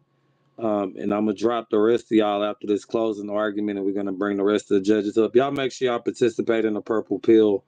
5 more minutes. I actually got it's been overtime. I'm giving y'all 5 more minutes, so I guess split it. One side go for half the time, another side go for the other half, and then we close it out. Great conversation. Don't go. Look, they're gonna go open another space and start arguing after this. I guarantee it. They're gonna go argue with each other. I promise. Watch. All And right, it's not y'all. Go even ahead. that. It's Closing like argument. Sacred talks for 2 minutes and then throws it over to his homie to talk for another 6 minutes. And it's 1 like, minute. bro, we at least give it a recognition of 2 minutes for people to speak. So he's been given ample amount of time to try to pour on the evidence. And nobody has discredited anything they presented. We said if anybody is looking Correct. at the same, please don't interrupt. Keep your I thought it decorum, brother. was We know you're losing. Like I said, if anybody looks at what he gives us as a model, it is circular. It is globe. The display of the light transfer that he's speaking of, where is the flat model they're representing of? Because everything they keep using for their projects are globe instruments. They're not showing us this in an actual representation of their model. That's all we asked. We didn't say they can't do it. We didn't say that they won't do it. We just said, can we please see it? And they keep giving us everything but that. But again, like I said, I'm not going to take all the time like two of them need to pour on absolutely nothing for evidence. Just we'll let Shane get in there and try to back him up. We got Pry Guy back too finally. Thank you. Hey, Wolf. I appreciate that, hey, real man. quick, Shane, was that necessary? Did he add any value Wow, to the now you debate? heard Hey, what hey, I bro, was don't just cut me off, saying, bro. King. Don't You cut me do. off. All right, Black Wolf, you just forfeited your time to Sacred, so we gotta let Sacred talk. I'm telling y'all, listen, for future references, man. If y'all got a room full of 600 people, man, one thing they don't like is y'all talking over each other, man. That sucks. They don't like that, and I'm trying to keep it smooth right now because if y'all start arguing, they leave, and you got new people that you're bringing into this that's gonna follow you guys after this. So just remember, try to conduct yourself as professional debaters right now, because both of y'all are veterans. You know what I'm saying? With this debating shit on this platform, no need to cut each other off. That's all I'm saying. Thank you. Go ahead, Sacred. Yeah, nah, I appreciate it. So, like, I was in the middle of, referring back to the actual arguments at hand. And then, I was cut in front of and interrupted, and I allowed him to continue to speak, and I didn't get not one piece of value from letting him continue. When it was our turn, as I'm trying to pass it to my man, everybody can rewind it back and y'all can see. I didn't say nothing when it was my turn passing to my guy. So go ahead, Shane. Lay out the flat earth model that The they said ad that you didn't. hominems. Here we go. Not an ad Stop. hominem. Stop interrupting. An ad hominem is attack on the person, not the point. You haven't addressed either one. Go ahead, Shane. But that wasn't an ad hominem. Still talking, still Whoa. interrupting. I know it's Whoa. sad, bro. I know you hate them polls. I know you don't like it, bro. It's okay You for mean you the though. one you It'll lost be in all that right. wasn't in your Hey, person? guys, nobody cares. Order in the court, ladies and gentlemen. Order in the court, gentlemen. It ain't ladies. Order in the court. Order in the Patriot Storm 17 Supreme Court. We got Justice MV, Justice Turtle, Justice Alpha, Justice D Sauce, Justice Rachel, Justice Frankie, Justice Sugar. Where's the other judge at? God dang it. I don't know where the other judge went off to. Oh, and Justice Carmen. Justice Carmen. There we go. We got a lot of justices in the building. We're going to make it our rules, our way. I know you want odd numbers and stuff, but I'm just going to do it the Patriot Storm Supreme Court way. Welcome. We're going to finish this conversation, y'all. It's been great. This is one of the best debates I've heard on this app, even better than the ones I've gotten into. So congratulations to both teams. It's been one of the best debates I've heard thus far on the app. Not screaming at each other, not ad hominems at each other. I'm lying. Anyway, let's go, Sacred. Before you invoke vocal again, can I just go, man? It's up to your captain.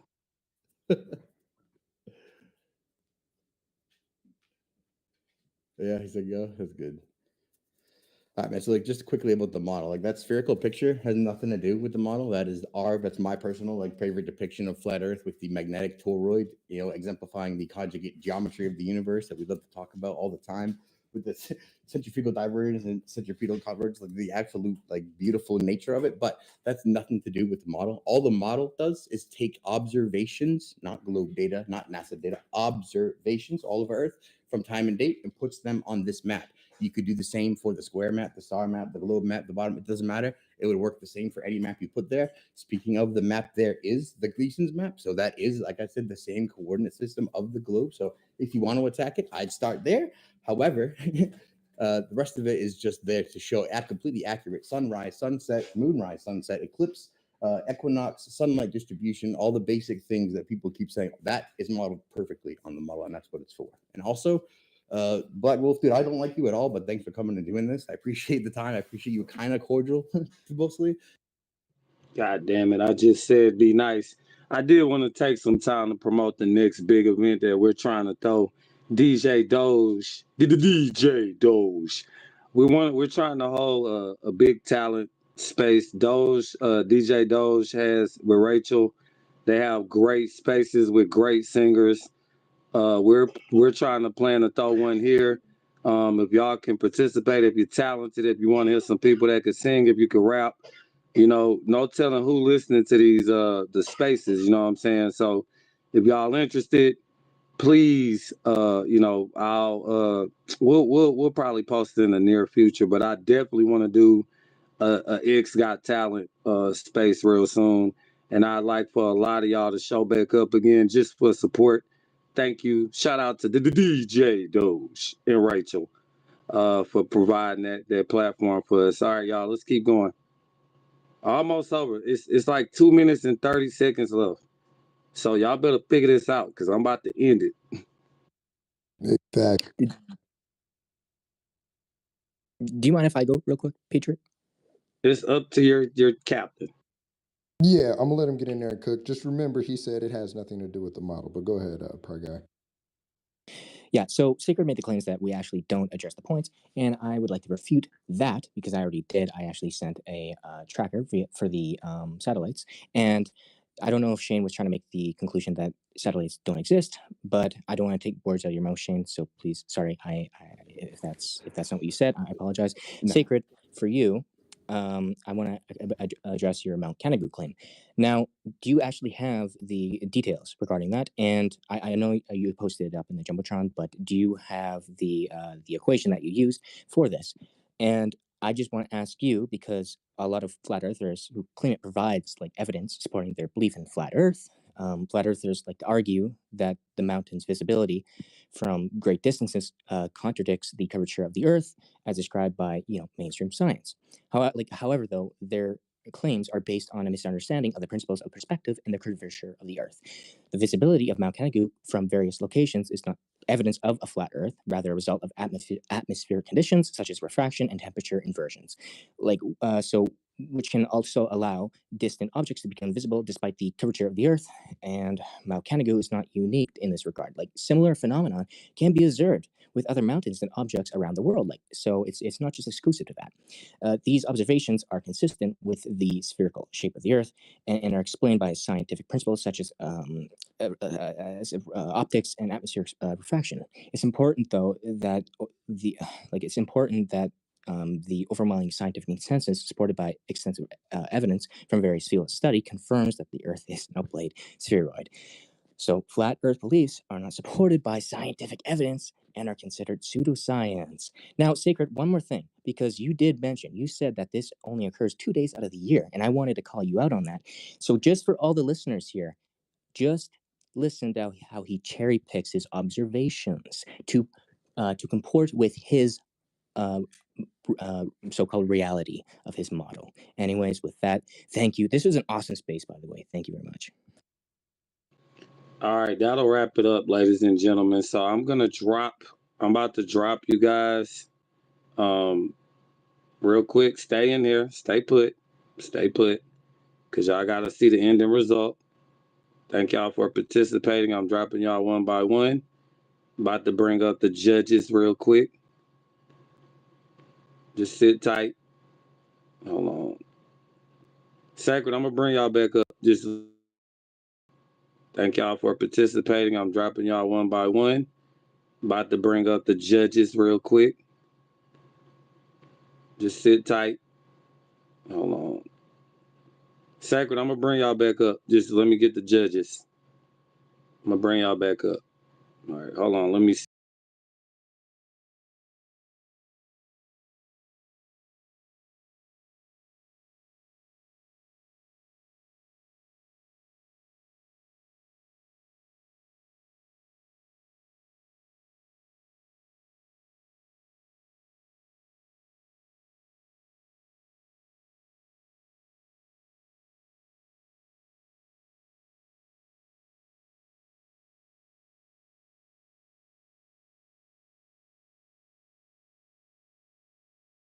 Did the space crash or is everyone just quiet?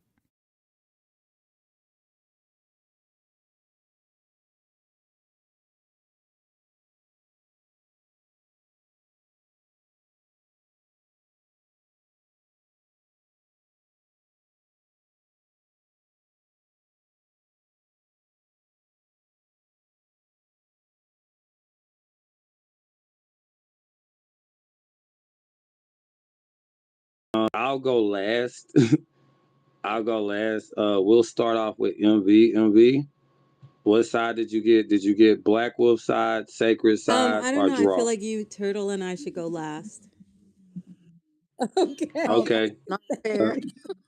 Okay. Well, let's go to Alpha But bro, first. why can't I Alpha. respond to what he said though? Like we didn't get no closing. Well, because number one, I mean, it's been. I mean, you could close. Okay, well, let's let Sacred close her out real quick, and then we'll go to the judges.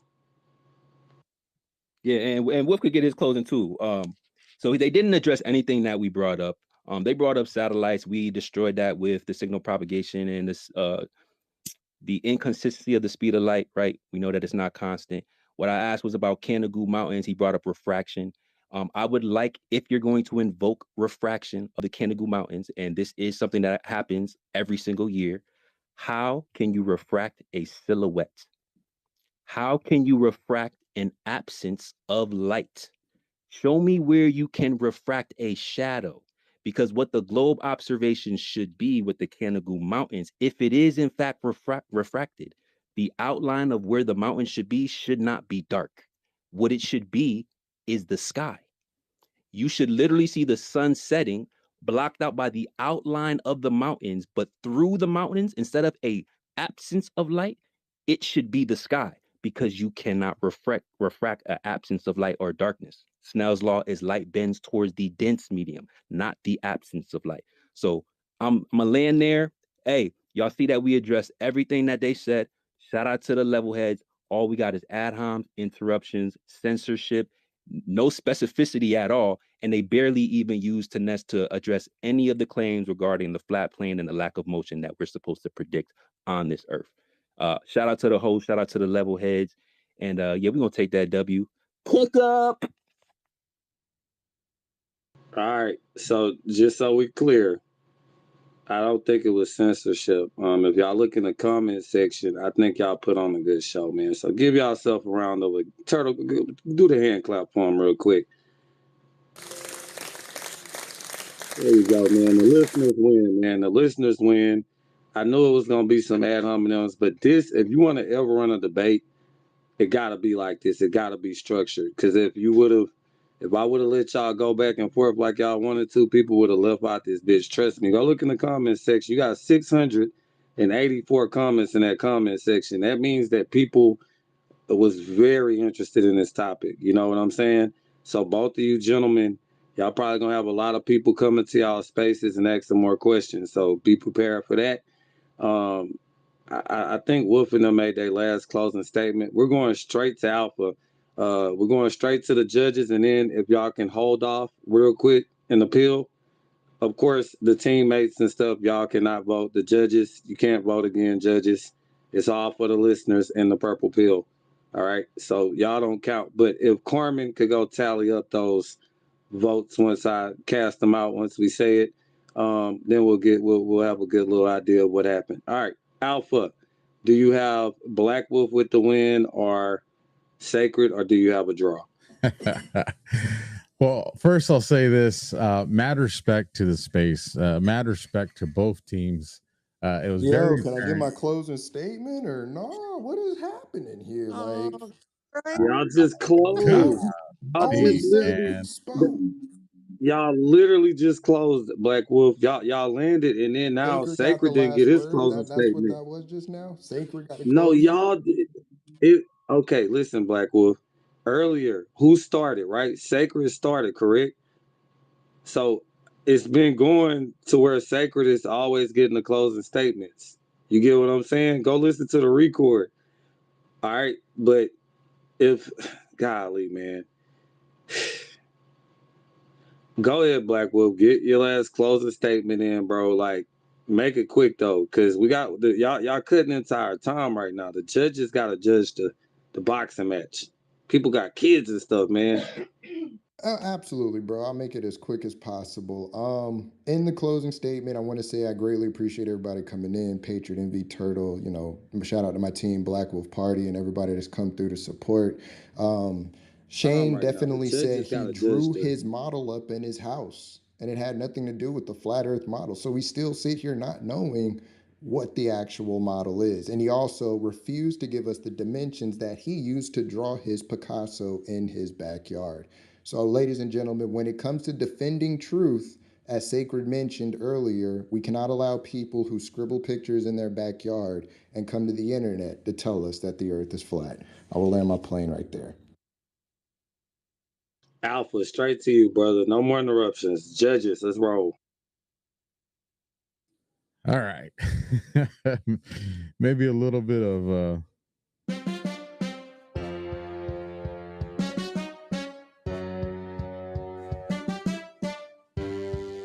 and with that, I would say both of these teams, once we got past, a lot of it was actually a very spirited debate. It was very apparent that the folks on both sides of these teams are all smart people. I don't think anyone's going to walk away from this saying that, hey, you know you guys were dumb. It's very smart people, very intellectual people that were able to articulate their points in some fashion.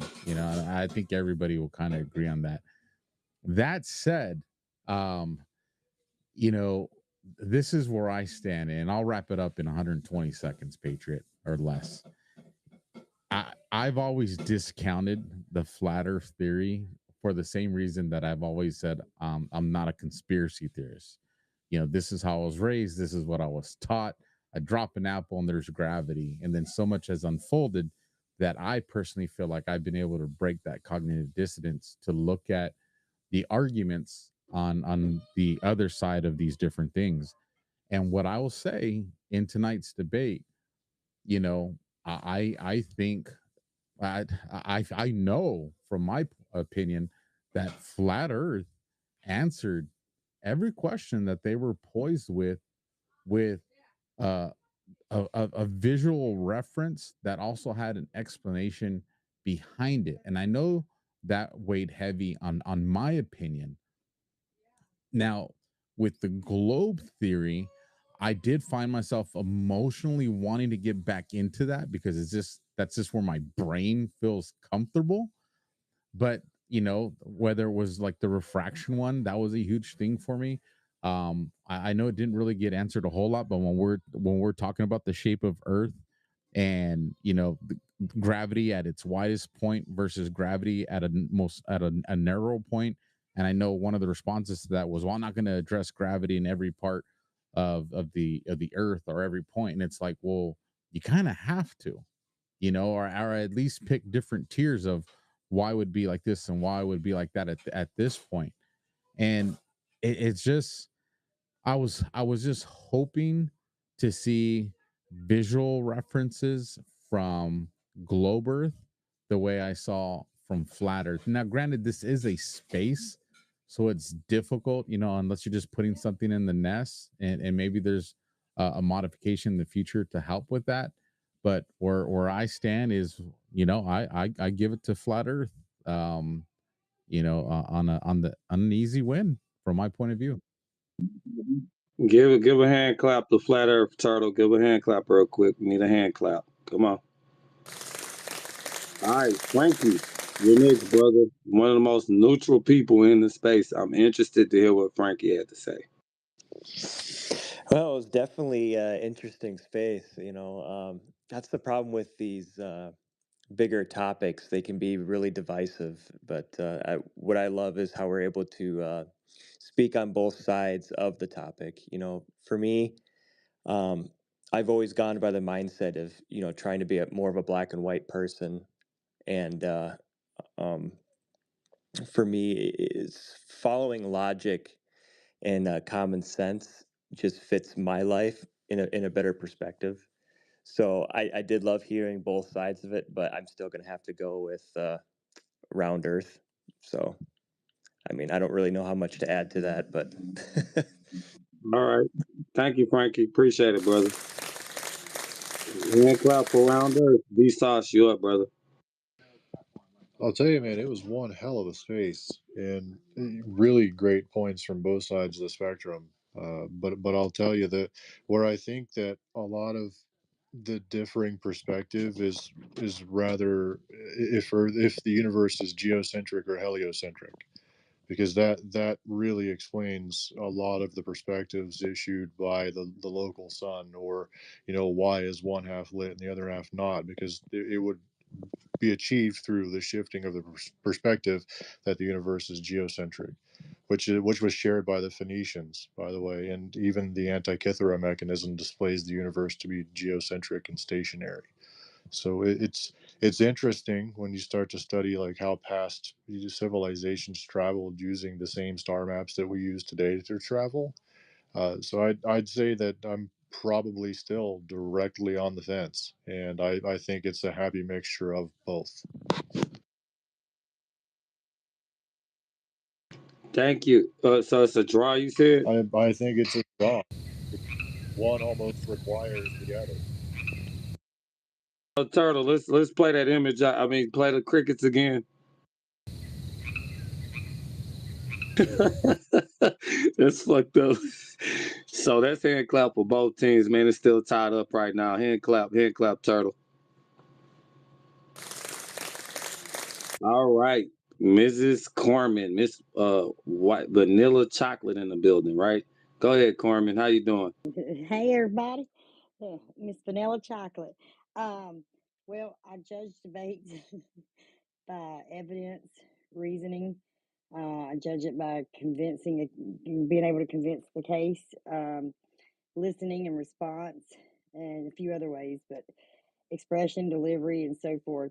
Um, I'm sitting here and I am for one thing because that's what I believe, but I'm always open and I remain teachable and I always want to learn. And so I'll say that both sides convincing in their case, not a lot of listening to one another. I think in a debate, we should try and listen to the other debater and try to sometimes see where they're coming from, acknowledge it, and then come back like that. So, expression and delivery. I think both sides had a really good with that. I think that the talking over each other just comes sometimes and makes it a little interesting. And it shows the passion. But I will have to say that I go with the Round Globe Black Wolf and team. All right. That's a hand clap for Black Wolf and them, Turtle. Let's ride. All right, Black Wolf and them got the edge. All right, Sugar, you up. Hey, what's going on, everyone in the space? Beautiful space. Um, I'm not gonna lie, going down my timeline, I am a flat earther. So, but what I will say is that I've heard some things on the globe earth side that I didn't hear before, but that's not gonna change my mind. So, my vote is to flat earth. Sacred's team. Thank you. You got Flat Earth, you said? Of course. All righty. All right, that's tied up again. Rachel, you're up. Oh my god, guys, this is the thing is that flat Earth, man. Do you need music? You need music to help you? Give me a little violin, Alpha.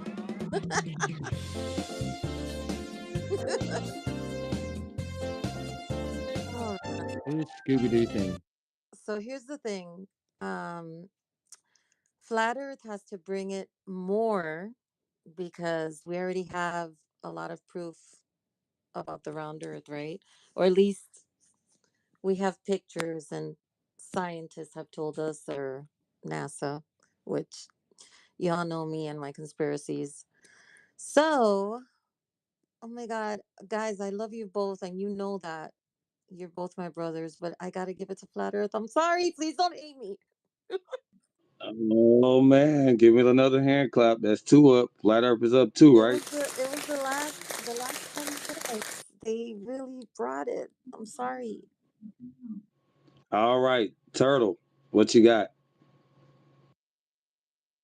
All right. Well, I think first off, I'll start by saying that everybody had great observations and numbers. Um, I think we need to keep in mind that the shape of the universe and the shape of the realm that we live on are different conversations. Uh, as far as science, NASA is the Third Reich. Operation Paperclip was just us bringing everybody over here. So I have never believed anything NASA's ever told me. And science also says The science that gives you all those measurements and numbers is the science that says cannabis is bad. And then pilots that fly the fastest airplanes in the world while they're doing their other maneuvers and they're flying like 10 or 20 feet above the ocean, they're not adjusting down.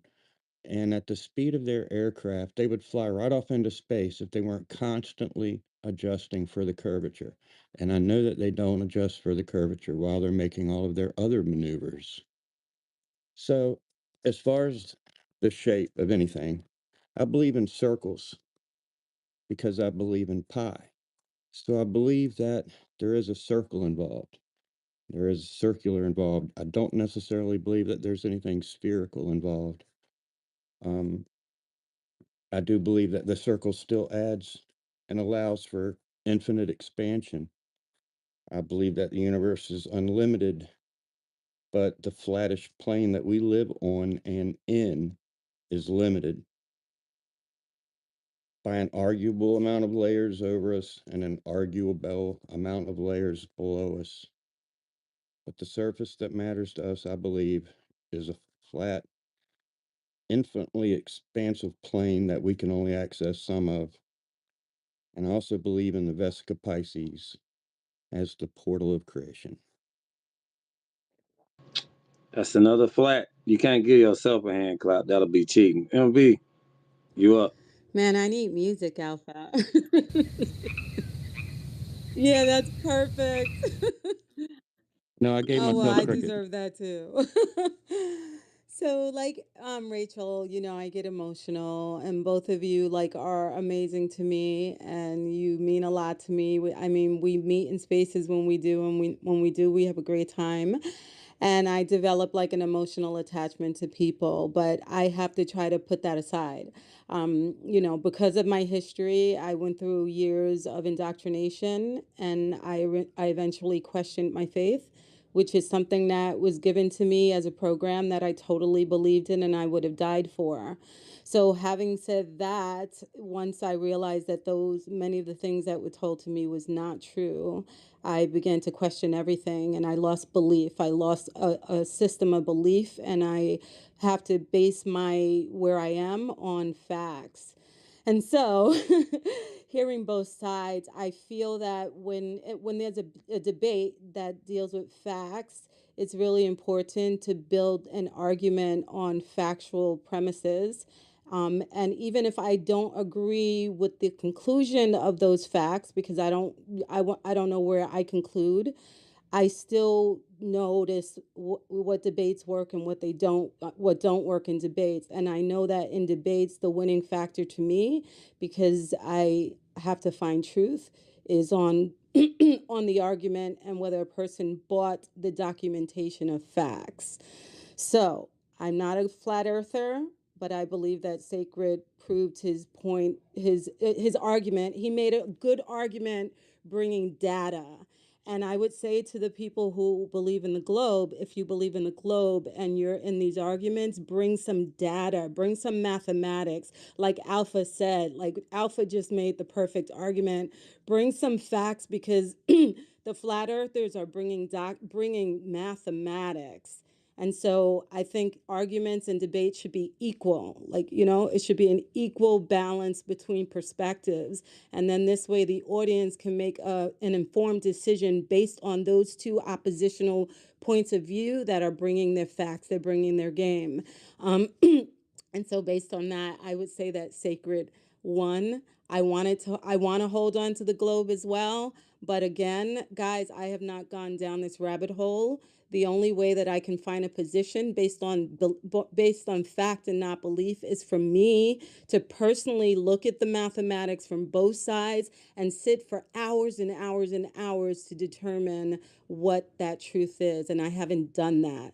So therefore, I don't have a position on the shape of the planet. But as far as the debate goes, this is a debate. I would have to say Sacred. But Black Wolf, you do it all in the other stuff. But this, I would just say Sacred brought a lot of math to the game. Well, last but not least, the old I got to Patriot. jump in. I got to jump in. Because even though I gave myself crickets, it was still a win for Sacred's team. Because I do think if I walked in here tonight and I didn't have an opinion, the argument was probably a little better and a little less confusing. So that's still going to get this. All right. It looks like Flat Earth is gonna pretty much pull away. But before I give my final thing, Black Wolf, great debate, brother. You battled against. I'm gonna keep it real with you. Before this debate happened, I thought you was gonna get squashed. I thought it was like Sacred and mutilated people. Everybody in here that knows Sacred knows that Sacred has mutilated people on this app. You understand me? So that's first off. So give yourself, you and your team, a pat on the goddamn back. Because to be honest with you, bro, y'all held it down. And I'm going by what the listener said. Y'all boys pulled in thousands of people tonight. You know what I'm saying? Like you had a stream going. I don't know that we ever had a space this big on Flat Earth, but congratulations to y'all too, man. Straight up. I like both sides of how y'all broke it down. Y'all broke it down to me, y'all both broke it down as best as y'all could to the listeners. So that you got some points to me on that. I'm gonna have to go with Sacred 100%, but Flat Earth, and that's not because I'm biased. I'm going by evidence and the fact that a lot of questions that Sacred asked did not get answered at all. Like I'm just being honest. Like y'all, he asked y'all questions, but then y'all answered with more questions. None of his points, none of his posts that he put up there ever really got responded to. But y'all did hold it down. Y'all did come with the information. I'm trying to be as unbiased as possible. Make no mistake, Sacred. Remember when Leonidas hit the Greek king god in the face with the the staff or whatever when he threw it at him at the end on 300? I think that Black Wolf made you bleed a little bit. I think he made you bleed a little bit. I will say that. And I'm being real with you, brother. I think honestly he made you bleed just a tad bit. So Black Wolf, I mean, keep pushing, bro. Keep pushing. We'll do this again next year. Shout out to everybody, man. Everybody wins. Hold on real quick. Hold on. What is MB saying? Oh, anyway, yeah, by the way, man, they got some hate. They got a hater in the building talking about if y'all came to a flat earth space, they lost respect for y'all. I'm not gonna give her name.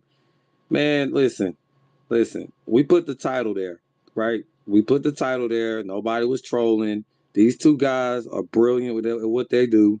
They know how to argue very well with each other. I think the 600 people or the 500 people that stayed during the entire duration of this space would agree that we got our time's worth with these two gentlemen bringing this debate. And, like I said, people get to send this and play it around. You can share it out. It's a recorded space. It's a lot of good information that came from both sides, period. So to the person, I'm not going to say your name. You always hating every single time. I think we really should say her name so everybody in this No, entire no, room no, could no, block her, don't. and then she I don't, wouldn't I have don't, I don't anywhere want to. to I go. don't want. I don't want to say her name because she's seeming to like troll every space now. Like, Yeah, she's a sent clown come to troll, and it's hilarious. bro, we got 715 comments, right? So to me, that means the listeners were actively posting in the comment section.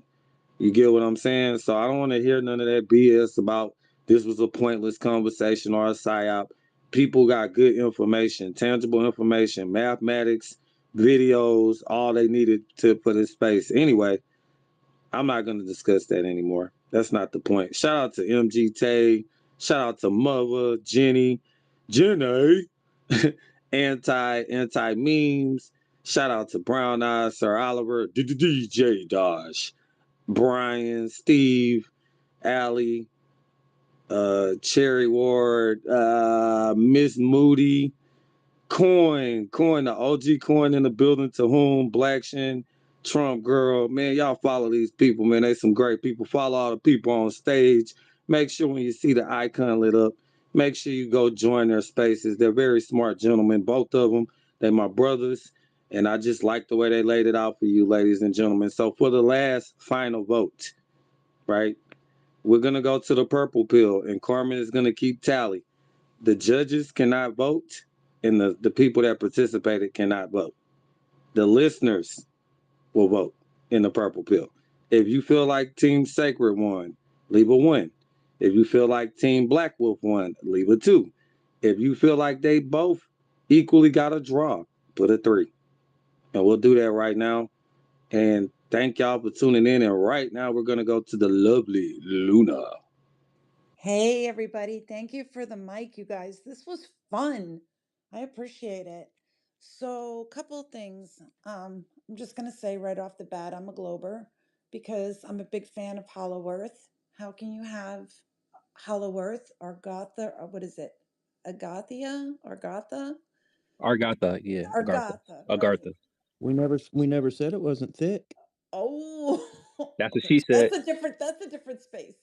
Um, so you can't have Hollow Earth without the globe, right? And the other thing is that I put in the space about how they constructed the largest or longest suspension Is bridge. somebody talking? Yeah, Uh-oh, Rachel Yeah, Luna can't hear is me. Luna. Luna. I'll bring you down and bring you back up. Okay. Okay, Okay. good. You can have a hollow earth on a flat plane, guys. Like it's not 2-dimensional, just so you know. There is depth. There's actually 8 miles of depth that we was able to substantiate. Can't get past that though.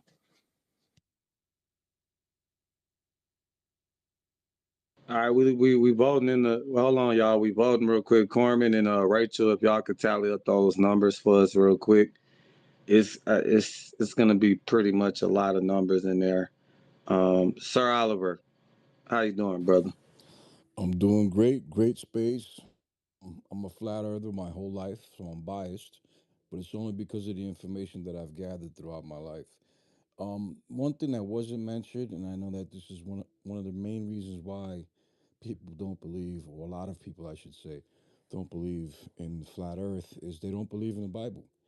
They don't believe in God. They don't believe in Jesus. It's all there. If you read Scripture right from the beginning, it's in that book, and you can't, you know, negate what's in that book entirely because it's the most read book in the history of the world. It's all over the world. You have opinions based by humans from all over the world, and so what we're experiencing right now, in my opinion, is a telltale sign of what took place in this debate. You have people who are indoctrinated and have been their whole lives. A lot of people are realizing that now, and they're starting to see things differently. But you have those that are so hooked on what they've been shown or made to believe since they were young that they're just not going to let go. A lot of it has to do with pride, in my opinion. A lot of it has to do with the fact that maybe they haven't seen enough. Um, if you follow Eric DeBay, he laid it out better than anyone I've ever seen.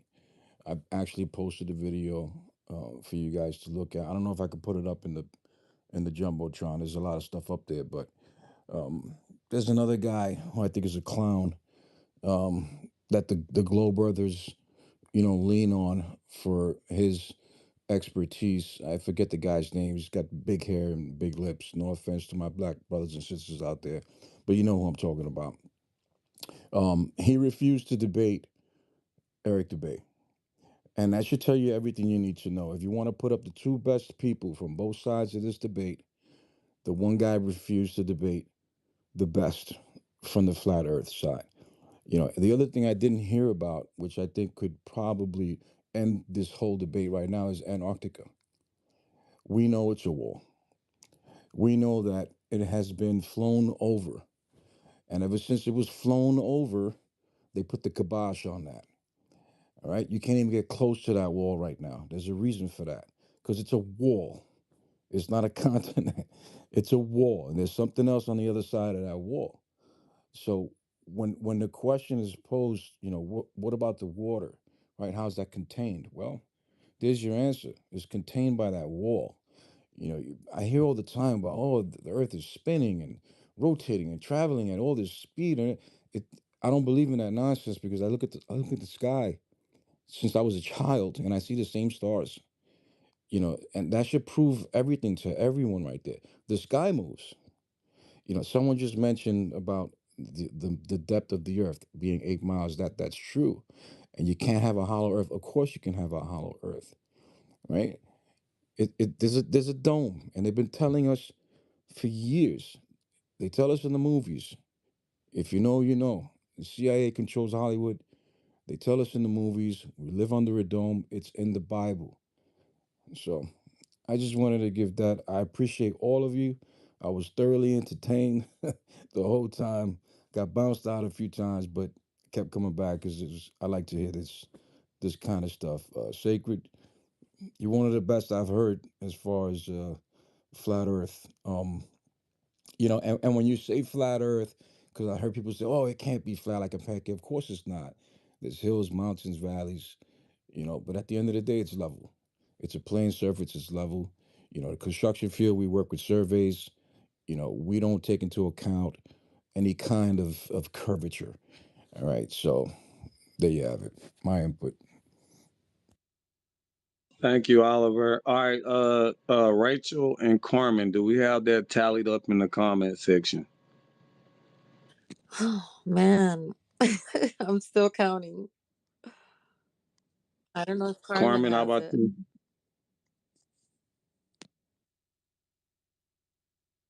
Wait, we're gonna wait till we get those votes. Black Wolf, no, don't play no music. It's late. Never mind. Don't do that. Go ahead, Carmen. I'm with Rachel. I'm still tallying up, Patriot. All right, Luna, go ahead. Thank you. Rachel, I hope you could hear me. So, anyway, I was saying that I put in the bubble about how they built the longest suspension bridge, which is the Verrazano Narrows in New York City, and they had to account for the curvature of the earth in the building of the bridge so it would stand. And I kind of feel like, why can't both be true? Why can't we have the firmament and be round? Why can't both be true? So I'm just kind of there. I think both arguments were awesome and just really enjoyed the space. Thank you. Hey, if I may, Patriot, no offense to everybody who wants to speak, but I'm an iron worker. I've worked on that bridge, and that's known as You also said you were a flat earther your that's whole life. that's known as a camber, right? So when you build buildings, bridges, you have to account for the camber because of the weight that's going to cross on that bridge. You can't build it perfectly flat because once you start adding weight to it, that's going to give and that bridge will be destroyed. So you have to create a camber. Even in steel beams, when you build a building, there's a camber in every beam because they allot for the concrete and the aluminum decking that goes on top of that beam. When that settles, that beam will find level, perfect level. Otherwise, the building will collapse. All right. Plumb and level is everything when it comes to building. Whenever you see a camber of any sort on a bridge or any building, it's because it has to be able to withstand the weight. All right. So I I've heard that many times, but I'm sorry, it's Yeah, but I flat. also heard that you said you knew flat earth theory your whole life. So you're telling me you were the first child ever introduced to flat earth before you went to school. And I find that to be really, Who's saying that? really, Who's you talking right you now? literally have it on the record that you said But you've been a who's flat talking? earther. This is Black Wolf. You said you've been a flat earther your entire life. And your entire life means even through your childhood, you never thought about globe theory even once. You never even got a high school diploma understanding globe theory. So when I hear people say stuff like that, we weren't allowed to What speak this on guy those things. No, no, do? no, no, You no, no. sound Remember, I mean, hold on. hold I on, hold did on. You listen to.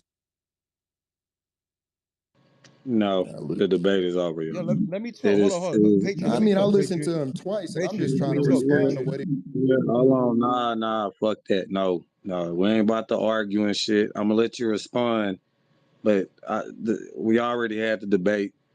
I'm about to end this space because I don't want this tainted with arguing back. Nobody wants to hear that shit tonight.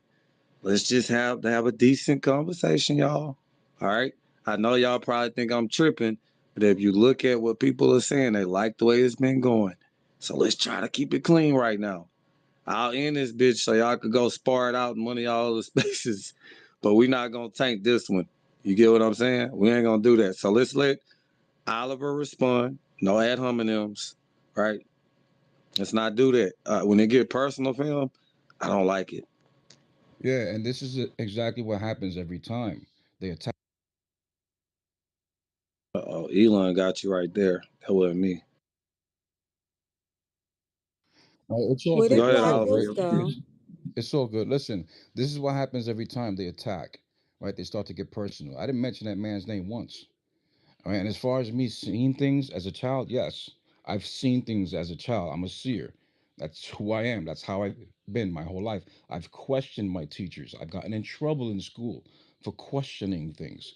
Okay, to question my education, and who I am as a person. Who This is what happens with people like this. They have nothing. So they attack you. All right. So, Patriot, I'm not here to disrupt the space. Oh, you I good, gave you my good, piece. you good, You're bro. my Nah. brother. You know I respect you. You respect me. I know it's mutual. But when guys like that come at you sideways, it that just proves who they are. You understand? Well, and to your point, Well, Oliver. no. That's not true. Because when you in the middle of a debate, you say things you don't mean sometime. And we know it's testosterone. Like when you get in a boxing ring, me and Alpha know this. We're saying things to each other, building up to the fight. We're saying fuck you and all this shit. But then after the fight over, probably 95% of the time, we give each other a handshake and a hug, and we be like, "Hey, I didn't mean that shit. I was just tripping." And sometimes they mean it, but most of the time we dust each other off, be like, good luck, brother. So that's what this is. We're not gonna tank this space right now. Go ahead, Turtle. I was just going to say to Oliver's point, a friend of mine is a bridge engineer and he's designed some really, really big bridges and he really hates ordering too much stuff and he agrees with us. All right, let's go to Corman and Rachel. I Did know we Black got some Wolf fall tallies. out? Oh, there he is. Okay, good. Yeah, he did. But after Corman and Rachel go, we're gonna end this space, and they could go. You know, I guess we could like have an after space, but I don't want to tank the recording Yeah, because with we want the record not to go forever so people will actually replay it. exactly. All right, so let's go to Corman and Rachel, and then we're gonna have an after space. So just save your comments, please. Thank you. Go ahead, Rachel and Corman. What's the tally? My bad.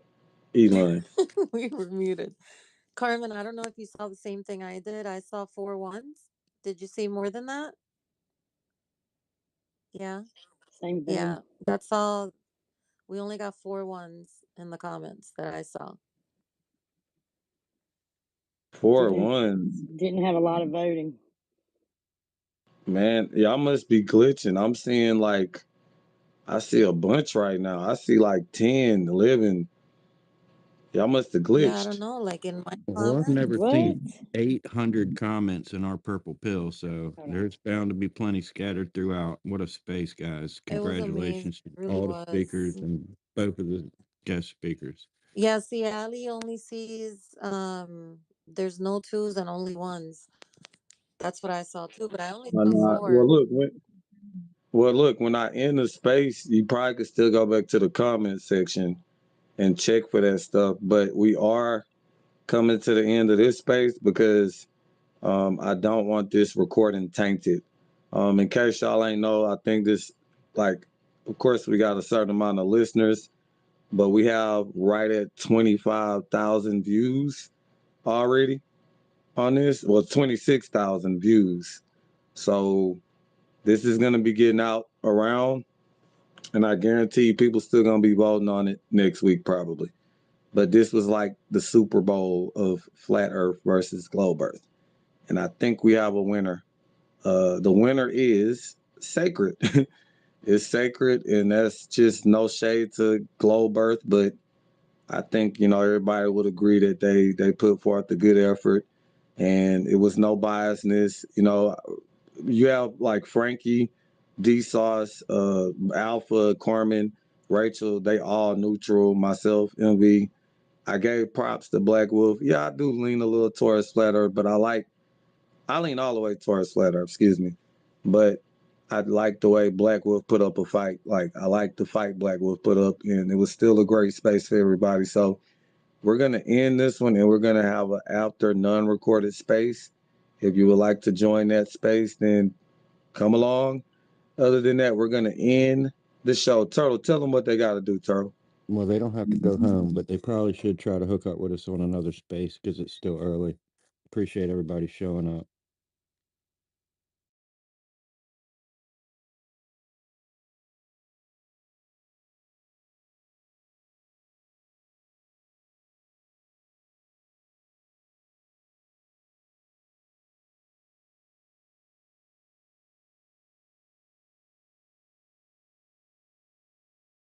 Everybody here?